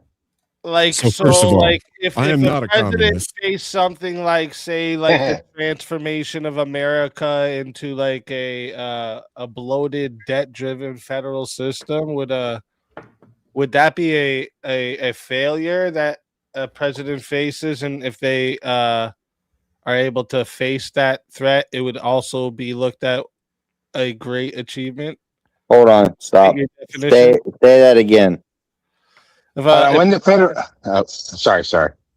Yeah, if a president faced the transformation of America into a permanently debt-driven federal system, like the Federal Reserve. So do you think if someone faced something like this and was able to overcome this, would that Federal be Reserve was 1913. Federal Reserve that was like Not asking 1913. about the Federal Reserve. No, Yeah, basically what he's yeah, saying not is if it the turned into a Federal communist shithole, would that count as America turning into a failure? Yes. Okay. That is fundamentally against what the founding was. Woodrow Wilson. So let me tell you. I'll tell you why. I know why he said that. Well, no, I'm about to flip it on all of you, right? So, under Coolidge, the federal spending was significantly. The national debt was reduced. All right, the tax system was completely restructured towards growth. Yeah. Right? So, and the whole idea was to limit the scope of the government with Coolidge. So, do you think that's a successful, great president? What's that got to do with George Washington? Does it make him the greatest? That don't make him the greatest. The greatest is George Washington, bro. You can't I'm take going to that flip away it from back him. to you, Easy. What's that got to do with Washington? I'll tell Sounds you. like you're speaking from emotions. Yeah. What do you mean? Speaking of the facts that Washington No, man. founded it. Washington Tell him, Abe. created the structure, and Coolidge was the one that refined how it actually functions under. Okay, hold on. You said Coolidge refined. Restructured. Yeah, he did something different than Washington wanted to. Optimized the structure. Yeah. Okay, was George Washington part of setting up the Constitution? You don't realize that George Washington wasn't like the one who started America. He was just the first president. He was one man in many men who wrote all of the drafted papers.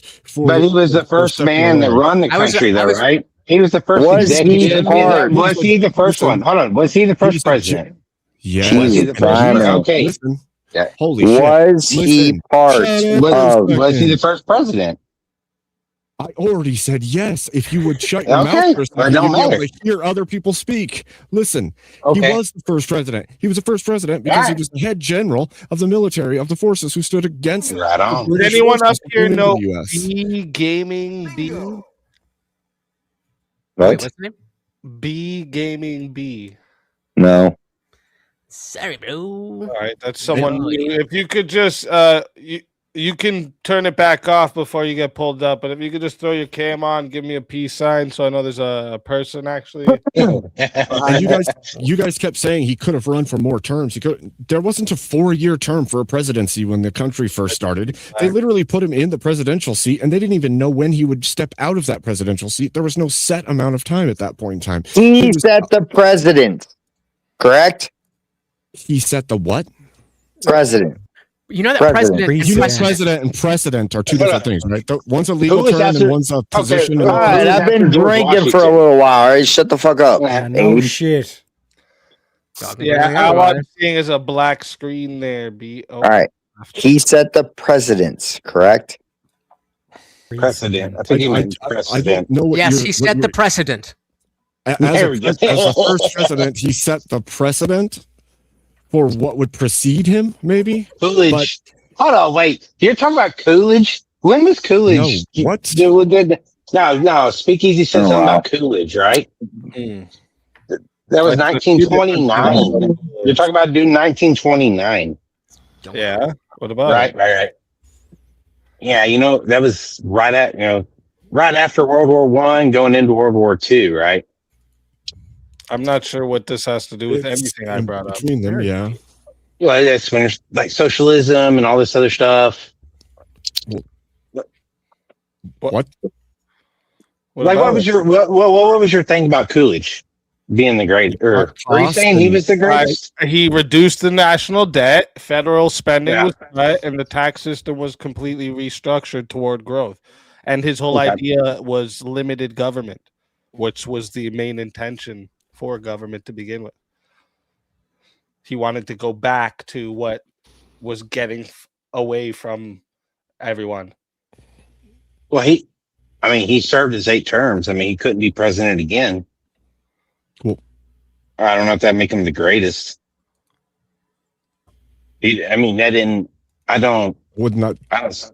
That statement just means anybody could do that. Like that, So I don't think that changes what he did.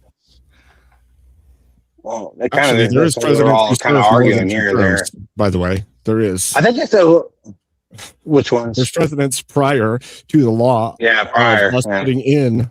We put that in, by the way. The 8 years, the only 2 terms, that came later. That didn't start at the beginning of America. That was all added way after the fact. And it was because there was already presidents who'd served more than 2 terms. And they're like, wait a minute, we don't want a king. Kind of like Washington said originally. And what followed Washington was a huge expanding of the federal government. And when Coolidge came in, he said, this fucking federal system is way too much here. No. We need to bring this back down. How many presidents I kind of like federalism. more than 2 terms? I like there being a federal system too. I don't like them being in every single aspect of your life. Right. That's exactly what I was going to say, that the understanding of the way that the Fed works now doesn't necessarily mean that making the federal government bigger in any respect is inherently bad. That's why I'm probably not going to work that well. But your Coolidge boy was a strong supporter of suffrage. Universal suffrage. Yeah, he was. He was a universal suffrage. woman suffrage. Like, and yeah, it's not a good. Coolidge led to the so Great Depression. You One realize sec. that What the we atmosphere That's define. Hoover.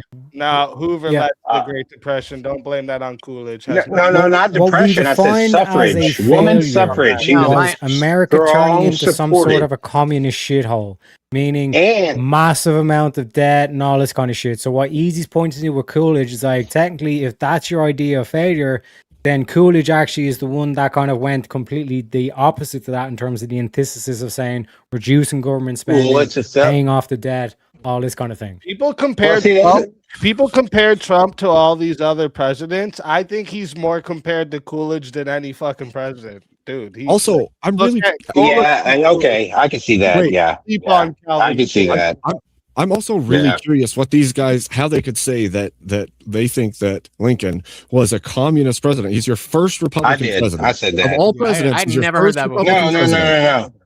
no. Yeah. He was. Well, hold on, dude. He started a civil war between the country against the Democrat. Hey, you ever heard of the Great Shift? The big shift in that time my from Democrat to gosh. Republican.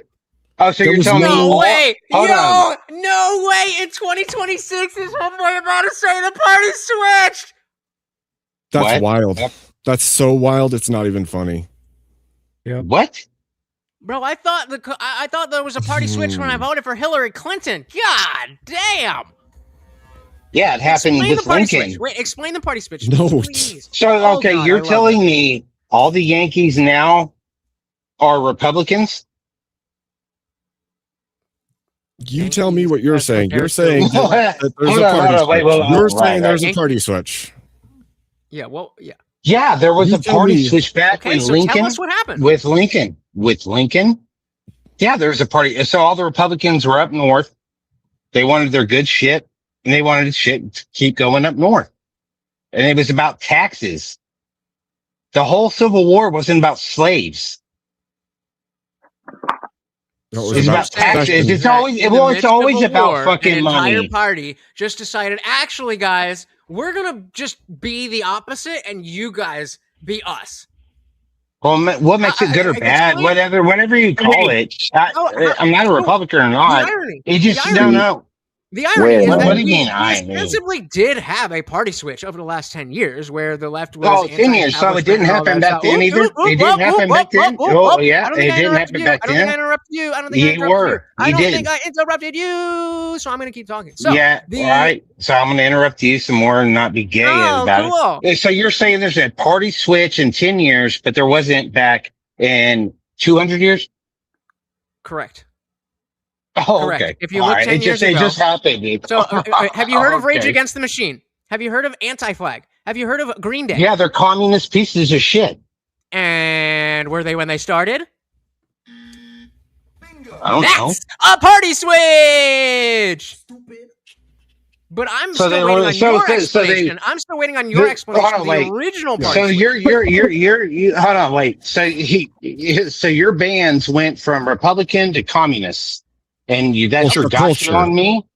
The culture that was completely emanating around those cultures all switched. That's what he's Switched. saying. So There there was a culture switch beneath though. them. So there was a 10 switch. years ago, not during Not not what during you're Lincoln's talking about. presidency. No, not Unless I'm during wrong. So Not why don't you during just Abraham. lay out Hold what on. it is that you were saying? What was Okay. the party switch? How did Yes. that happen? I'm not exactly understanding what you're trying to fucking ask me here. What So the you're fuck are saying- you talking about? You referenced a party switch. What do you mean by a party switch? Who switched parties? When? Why did they do that? What are you talking about? Abraham Lincoln, why do you think he was shot? He was shot by Democrats. Homie, the question is, He was shot by do Southern you Democrats that mean owned. by a party switch? I promise you this panel is not going to let you off of this. I promise you Okay. that even if I get tired, everybody else is going to hammer you on this. So just get with it. Okay. What was the Yeah. party switch that you are Real referring to? quick, thank you, Tyler, over on the Rumble side for the rage. I appreciate that. Shout out to Hell Tyler yeah. and the wife. Shout out to Rumble.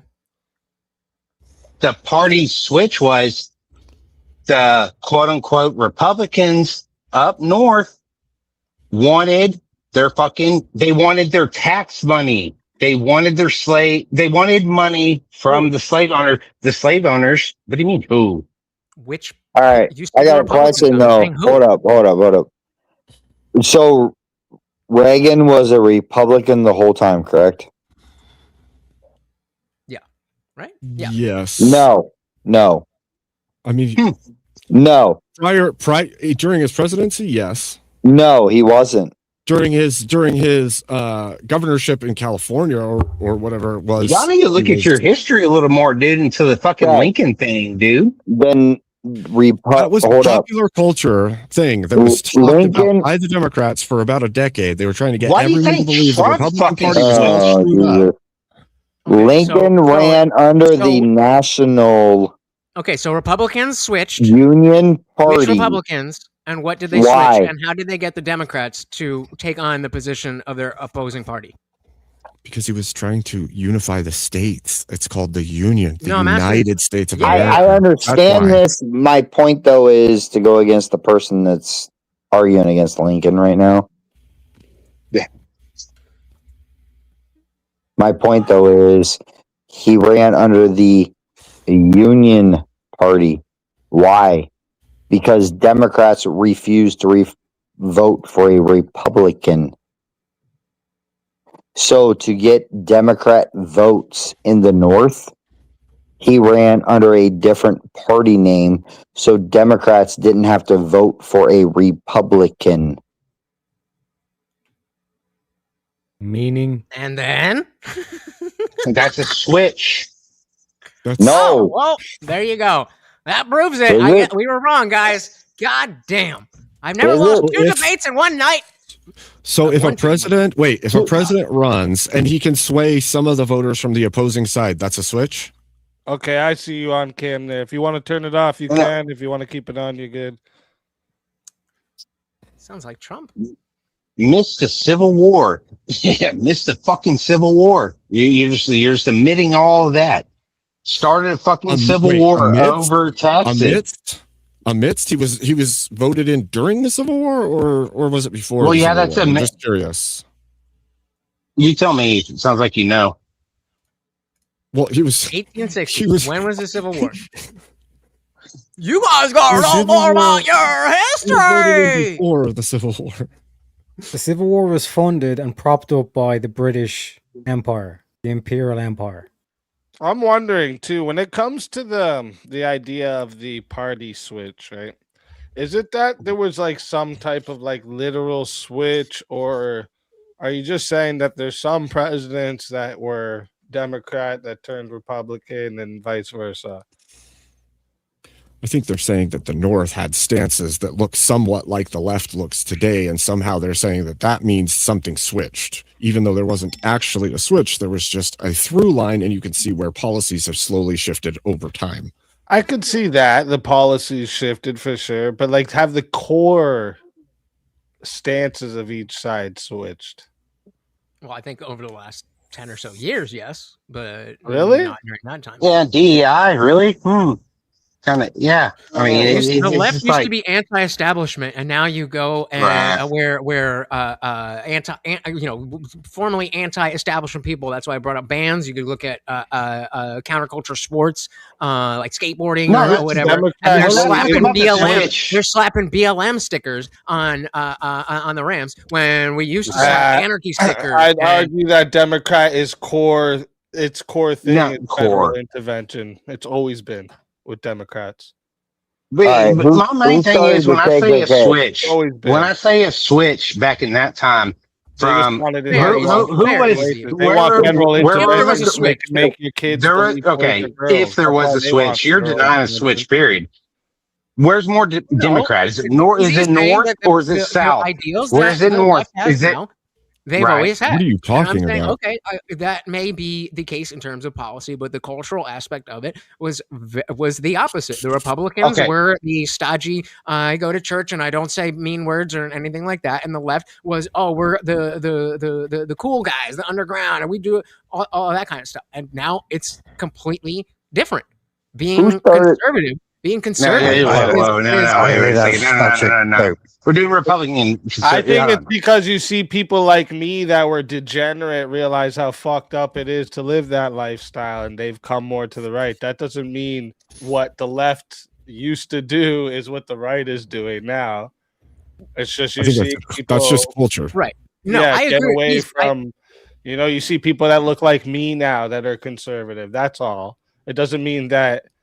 Now the core, the things are the things that I used to like when I wasn't conservative, right? Right. So I'm only using the phrasing of party switch in the context of if we are going to talk about the parties swapping, then that's what that is the only example of that. There was no period of time where all the Republican you're taking it like literally word for word, like where they stepped over party lines. Like, from the very beginning, bro. No. You have no idea. No, I didn't ask you. Run back the tape. Run it back. We'll do it. I think the Republican Party has always been about like limited government. So is it more Republican? Well, then answer this, Mr. Smartass. One second. All right. I think the Republican Party has literally always been about like a limited government and pro capitalism, and Democrat Party has been pro fucking welfare and pro federal intervention from the beginning. That's been the core. There might be certain policies that may be shifted, but the core is that still to this day. Yes. Okay, from the Mason-Dixon line, from the Civil War, looking at that map now, what is it now? Has it switched? So you're going based on land territory now, right? You're saying a state switched, so the parties have switched positions? States. Half the fucking country, dude. Or maybe all the I'm talking about the Unions versus the Confederates. Yeah, I get what you're saying, Gooch. I do get what you're saying. Yeah. Maybe all the base people went to a certain place and all the not so base people went somewhere else. And this is just how the lines looked after. And it also doesn't work very well because if you look at the flyover states, you look at the whole center of the country, it's all pretty much red. You got like Montana, you got Wyoming, you got North and South Dakota. Those are all red, all the way down to Texas for the most part. That's mostly red. And then you have all the coastal cities are all blue. Most of the north is the coastal cities or around the Great Lakes, which are all shipping lanes. So, of course, they tend to shift blue. Well, that's a little the more populated an area gets, the more fucking blue it becomes. Because it's easier to control people when they're all fucking like ants in a workshop and they don't have any. That's how it was during. So in 1860, that's how it does. That's how it was during the South. It was more populated down in the South. We were producing all your cotton, your sugar. You had all that. Those were a lot of Democrats. Right. That's what that. So we're with you on the locations have switched, but the core of their worldviews definitely stayed the same. Correct. Well, if the right would have won up north, why wouldn't they won back down south? And why is the South red? Than ever. It's cold up north, dog. Just because no. Wait. I'm talking about blue. I'm talking about blue when I say color. Listen, y'all are Democrats, bro. You're Democrats. Gerrymandering. Hey, just gerrymandering doesn't mean everybody moves to your side. Just because you win a war doesn't mean the whole other side becomes your side. We didn't win. We lost down here. Oh my God. That you said. Just because the North won, why didn't the whole South also become what they are? Obviously, they're not just going to shift their political position because they lost a war. That doesn't even make sense. Is that called a switch? So why are they more liberal up north? Gerrymandering. People have the ability to move, and population centers have grown in disparate proportions based on political affiliation. If you look at places that had low population back in the day, they were red. So that's then what happened was a whole bunch of people kept moving there. That's not a switch. Nobody switched anything. Republicans didn't all of a sudden become progressive, and progressives didn't all of a sudden become conservative. That doesn't make any sense. There's no switch. What you see happening is there's no switch. When the cities get bigger and more progressive people start moving into that area, the Republicans are like, yeah, fuck this. I don't want to be around all these weirdos, and they go to less populated areas. Right? That's why Joe Rogan was so stupid when he was like, "Yeah, I'm coming to Texas. Let's all go to Texas." He went to Austin. Ruin Texas. Oh, he bro. went to fucking Like, what are you Austin. talking about? Don't tell. Well, he went to Austin. No, Austin's one of the biggest blue fucking cities. That's like the stronghold. That's like the communist stronghold of Texas. Blue, but everything around it's red. Well, it really did. Well, population density matters, though. No. Well, population around it's red. There you have it. Well, I get that. Well, okay, if everything around it's red, there's only 10,000 that's around it's red, but there's 100,000 in that's blue. It doesn't matter. The density matters. Right. That's what we're saying. People aren't just switching. The parties aren't switching. What's switching is people are moving positions, and it's flipping a state to a different color. It's not flipping people's positions. It's not flipping the actual party stances. It's just a demographic shift into a different territory. So you see a state flip. That's not the flipping of parties. That's literally a population or a demographic switch. That's all it is. People moved there, and it changed the overall politics of the state. Do you guys understand? People just decided that they're Christians and that it's bad to be trans. That's how it happened, bro. Oh, it is bad to be trans. Don't do that. It's not good for you. Hey, hold up. Do you guys understand? Wait, one more thing, Raw Dog. I want to point out that why do you think, Taguch, why would you think that the most of the swing states are Midwest to North? That's all the swing states. They're Midwest to North. Why? Because of all the there's still a lot of people in these areas that are red, and then when people get and certain cities get populated, the bigger they get, the bluer they get. This happens all over the place. So after the Civil War, all the Democrats left the South and went up north. A lot of them did. A lot, yes. Yeah, yes. That's the big switch I'm talking about. There's no switch there. That's called moving. But it's a switch. Switched their political view. That just means they switched what location. Well, they went to and they went and voted somewhere else. It's like whenever California they voted somewhere else in the same way or a different way. Obviously, the same way. It ain't going good. So what switch are you talking about then? The switch where I'm talking about the South. The South was never fucking Democrats. The demographics have shifted. I get it. You are correct. I get it. That. I get it. Yeah. He's saying the South and North switch. He's not saying parties shifted or parties switched. He's saying that people from the South went to the North, and so, that's the switch I'm talking about. Yeah, but the South and North don't have a division in the same way, and they haven't since because there's been free movement, and so you can't actually. And a civil I'm just talking. Well, voting. I'm just looking at voting. Hold on, the voting fucking ways. Yeah, they have, dude. I mean, it's like, yeah. Oh, the more, and you just think you speak for making my fucking point. It's just like the more of these Democrats that left after the Civil War, the ones that owned the slaves, the ones that fucking pushed for these fucking bills, the ones that did all this after the Civil War, they left. Where'd they go? But they left the South. They're still Democrats. They stayed Democrat and went somewhere else to try and turn red states blue. That's what. Well, I don't know. It could be. Yeah, I don't know. Well, no. Right? Yeah. No. We see it all the time. Trust me. It's really hard to call what a Republican is. It's the migration of fucking voting in shitty ways sucks. I mean, that's what I'm talking about. The switch, not like.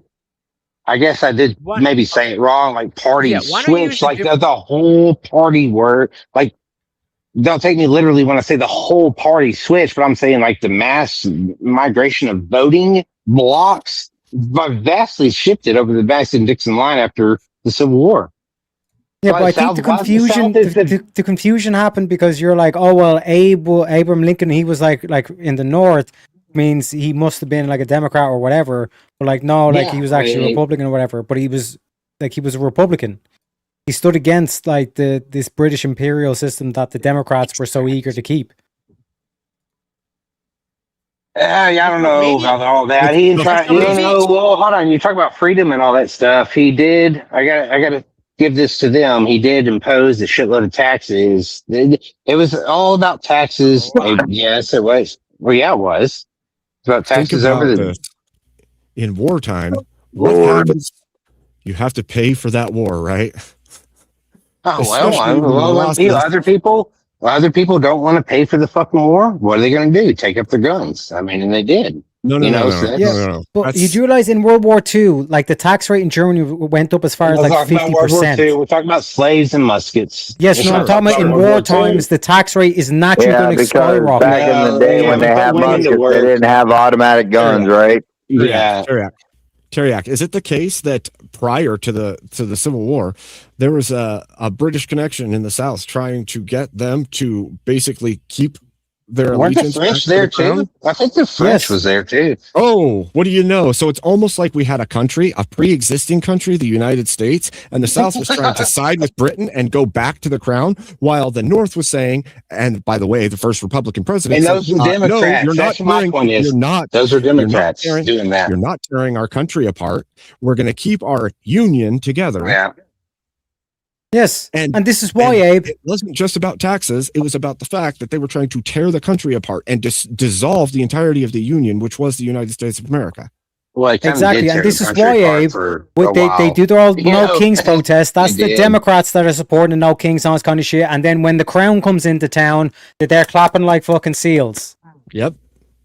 Sure as shit. Yeah. And not only It's the that, same old but, Democrat play. you know, who started the KKK? The Democrats. Yeah, there we go. Oh, Yeah, the there you go. We're at. Democrats. The Democrats. Yes, That's- we're finally on the same that's page, such a- gentlemen. Welcome to That's the such a discussion. such a comeback to anything, an argument. Oh, who started this? Oh, it Yeah, was. the I mean, British, see, it's- the British are coming. The British is on panel. Yep, go ahead. I'm not actually British. I'm Scottish. Tareyak, I've lost my you're gonna voice. be- Got it. British. Wait, who is cares? Scotland in Britain? Hey, we got Y'all- Scottish No. dude. Yeah, y'all shut the over fuck there, up. who See what I'm cares? saying? No, Doesn't even know his own fucking location. not my Well, voice. it's Scotland. Who gives a fuck? He's over Tareyak, there. He over don't here. know where the fuck he's at. Who gives a Tareyak fuck? over here trying to be the know where reborn I'm at. Paul Revere. Viva la Republique. Our Irish Paul Revere over here. What? Don't talk about me. Anyway, I just wanted to come up and set the record straight a little bit because that I was sitting in the chat like, first of all, I know I'm the greatest president, but I do like it's pretty good. You were good, And, but you weren't great. I don't know. It took a special something to keep this country from flying into pieces and going back to Britain in chunks. So Like I said, you were good. Really? You weren't great. I don't know about that. Really. You weren't great. You weren't the greatest. That don't matter. You weren't the greatest. I don't know. You have to go look at the history. See what happened. If it's not George you, Washington. it's Georgie. But Yeah, yeah. George I was actually pretty have good. Although he was a little actually- derpy at times, just throwing it out there. Hey, George Washington was the greatest. Okay, so can buddy. we? Clearly, a lot of you do not fall on the same side as the prompt. If you were in my spot, how would you have better attacked this? I would have highlighted, like I would have done what Easy said. I would have done what, yeah, I would have said what Easy did. I would have taken multiple presidents' achievements that were really, really incredible and say, well, here's this, here's this, here's this. How are you gauging Trump is better than these? We haven't seen anywhere near the prosperity from financial like Coolidge. We haven't seen the unity after the Civil War era from like Lincoln. We haven't seen like all these different things. And he brought up sovereignty, but well, you won your greatest sovereignty after we won our independence from Britain. Like all of America became sovereign as a new nation, and it was redeclared again by Lincoln during his presidency, the sovereignty of our nation as one unified entity.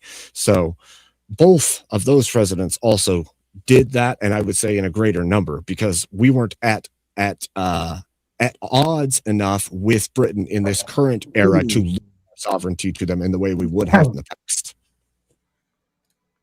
Yeah, I would say George Washington was number one, Lincoln was number two, and then after that, you got to fall to either FDR and then Trump. Oh my I was thinking god! FDR, Hearing but people everybody talk hates about FDR. Roosevelt. Oh. Yeah. Well, and Fucking Andrew Jackson. Nobody says Andrew Jackson. That dude was a fucking president and Andrew dueled Jackson. somebody and shot Andrew somebody Jackson. and killed somebody. He's a He's beast. a badass. He's a badass. Yeah. I don't know that Yeah. he was a Hey, you greatest- know you're Abraham Lincoln? Do you like freedom, right? You know he suspended habeas corpus. I'm a tyrant. I'm a top hat tyrant, baby. Oh, all the okay. way. So he's All a the way. communist sack of shit, like I You're a was saying philosopher earlier. king. You're not a tyrant. Wait, how's that communist? Wait, how's But that communist? who kept us as one nation? Who's the supreme leader of a communist nation? Who kept us as one What do nation? you call him? A dictator, a tyrant, No. whatever you want to call it.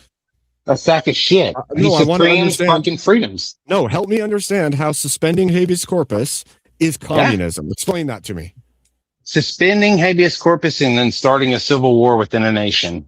No, he was Explain stopping. how that's good. No. Oh, it he was was after stopping. it had already Oh, begun. what was he It doing? after it had- Oh, Habeas okay. corpus was suspended after the war was already Yeah. started, and there was Uh-huh. cells forming inside of the North to Oh. destroy property and kill people in the North. So he suspended no. habeas corpus to keep it from spreading into and destroying from So, Gooch, inside. did you have a his problem Like with a pure And dictator. hey, Did you by have the a problem way, with how dictator ICE would. was these operating? lads just spent the whole Supreme time leader. going off on the Democratic Party. We all agree that the Democratic Party like want to be with the British Crown, all this kind of shit. And then they say Franklin D. Roosevelt was the fucking third best president.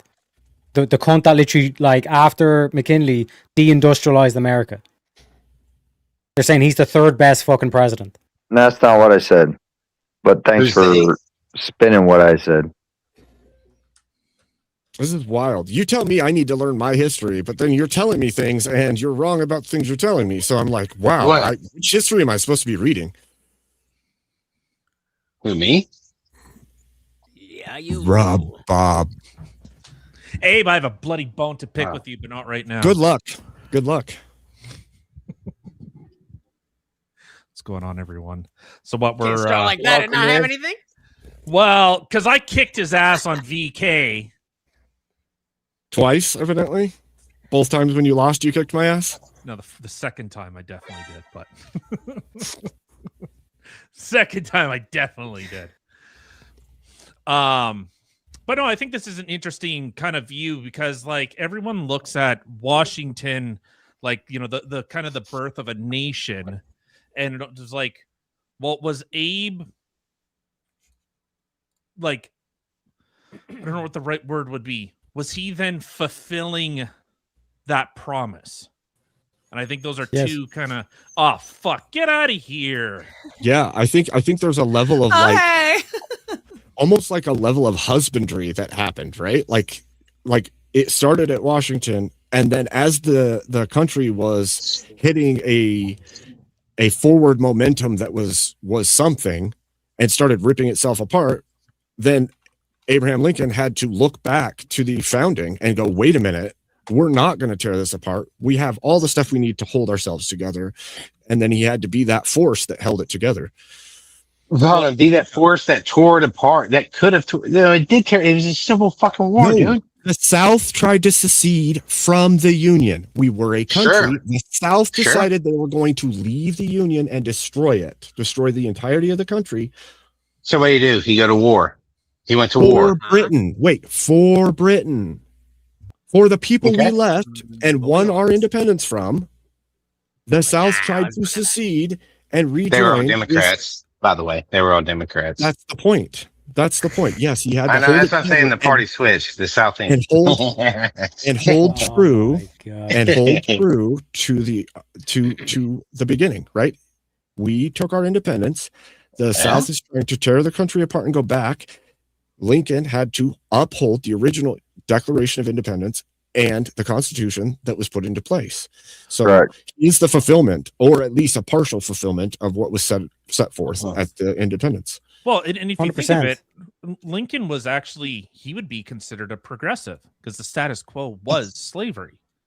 Shut the fuck up, Tyler. No, it Jesus wasn't. Christ. Oh, I would don't say- mean like he's gonna be like, oh, you know, drag story time for children, but like he was actually thinking in terms of like For his fulfilling- time, he was a progressive. I actually have to disagree in a certain way, right? I think he What's was the more percentage of people that had Ashley slaves? 5% or something Yeah, like it was that. very small. Thank I you. have to Really? say- Ultimately, have at to the end of the say- day, it forced doctrine ends it all. I mean, really, because that's what the Civil War was. You know, like it's a So- battle over rights. I mean, Tyler, whoever wins wins. Tyler, I don't think that you could call it progressive. I think you would have to take a step back and go, wait, these are biblical principles they were basing it on. And that would be them moving towards a conservation of people's being created in the image of God and holding to, you can't be a slave because you were created in the image of God. And this is Hold on, in the South, they perverted the scripture in the South to fucking have slaves. I don't think they perverted it. I think that like it was Christians fighting Wow. Christians with regards to like It the South literally was gives you using it- instruction. Yeah, the South was using it Well- as though with the fulfillment that hey, God says we can own slaves, and the North was Whoa. more taking look at like, well, who are we to take God or God's images or the people of God and actually enslave them? Because he Like, gave I us think 3,000 years ago, dude. He promised us that shit, man. I'd have Come to, on.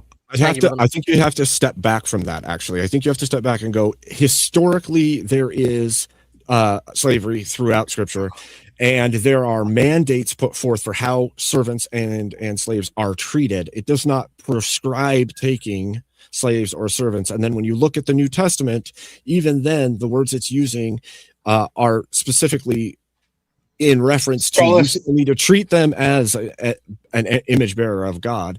And then moving forward from there, the church is not teaching from there forward to that it's okay or that slavery should be upheld. And so, Dude, the Civil War was Protestants versus Protestant, bro. There was no Orthodox over here at that time. There was no Catholics. Right. You know what I mean? Like that was, well, no, a small.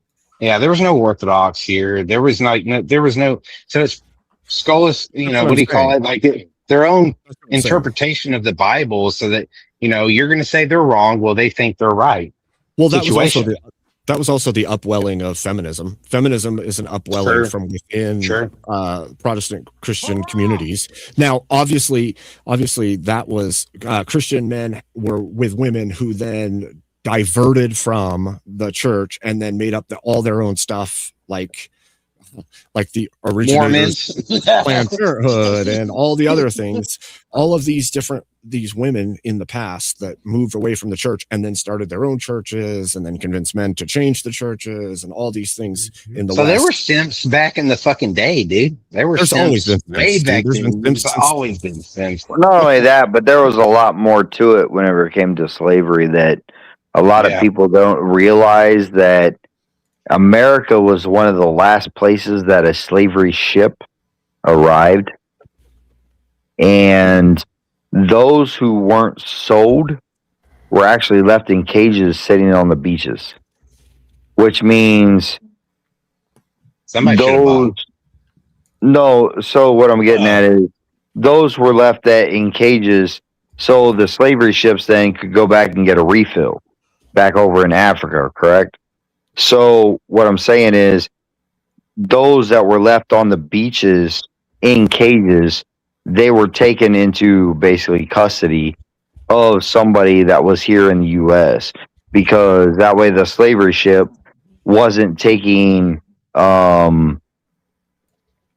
used goods, we'll just say it that way, back over to Africa to get a refill of goods. Okay.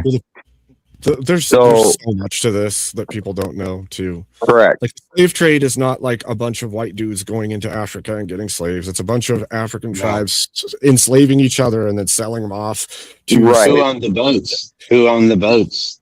Right. And so it's the whole equation is not what what most American children are even taught it is in the first place. Right. Kids Well, raised that's the thinking problem. that we just sent armies over there and captured African nations and took slaves, which had never happened.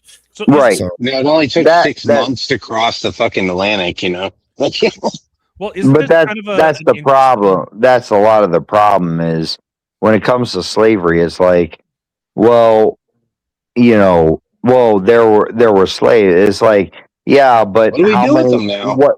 What percentage of them were actually bought by, we'll just say, wealthy people of America? Well, a small percentage of them. Well, what was the percentage of them that were just left to die in a cage on the beaches of the U.S. at that point in time? You know what I'm saying? So they were taken in basically, yes, as indentured servants. You know what I'm saying? So that's like if you bring up slavery to a lot of people in the U.S. and they're like, well, it's white, male, wealthy, so on and so forth. But you say, well, who was the first slave owner of America? They don't realize it was actually a black person in Massachusetts. That's racist. Well, but isn't it kind of interesting that we're kind of seeing the same echoes? So, like the whole idea of like the United or the American Civil War, that it was about freeing the slaves. No, it was about disproportionate power being given to the very few. That was like the whole thing. That was the whole 3/5 agreement, was that it was power was coalescing to a very select few people. And is that not happening now as well? wait, you're saying the 3/5 compromise is So that a black person was considered like 3/5 a person, but the slave owner could vote on their behalf. Which are Democrats. Right. So if you're looking even like, let's pull it to today. Well, look at census polling. Look at redistricting and seats that we just saw stuff coming out of like California where they're like, oh my God, because of all the deportations, we actually lost like 2 or 3 seats. Like all this stuff that, well, no, they don't actually get to vote. Well, they kind of do. They kind of do. Illegals should be voting in your fucking country. What are you talking about, Tyler? Wait, Tareyak. Our voting representatives are based on the populace, and the census doesn't ask about citizenship. So if there's a number of people in your area, in your state, even if they're not citizens, they give you more representatives in government. Yo, I heard some liberal Which is podcaster, bullshit. influencer, or whatever. They were talking and like, it's ridiculous. The Republicans think that they're actually going to give more seats to the Democrats. There's only a set number of seats. Nope. Oh my God. It changes Oh based my on. God. Yep.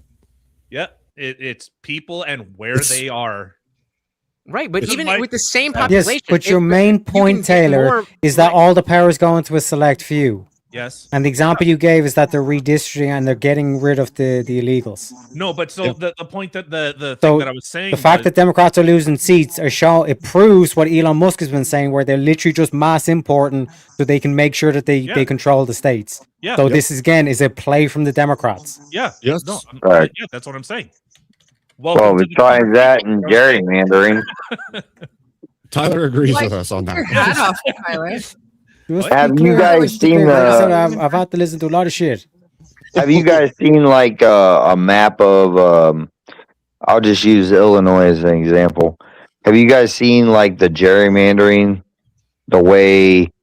So like for like redistricting for demographics. Yeah. So, like, there's if you actually look up the state of Illinois, so like Peoria. Hey, let's I'm trying to fucking think go. whatever. Big Anyways. 100 comes in from Tay Gooch. Shout out to you, Let's go. Tay Gooch. Having fun, baby. Having fun. So it goes like Peoria over towards what is it? Champaign. But that's like a blue area. But there's like a tail that goes up northwest and then it curves back east. Okay. So if you actually look at like the state of Illinois, I'm just using that as an example. There's like a tail that goes up and curves back to the east. Yeah. That is a district, okay? Which they did that for Democrats. What they did is they sucked up a bunch of Republican votes.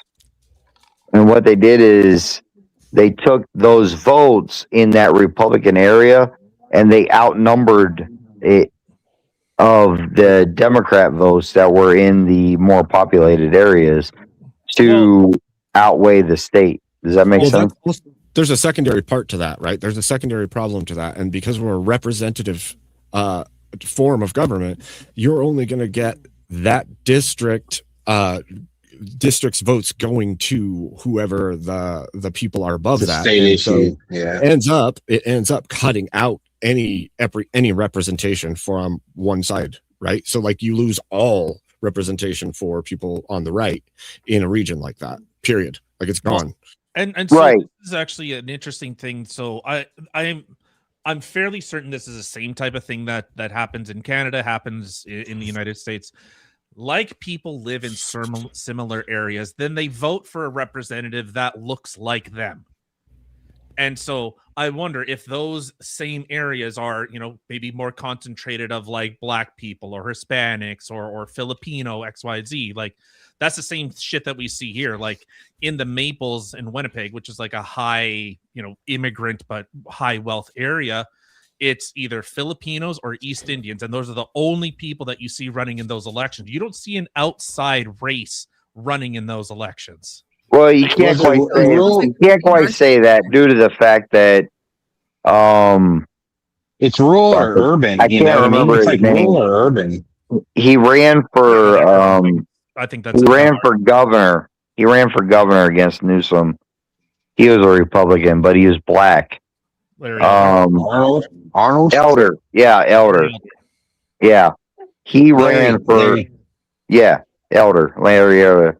He ran for governor out in California. Yeah, it was a recall election. Correct.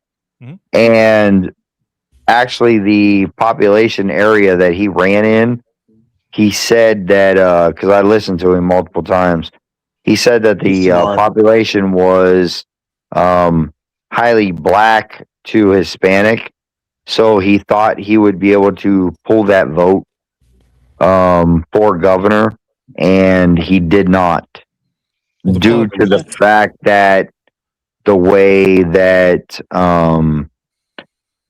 me being military minded, obviously, the way the psyops or the way the propaganda, the propaganda, the way he was portrayed, like as an Uncle Tom, so on and so forth, that even though he was the same skin color, he got portrayed as this person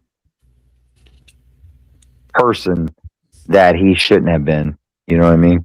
Well, I actually really like Larry Elder. Like his story is really, really interesting, and he was very much you should be responsible for yourself, and it was like Ben Carson with Trump in his first term. Ben Carson, yeah, he's a good Black man. I mean, it's like identity politics. Whether you like to admit it or not, it is a thing. Whether you want to, it doesn't mean you're racist, to go hang out with your own group, your self-interest. That doesn't mean you hate the other person, No. A true racist, usually I entail racism like with hate. Like you see another person and you just hate them, I don't have that, but I'm not saying no one does, but I really think the Democratic Party plays on that shit. And it's a plague. Obviously. Well, just imagine this. They want to keep us divided as a nation in a two-party state because just imagine what we could do for the world if we were actually all united. Well, if I'm being really fair, any form of government seeks to keep its people divided, so that they can Yeah. So they can consume more and more power, to be fair. Yeah. I mean it. Like I mean, this whole idea that like the right is like, oh, they're engaging in identity politics. That's literally no, that's politics. That's every that's definitionally politics. Man is a political animal. Because when typically when we're talking about identity politics, you're using immutable characteristics as your basis for this is why I want that. So how is that how everything works? It's just it's groups of Well, people. are you gonna go? Well, yeah, it's just when you go campaign, are you gonna go run a bunch of English ads in a Spanish run neighborhood? No. That's identity politics. Both sides do it. There's a secondary component. There's a secondary component, and it's like this, right? If you're a Christian, you believe that there's no way somebody could be in the Democrat Party because they believe in abortion and all these other things, right? Generally speaking, you're going to believe that's the case.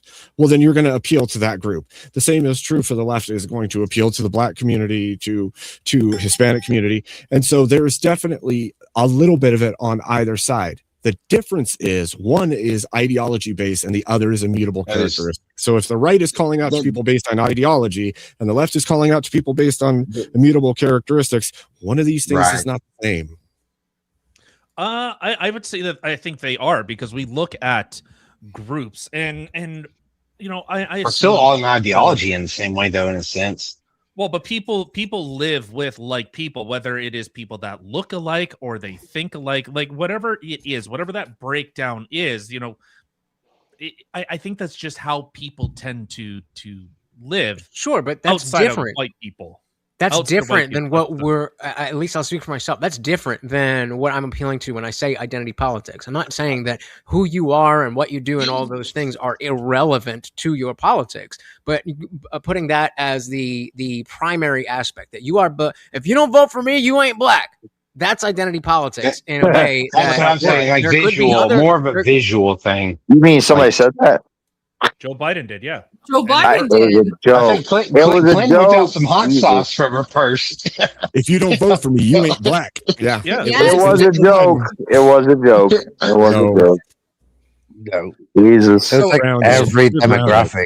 You see where I'm having an issue with you saying that it's all identity politics when we can clearly see there is a concerted effort to make identity race.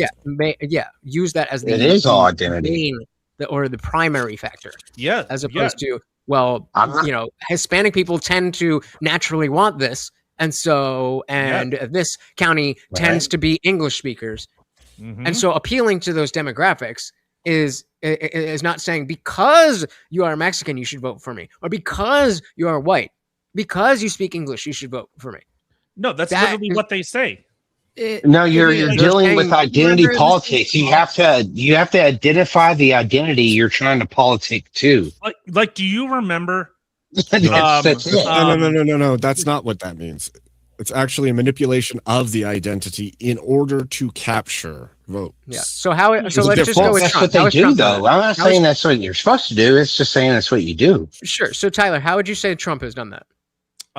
Well, obviously he appealed to a right-left populist kind of base, which I think most of right-leaning America tends to sit at. You see, like for most of prior to him becoming president, he didn't talk anything about religion, but then all of a sudden he started walking around with a Bible and started talking about God and all this stuff. He never did that before. Fair, but do you see how that's a different category as to most people didn't vote for him for being a Christian. No one voted for him for being a Christian. But that's irrelevant.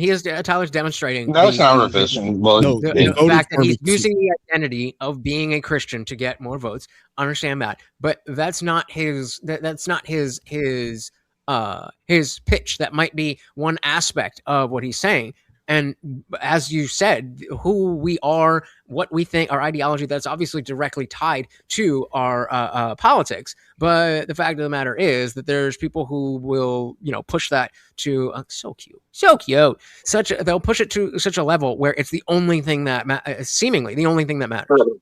Well, see, we're kind of in a weird position because we obviously pay attention to the kind of the things that are going on. So we kind of have I wouldn't say a unique insight, but maybe that's the exact right words to use, is that we look at these kind of things in general terms, and especially when we can bash each other in the head with your wrong ideas and beat me in the head with my wrong ideas. So, but I think in terms of generalities, people look at, whether it's so-called oppressed groups. Well, we've only seen that get bigger and bigger. The alphabet, Nick Freitas kind of makes a joke of like, by noon, the whole alphabet will be gone. Like, because we just keep adding letters to it. There is no It's alphabet, not wrong. actually. Yeah. anymore. It's not wrong, especially there in Canada where they give it in a speech, and I don't even know what got said. I thought she was. I thought she was speaking Swahili. I don't. Oh, 100%. The MMIWG2 spirit. Oh my God. Oh, you almost had it. I don't. Missing and murdered MMIWG. Indigenous women and children and girls. That's Girls, all yeah. I remember. And then it goes MMIWG on. 2S LGBTQIAA plus. Or plus. Oh Yeah, my there you go. God. That's really sad. Eventually, it's going to be that you who's got more not in that group. Well, but Who's see, not in that group? Yes, babe. but that's actually what I'm saying is, so they start saying, hey, you're an oppressed class, you're oppressed, and Canada is still a majority white nation, and so you kind of end up creating those disparate or those identitarian groups, the oppressed class, and then you Hey, have we got a bunch of the South Americans we can flood up there. Tyler, we got plenty of them to give to you. They're literally Tyler. lumping in missing and murdered. Shut up, Indigenous Tim. The women men are and talking. girls. Timothy 2:11. Tyler, it's almost like there's an evil there. Yeah. Yes. You know, I don't want to be the black pill here. I think both parties suck, and I've always thought that they are all. It's just a uni party. It's a uni party, but it's like kind of on the Andrew Wilson side. Like, I cannot vote for Democrats because I know what they stand for. I know Republicans can't get together and they, can argue between this and that and this and that. But at this point, Democrats, I feel that. I gotta give them respect. They fucking stand solid on their, as atrocious as that shit is. with that. They stand together on it. No, they do not. No, they're kind of eating each other left Maybe and they- right. maybe Well, the good. Democrats Well, do, but theirs is like a purity spiral. The right No. within the United States. This has actually been the big reason why, like, Actually- the Green and No. are actually This criticizing is something. is because This is something. like, you're not doing. You guys aren't doing anything. Like that's the Right. Donald Trump is doing everything, and all the Republicans are going, well, we'll just let Trump do it. Then it's like, well, he just did it through executive order. Like that's pretty much how. no, it's Congress and Senate. It's the Senate. It's the senators and the Congress. It's all their actually- fault. It's not Trump. It falls Tyler. on Trump's hands. That's actually something I wanted to bring up is a lot of what I've seen, especially in the online spaces, is division being sown on purpose, specifically to drive anybody who's on the right side apart from each other, so that we will collapse our own party and keep giving the left the ability to squeak back in. And I'm seeing this all over the place, whether it's people paid off to look like they're right and then reject the right publicly. Yeah. You're seeing it all over the place. And I think that right now, like, we're in the midterm season and we see huge detractors. Well, hold on. It shouldn't be happening because there's not like we haven't. Well, these strayed people are so hedging far. their bets, dude. Hold on, wait a Facts, second. eh, Let me give you this argument. We that haven't they. strayed- Hold on. Yeah. Go ahead. Well, sorry. Well, look. Historically, whatever president comes in, the midterms comes in, right? The other party wins. That's historically been the fact. Well, most So, I mean, Percentage wise. what other times that I'm not saying that it would not happen. I'm just saying in the vast majority of cases, it has happened. Yeah, it's the Right. trend. So now it's just everything's going to be on Trump's fault, even after Trump loses the midterms. That's what I'm Right. saying. These Republicans that are in there are really pieces of shit because they're going to be like, oh, well, we couldn't do nothing about it. Right. You know, hold on. Though. we couldn't do This would nothing. be my claim. This would be my claim to everyone who's listening. Do you believe honestly that we have strayed so far that you should go vote for the party that's okay with unaliving babies, that's okay with the trans movement, that wants all these screwed up things that you have stood against, your entirety of you stands against? The non-believer We says strayed no. so far. No. Have we strayed so far that you think we should just go vote for all the things you have stood against because No. the president's done one thing you disagree with or a couple things you disagree with? Should you change your entire ideology and vote for the opposing thing that you have called evil this whole time simply because some things you disagree with are happening? Of rhetoric. No, it's really just because of rhetoric. People are just losing their fucking mind over stupid fucking rhetoric. And Like Tucker Carlson called fucking Trump the Antichrist, and then gets a CNN interview, and then fucking lied about it. He's like, "Oh no, that never came out of my mouth." Dude, It's he like, literally said he what thinks the that fuck, has dude? spells of control on people. But then the right deserves to lose. Tucker Carlson's, dude, if it does fall this way, like people who believe in that shit, maybe it does need to fall before it collapses, but I'm not changing my values. I'm still going to vote the way I do. Right. I'm adamantly against the left. I don't care how bad the right is. This is the difference. This is the difference. What you said earlier, the left is all together. No, they're not all together. They are. Yes, they fucking are, dude. Hold on. All right. They might disagree on a whole bunch of shit and they'll eat each other in public, but they still have vote together. blue no matter who. They still go That's to what I their mean. party, even if they hate each other and they shred each other online. They're still all You're going to right. vote blue. And the right needs to realize that that is the case. Yes. So when are they going to do that? They're not. They're grifters. The right are a bunch of I grifters. gotta handle some shit, so I'm gonna dip out. Shout out to Tareyak and Easy. I don't know if they're there. Thank you. Yeah, I'm here. Tell everyone where they find you too. Out. Yes, I am. If you didn't see from the name, I'm Lutch, aka the Indian Jesus, here to resurrect the second coming of Common Sense. I am live every Monday, Wednesday, Friday, 8 p.m. Eastern, and sometimes whenever I feel like it. So definitely come through and subscribe. And you know that YouTube sucks with notifications, so you may as well ring the bell so you never miss an Indian Jesus live party ever again. Guys, thank you so very much. Until next time. Much love, brother. Hey, and he's got great streams. Well, and this is why I agree with Abe. Like, if anything, and look, you're seeing people, the libertarians, they're useless, but the right is like a dysfunctional hodgepodge of disenfranchised groups. It's a loose coalition. So anytime, Donald Trump, he ran on no new wars, and then look, then everyone's like, well, fuck him. Then, Well, technically, it isn't a war. It's not a war. It's a conflict. It's not a war. It's a conflict. Gentlemen, that's gentlemen, the problem, General. I served with the United States government. It's a conflict. It's not a war. It's a conflict. It's not a war. Gentlemen, It's not a war. I got you. I'm also a Marine, a combat veteran. I get it. I know. I know this is not a war.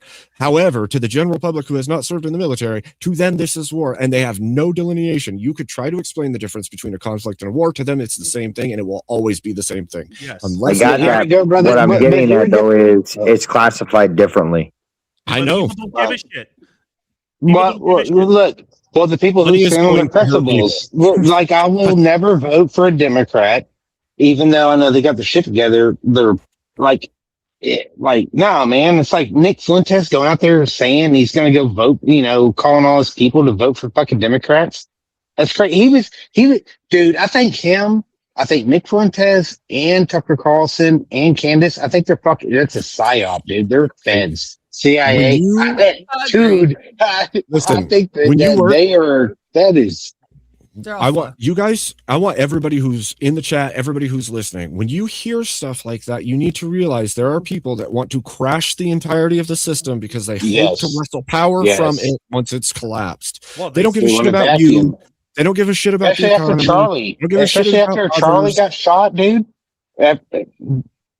They want the shit to fall to pieces so they can pick up the pieces and hope to claim power. Well, what do they They want to be Nero. Nero in Rome. They just want to play their fiddle as the empire burns. Right. Yes. They literally call for the genocide of their own people. In fact, that would be our Nero, Tareyak. but that's what 100%. they call for. They say that they want to topple the pyramid. So they want to invert the system. They want it to crumble, and hopefully they will scurry to the top while the system burns down. Yeah, they want to watch it. They want to follow the collapse. They want to orchestrate the collapse. But what about the rebuilding?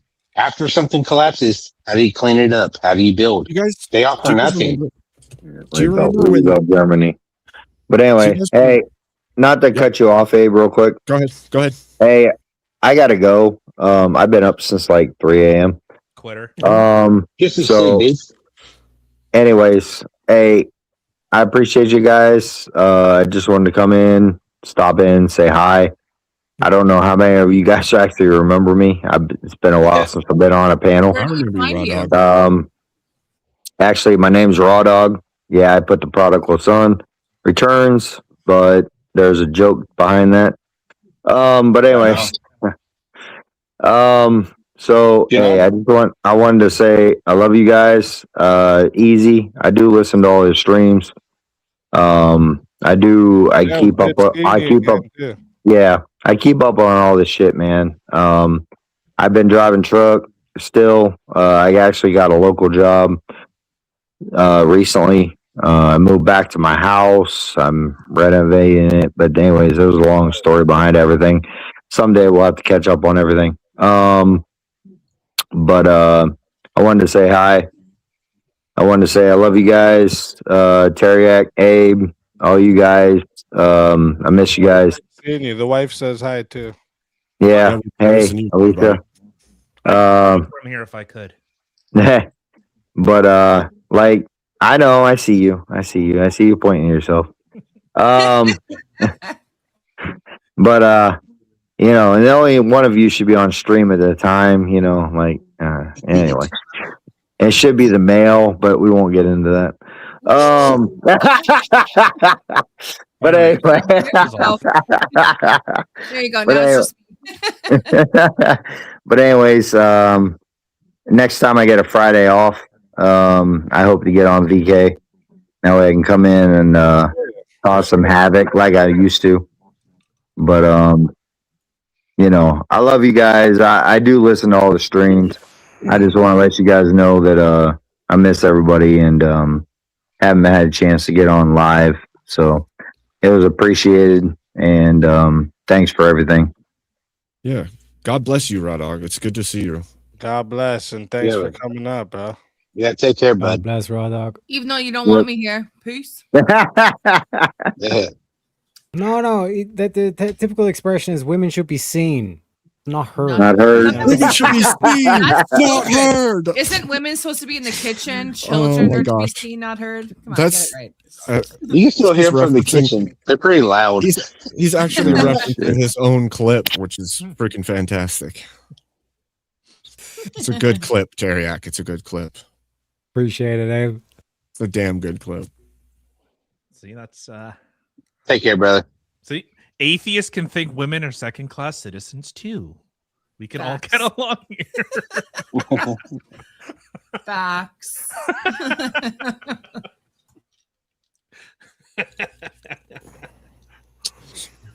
But so I think with what we're seeing with the with Trump and kind of what's going on with the United States, like we're seeing those.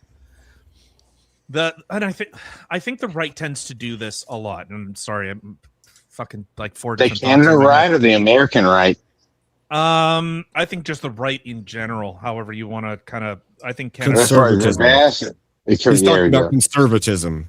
Well, fuck. Even I'm considered right, and I'm a classical liberal. Like I would be called a right winger. Yeah, you're Canadian right.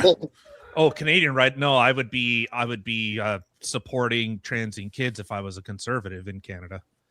Whoa, that's why I asked. That was just a clarified was question. Polyev for that? Hold on, was Polyev for that? Bill C4, baby. You can thank all the transgender kids. You can thank the conservatives for that one.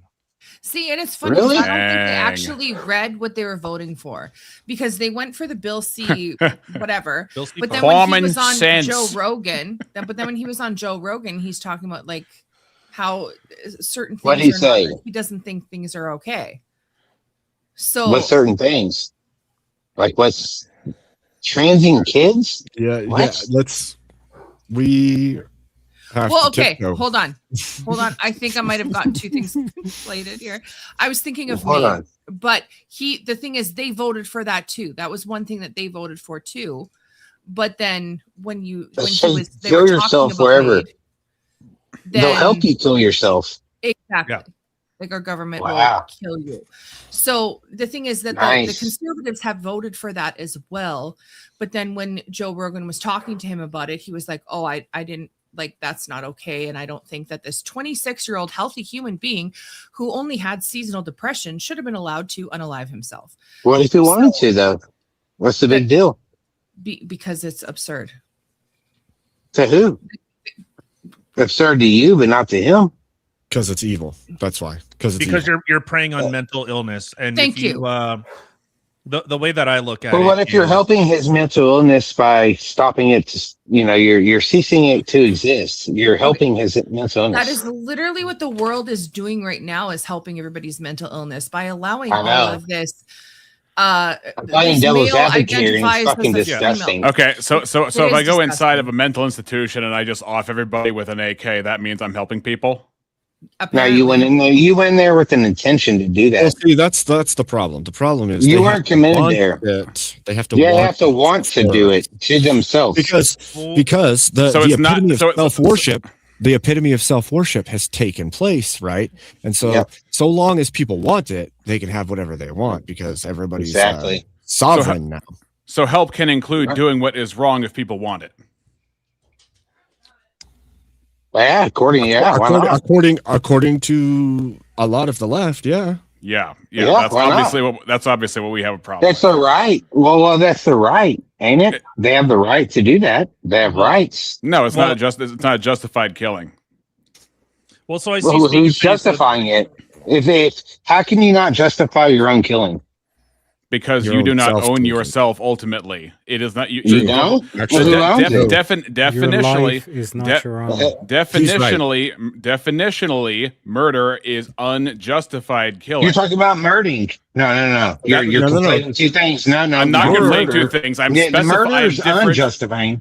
You said Right. murder. We didn't say murder. Okay. You just keep He's talking talking. about Hold killing. up. Killing. Hold up. Self-defense is killing. You just keep talking, dude. Okay, Hey, go but ahead. you said murder. Oh, Right, all because I was defining murder, and you have to use the word murder to make an example of what you're defining. Go ahead, Abe. Murder's Well, I was unjustified. going to say, if you're I created agree, in that's the what I said. image, if you're created in the image of the Most High, then taking your own life of the body that belongs to the Most High, you have unjustified taking of that life. Right. You look All at right, the people who off themselves in the Bible. Who was it? King Saul, who died going to a witch, rebelling against Who runs God. your gut? Hold on, you wait a look- second. you- You're talking you look about at- government. you- Whoa, you look at Put Judas. the brakes on. Pump the brakes. Pump the brakes. Pump the brakes. Okay, keep going. There's no fucking obviously it isn't a Christian government. So what? It's a secular government. Well, that's my point. Well, it's atrocious. I don't agree with it. Okay, so it's Yeah, fuck, objectively I agree with atrocious. it. So the atrocity transcends the government in question, right? Yeah, who's Yeah, last yeah, one, it's God, about- the governments. Great, that's my point. Well, the government's killing people. What are you going to do about it? That's a different point about what you're going to do about it. No, The question no, is it right? No, You're exactly what switching. we're talking You're switching about. from moral reality to what's next. Those are two different Yeah, topics. no. This is reality. What's going on, bud? Like your I- country is I actually agree that killing reality people. is going on. Autistic. Nobody is disagreeing that reality is going on. Okay. That's not, Okay, that's so not his country. well, not his Canada. Oh fuck! Oh, okay, you're not Canada. Okay, whatever. But hey, they're from north. But hey, it's not too far from here. That's that. But you understand our government set up the same way. Okay, they but can just he's they making can a just come in. declaration that we ought to stand against it. He's making an ought Well, claim based on the Christian moral worldview, and I'm so playing devil's advocate. I'm not for it at all. right. And even Kim and Tyler, who aren't professing Christians, stand against it as well, and they see it as morally repugnant and evil because, well, So I guess I we're call all you a guys circle jerk. We culturally all Christian agree. at the very least. Well, look, guys, It's just we're funny, all a don't we circle have- jerk. We're We're all in a circle jerk and we agree with each other. Gooch, It's all one wrong. sec. Do we One not sec, have laws Gooch. that are based let in Kim finish her point. Judeo-Christian society? We have laws that are based in Judeo-Christian society. However, or that speaking, we should have a government who also follows those rules. If they don't follow those rules, they should not be in government. I just Yeah, wanted to say to I agree. Tareyak, that I actually did go on a date with a woman who did say that she wanted to be seen and not heard, which was definitely somebody who was more in the conservative realm, like heavily Wow, conservative realm. So You'll find plenty of decently conservative women that will flat out say that they don't think they should or any women should have the right to vote, all kinds of stuff, because they are aware of I'm who one of they them. are. Yeah, they're aware of who they are and the nature of other women, and they've lived in it their entire lives. They know what they're talking about most of the time. My husband beat it into me enough. Yeah. No, I completely agree that women shouldn't be allowed to vote, personally speaking. I actually figure that unless you actually serve this country, unless you do something for this country, serve in the army and stuff like that, you shouldn't be allowed to vote. Serving low You have no wage. say. I But actually it's funny like because one of the. sorry, go ahead. Oh, I was going to say I like what Andrew said about it. Like, he thinks that the household should have a vote. Like, if there's a man who runs a household, the vote should be for that household. Now, some of the people they criticize that, and they're like, "Well, what about the woman? That offsets her completely." It's like, no, they're going to converse like a man and their wife talk about things. It's not like he's just. I mean, he could still vote whichever way he chooses, but he's good. Your wife, you listen to your wife. This is just a funny point. Like, about what things if that are okay? important in life. Happy wife, happy life. All right. If she said, "Hey, if you vote for him, you're not getting no poon. You're not getting no poon. You're not getting poon for 2 years. You're not getting poon for 2 years." If she holds out on you for a vote, well, do you it really just sounds think like the wife's in the voting driver's matters? seat. Hold on, That's the thing. hold on. Let me throw this out there. Here's a fireball. Let's throw this out there. Does voting fucking actually matter these days? Yes. Yes. Otherwise, if voting did not matter, Trump would have never got through. If it was just all elite machinery, Trump doesn't have any friends. Trump does not have any. No. Who are the celebrities coming after Trump and saying, "I voted for Trump"? So what happens- I voted for Trump. Nobody. So what happens if nobody votes? No one votes. Then you're ceding the system to whoever at the top wants it. That's what would happen. You know what happens when It nobody will. votes? Those Joe views will Biden. turn. Joe Biden Forced happens when doctrine? nobody votes. Yep. No, that's when you got women voting. Fourth doctor comes down. That's kind of like That's true, actually, Kim. That was a good one. That's exactly true. If all the men said we're not voting anymore, all of the women would vote, and you'd get another Joe Biden. That's what would happen. Another She's Joe exactly Biden right. and No. I said everybody, not just men. I said No, that's the everybody. problem. That's the problem, because you could get everyone to agree that they're not going to vote, and those women who said they're not going to vote are going to go vote Democrat anyway, because they know you're not. Yeah, they will. Come on, that's outside the hypothetical. We're gonna get Hillary It's with really a Mega not outside Man the arm hypothetical. laser. No, yes, it is. If nobody saying. votes, then nobody votes. Nobody wins. That's literally how it works. Or If how about you- everybody? If nobody- nobody votes, everybody stays. Everybody just stays. Good. Let Trump win till he dies. All right. Well, I mean, the Democrats are Can we come to trying. Canada? They're trying real hard.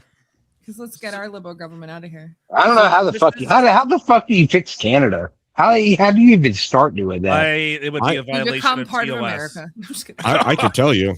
It's I could tell violating you. TOS, but I can't say that. I don't I care. can I'm tell from you. Texas. I really don't give a fuck. I'm worried about No, Mexico. No, I don't want to violate TOS, terms You- of service. You Oh. just pick up the pieces. You just pick up the pieces after. That's how. You write a strongly worded letter to your local representative. No kidding.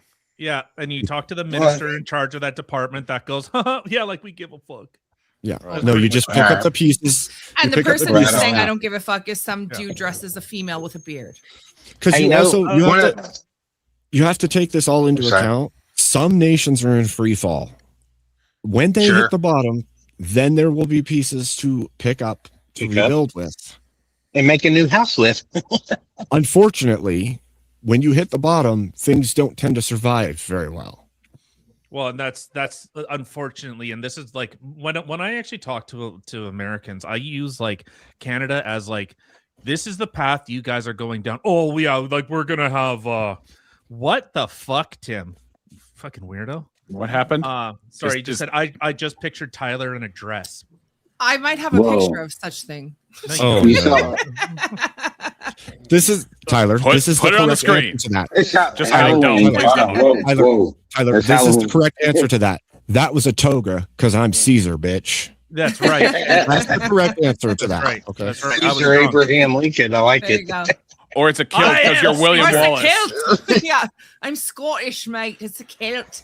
But so when I talk to Americans, I talk to like as a what you guys seem to think, and I just mean it when I'm talking to people that are that are left leaning. Is someone snoring? I don't know. I heard something. Maybe the fart. But so when I hear things like socialized healthcare, and you see all the rhetoric that's coming from the Canadians here is, well, no one in Canada goes bankrupt from healthcare bills. Yeah, Because they actually, don't more get health. Canadians do. No, more Really? Canadians do. Yes, and people Is it don't. bad? How More- bad is it up there? The healthcare system. I mean, hold on. By definition, bankruptcy do y'all bad? have a? Yeah. Well, do y'all have a socialized? Well, do y'all have a socialized healthcare system up there in Canada? Yes. Does it suck? Wait. Someone's snoring. Rowdy. Somebody's Rowdy Gowdy. It's not me. It's not me. By the Someone light farted. of the silvery I'll be moon. quiet for a sec. It's Rowdy. pretty sure. Rowdy. Don't wake him up. He's good. Where's that crazy train thing that woke me up in the middle of the night when I fell asleep watching you Oh guys? no. Is this what making the it. days Do count it. looks like? That's in the verbal combat studio. At least he's breathing. Yeah. Hold on. That At least just he's scared the breathing. shit out of me. You can hear he's breathing. Is Re-examine. Thought, You yeah. you get He's- very yeah. tired after making the day count. Okay. That's That's funny. very He didn't true. even say anything, did he? Maybe he should count the hours so he knows how much sleep he needs. True. That's Well, hilarious. But At least so you when- can hear him breathing. Well, when, anyway. when I hear alive. like people talking about this stuff, like I said, I try to bring like a cautionary tale, and it's kind of messed up. So I was like, our neighbors are actually from Venezuela, and There they you go. fled during the communist takeover there. And the example that they had used was there was actually people from Cuba fled from Cuba and went to Venezuela, and the Cubans that were there said, what happened in Cuba is happening here. Don't, because it's going to happen. Now them are the same people that are fled from communist Venezuela, came to Canada and saying the same thing. And now it's like, I feel like I'm the next one in this fucking... Those the only South Americans you know, bro? No, it's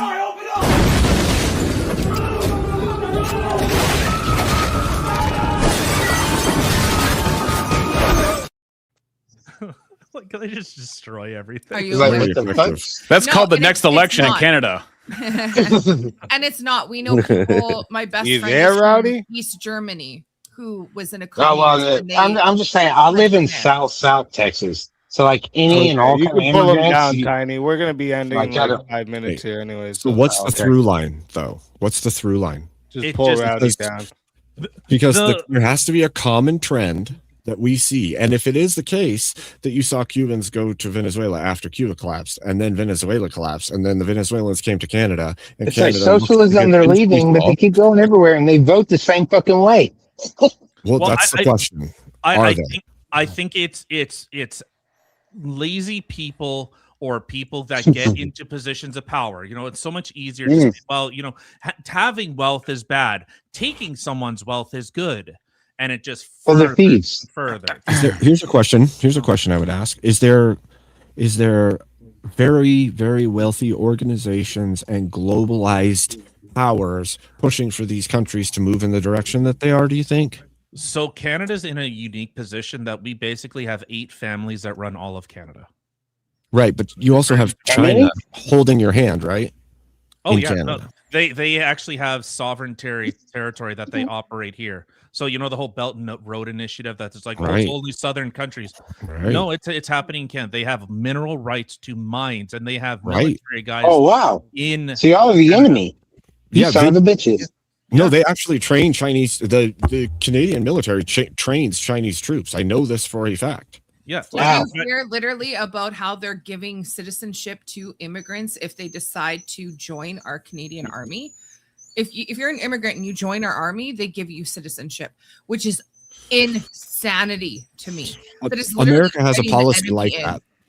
America has a policy like that, but you have to go through like a whole lot of hoops before you can ever even get into it. But like when like we see Nigerians joining the United States military after they go through all of the hoops to get permission to do so. But welcome to our country. Here's a gun. Welcome to our country. Here's a gun. Trust China. Like who actually? Like I'm sorry. Like you welcome Chinese immigrants into our army. Are you insane?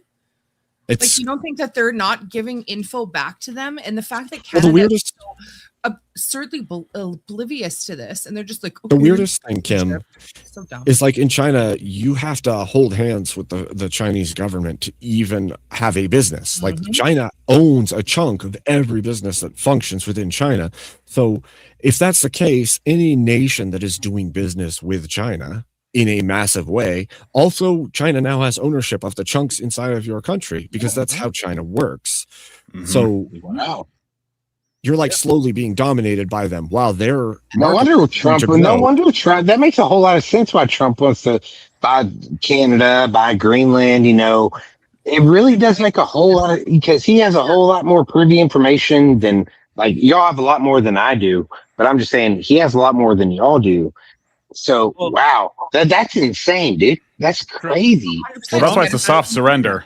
Trump said flat out that we cannot trust Canada. Remember the whole thing that happened in Venezuela? In fact, the Canadian media and Canadian government was coming like, they didn't tell us anything about Venezuela. Yeah. Because Canada is actually becoming a liability. I think that's actually what Trump said, that Canada is becoming a national liability. Hi, so y'all are next on the list. We couldn't get any more information regarding the Freedom Convoy except the United States. Canada wouldn't tell you shit. We were all terrorists, and that's it. Okay, so I got the Chinese. I got the Chinese up north, and I got to worry about the fucking Mexicans, and because Mexico down south. Let me ask you this though: would what's Polyev next? have defended against this, even if Polyev was totally compromised on the kid? So he's basically useless. There's no So like I said, Canada is basically run by eight families. So they just kind of like, if it's red, who cares? If it's blue, who cares? Like their policies still get rammed through no matter what. So Yikes. It becomes a bit of a oligarchy. Yeah. So it's I didn't want to like kind of hijack it because I thought it was actually interesting discussion with like Trump and it really is. No, you shed light on a whole new aspect. Because dude, I'm down here in Texas. Like literally, I have Hispanics and South Americans I'm dealing with. Dude, not worrying about Canadians. Dude, what part of Texas? Canadians, Canadian coyotes coming in vans. Re-examination, you don't know the half of it. No, I don't. I could probably spend a good couple hours explaining the illegal immigration that happens from Canada to the United States. Yep. I live in Montana, by the way. Yeah. Okay. I live in Montana, by the way. There's tons coming from Canada into the U.S. as well. I'm imagining Abe Dinkus looking out his back window and seeing a bunch of red greens just grazing in his lawn and be like, hey, get out, shoot, out of here. A bunch of flannel and shit. It's like, get out of here, Canadians. Yeah, shoot. Oh no, it's Dinkus. I don't know about you, but I'd rather see that than Chinese people in my backyard. Listen, what about South Americans? I go in my backyard and I can hear Canadians sharpening their skates to come steal the cheese. Okay. What about the bacon? The bacon. Bacon too. The maple. No, y'all don't have maple as good as I. Damn, we're on two opposite sides of the world right here. That's pretty cool. No, like it's really, I mean, that makes you think about kind of shit. My first time going down to Texas, like, so I'd say the states that I've been to that I actually really liked was like Montana. I actually really liked Wisconsin, Georgia, and Texas. And when the first billboard I seen when I came into Texas it said, "Men are from Mars, women are from Venus, all other genders are from Uranus." Yes, like, I love it. Go Texas. I'm like, all right, this place is pretty fucking sweet. All I can think, dude, this last election, what blew me away was looking at the election map. Trump won so unanimously, like through like from the border towns, from Brownsville all the way to Dallas, Dallas, Houston, Austin, they were, purple. But everywhere else, dude, fucking, that blew me away. That they're called Tejanos that live here that have Hispanic heritage. I mean, they're yeah, you look at them, sure they're Mexican, but no, they're citizens. Well, I mean, it's discrimination, yeah, whatever you want to call it, but it's the fact that the illegal immigrants that are coming here affect them the most because they hang out with the like kind. They don't go hang out with, the whites, the blacks, this. They hang out with the South. It's the South Americans. Trump was right when he said Venezuelans were sending their worst up here. And it affected that community the most. And it did. That's literally like I work with people who have moved here from India. And this one fantastic woman who moved from India, she has a very high degree. They came in the proper way. And she has told me so many stories of how people have bought their way into Canada and bought their quote unquote green cards and Canadian citizenships from freaking lies. So they've just paid people off. And she herself has even said they literally send the worst. They're not going to send the best because they don't want the best to come here. They want to keep the best and they want to get rid of the worst. Yes. So they just push the worst out. And where do they come? They come to fucking Canada. Thank you. You need a Canada catapult. Send them right into believe it or not, because where do you keep your worst? You keep your worst. You have to hold the worst in our judicial system that we have. There's no executions. There's no nothing down there. It's like, okay, we're just going to hold them up in prisons forever, or we can just let them out and do whatever the fuck we want. Well, I thought it was pretty fucking cool when Trump just did whatever the fuck he wanted in Venezuela. They chingale to us. We'll chingale you back, motherfucker. All right, folks, listen up. There's no good time to do this, but I gotta wrap this up. So, does anyone have anything they want to say to the chat real quick before we wrap it up? I just want to say I wish we had somebody like Trump in Canada. To be completely honest. Fighting for Canada and Canadians, like we did, and they made fun of him. Oh, who? He was amazing. Maxime. He was the only one that was like calling this Maxine shit Waters. He can have her. Bernier. Sorry, Maxime Bernier. All right. But yeah, does anyone have anything else they want to say? Speak easy. Appreciate you, big bro. Yep, thanks for having us speak easy. Thank you for coming out. It was always a pleasure. Thank you very much, everyone, and hope everyone has a fantastic night. Yes, I appreciate you. Everybody. And mad love to you, Alicia and Tiny. Love you all. Thank what you, about thank me? You, thank you. Fuck. You know I love and you. We share our love back to you guys as well.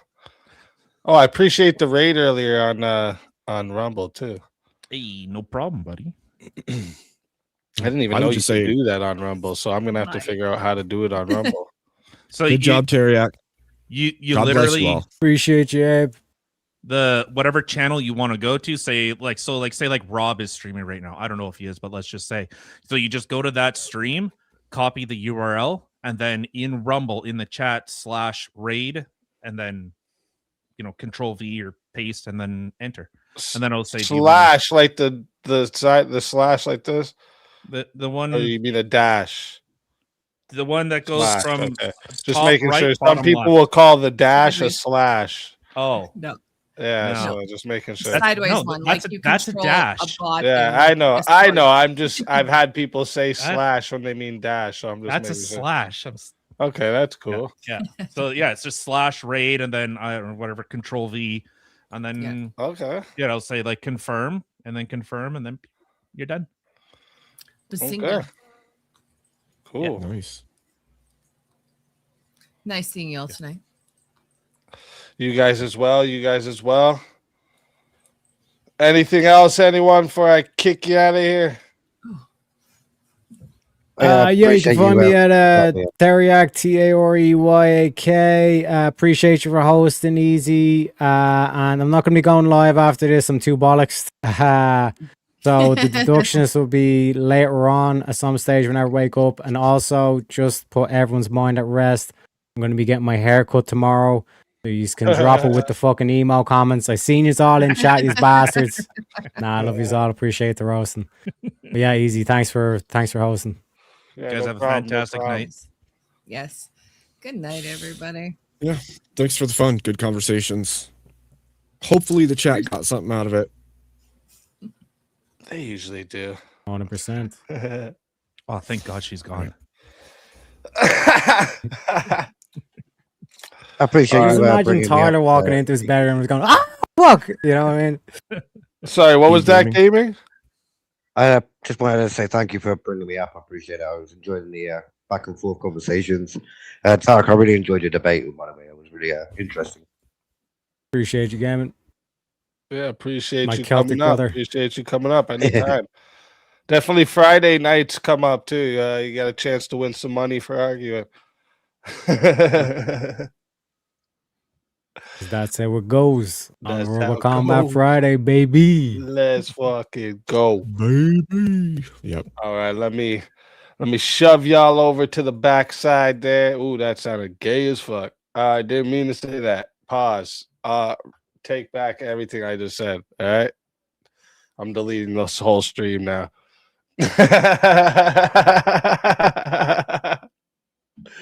I'm deleting this whole stream now. No, I'm just kidding. You guys are fucking amazing. Can't thank you all enough. All right. Can't thank you all enough. Y'all absolutely amazing. All right, Tiny, I need you. This is how you're gonna do it. Okay. Go to the YouTube studio. Open up the YouTube studio. And then go to content. And tell me when you're in the content section. The content will be on the left side. You're going to see it says dashboard and then content right under it. Okay, so now click on live. Around the top there, you see it says live. And then click on today's live. And then on the left side, you're going to see it says customization. Go down to that.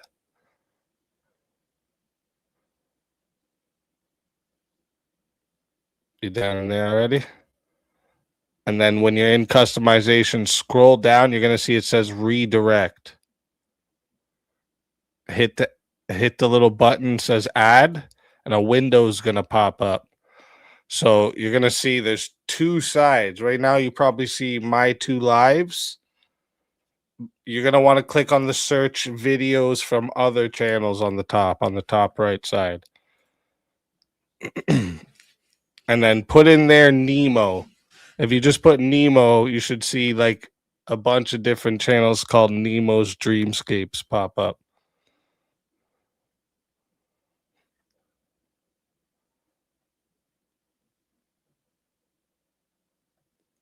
You see that? Okay, yeah. Pick one of those. Any of the oldies, music, one of those things. Pick one of those. And then after you click on it, it'll close that window, and in the top right, you'll see it says save. Make sure you click the save.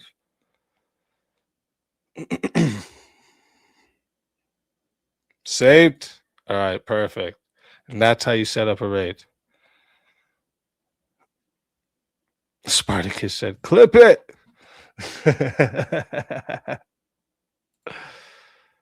See, not hard. Not hard. Once you do it a couple times, it'll come easy to you. But thank you. I appreciate that. So you guys are going to go to Nemo's Dreamscapes, all right? Listen to some oldies music. I love that shit. Big shout out to everyone in the chat. Shout out to everyone, all the donos tonight. Thank you all so much. I really can't thank you all enough. Just like Spartacus's last super chat here said, 22 subs away from 10K, guys. 22 subs away. We are so close. All right. Share this with all your friends. Tell them all to get signed up over here, right? Tomorrow, so listen, my big exciting news is gonna have to be pushed back, okay? Unfortunately. I'll tell you why after. I will tell you guys why. But the bigger news is gonna be have to be pushed back, it seems. But listen, don't think I'm just not giving you nothing because of that, all right? Because look at this. Look at this. Oh.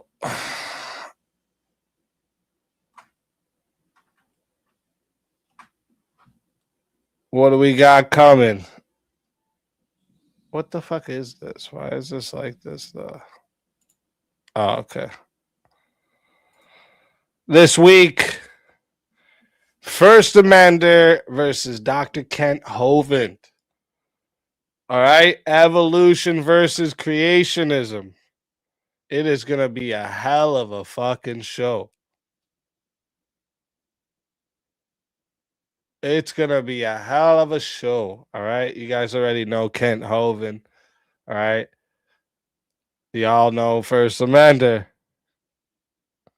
It's going to be a fire show. So that's going to be on Thursday, guys. Go put your notifications on now. All right.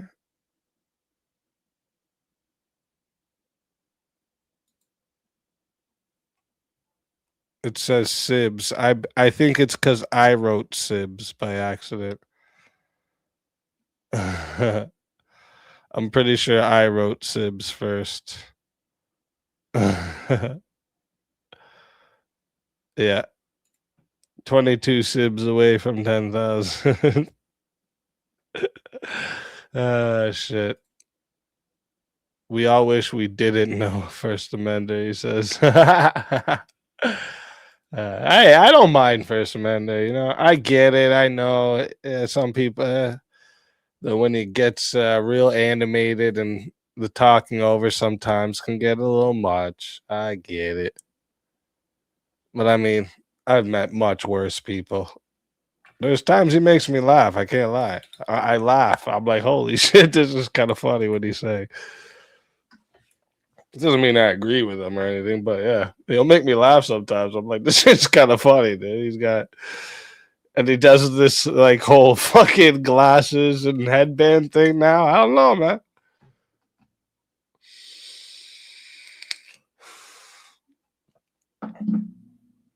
Oh no, Kent ain't gonna play that. I know, JS. I know Kent's style.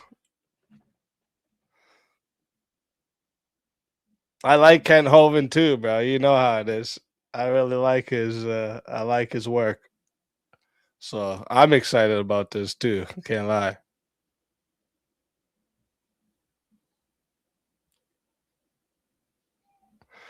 Can't lie. I'm pretty fucking excited for it.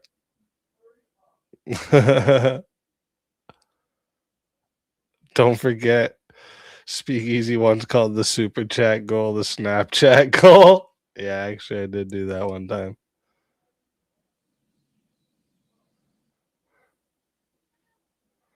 Kent Hovind is amazing. I've been watching the guy for decades. I need an introduction. Yeah, I mean, I'll ask if he'll stay for the open panel portion. You know, it's totally up to him.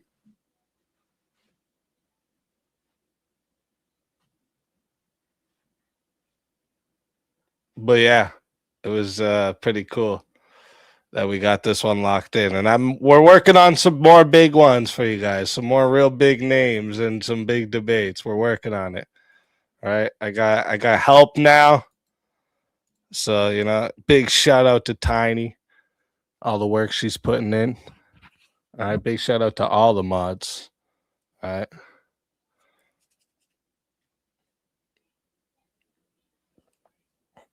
Can't thank you all enough. I really can't. I just can't. All right, listen. Jeremy's doing a movie in the Discord. All right. I think he might even be in there already. Oh no, he's not in there yet. But there's like a movie night voice cave I think he's gonna do one still. I said I was ending at 1:30, so I went a little over time, but join the Discord. All right. More people in there means more likely he's gonna do it, okay?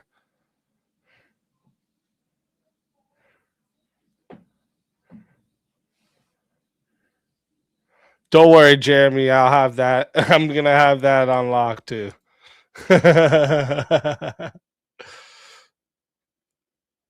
But yeah, I think Jeremy's gonna do a movie in the Discord. So go join the Discord and get in the movie night voice cave. He'll be in there shortly to start up a movie. All right, go tell him what movie you guys want to watch. Other than that, yeah, tomorrow I'm doing open panel purge. Tuesdays are hit and miss though, so we might have to do a chaos and chill instead. But we'll see how it goes. I think I can find some good ones for us. All right, we'll do an open panel purge. So remember, it can be 30 in the chat. It can be 2,000 in the chat. Best chat on YouTube, hands fucking down, and Rumble, hands fucking down. All right. Love you guys. God bless you all. Have a beautiful morning, evening, night, whatever it is, wherever you're at. All right. And well, for now. This is Sparta! Spartans! What is your profession?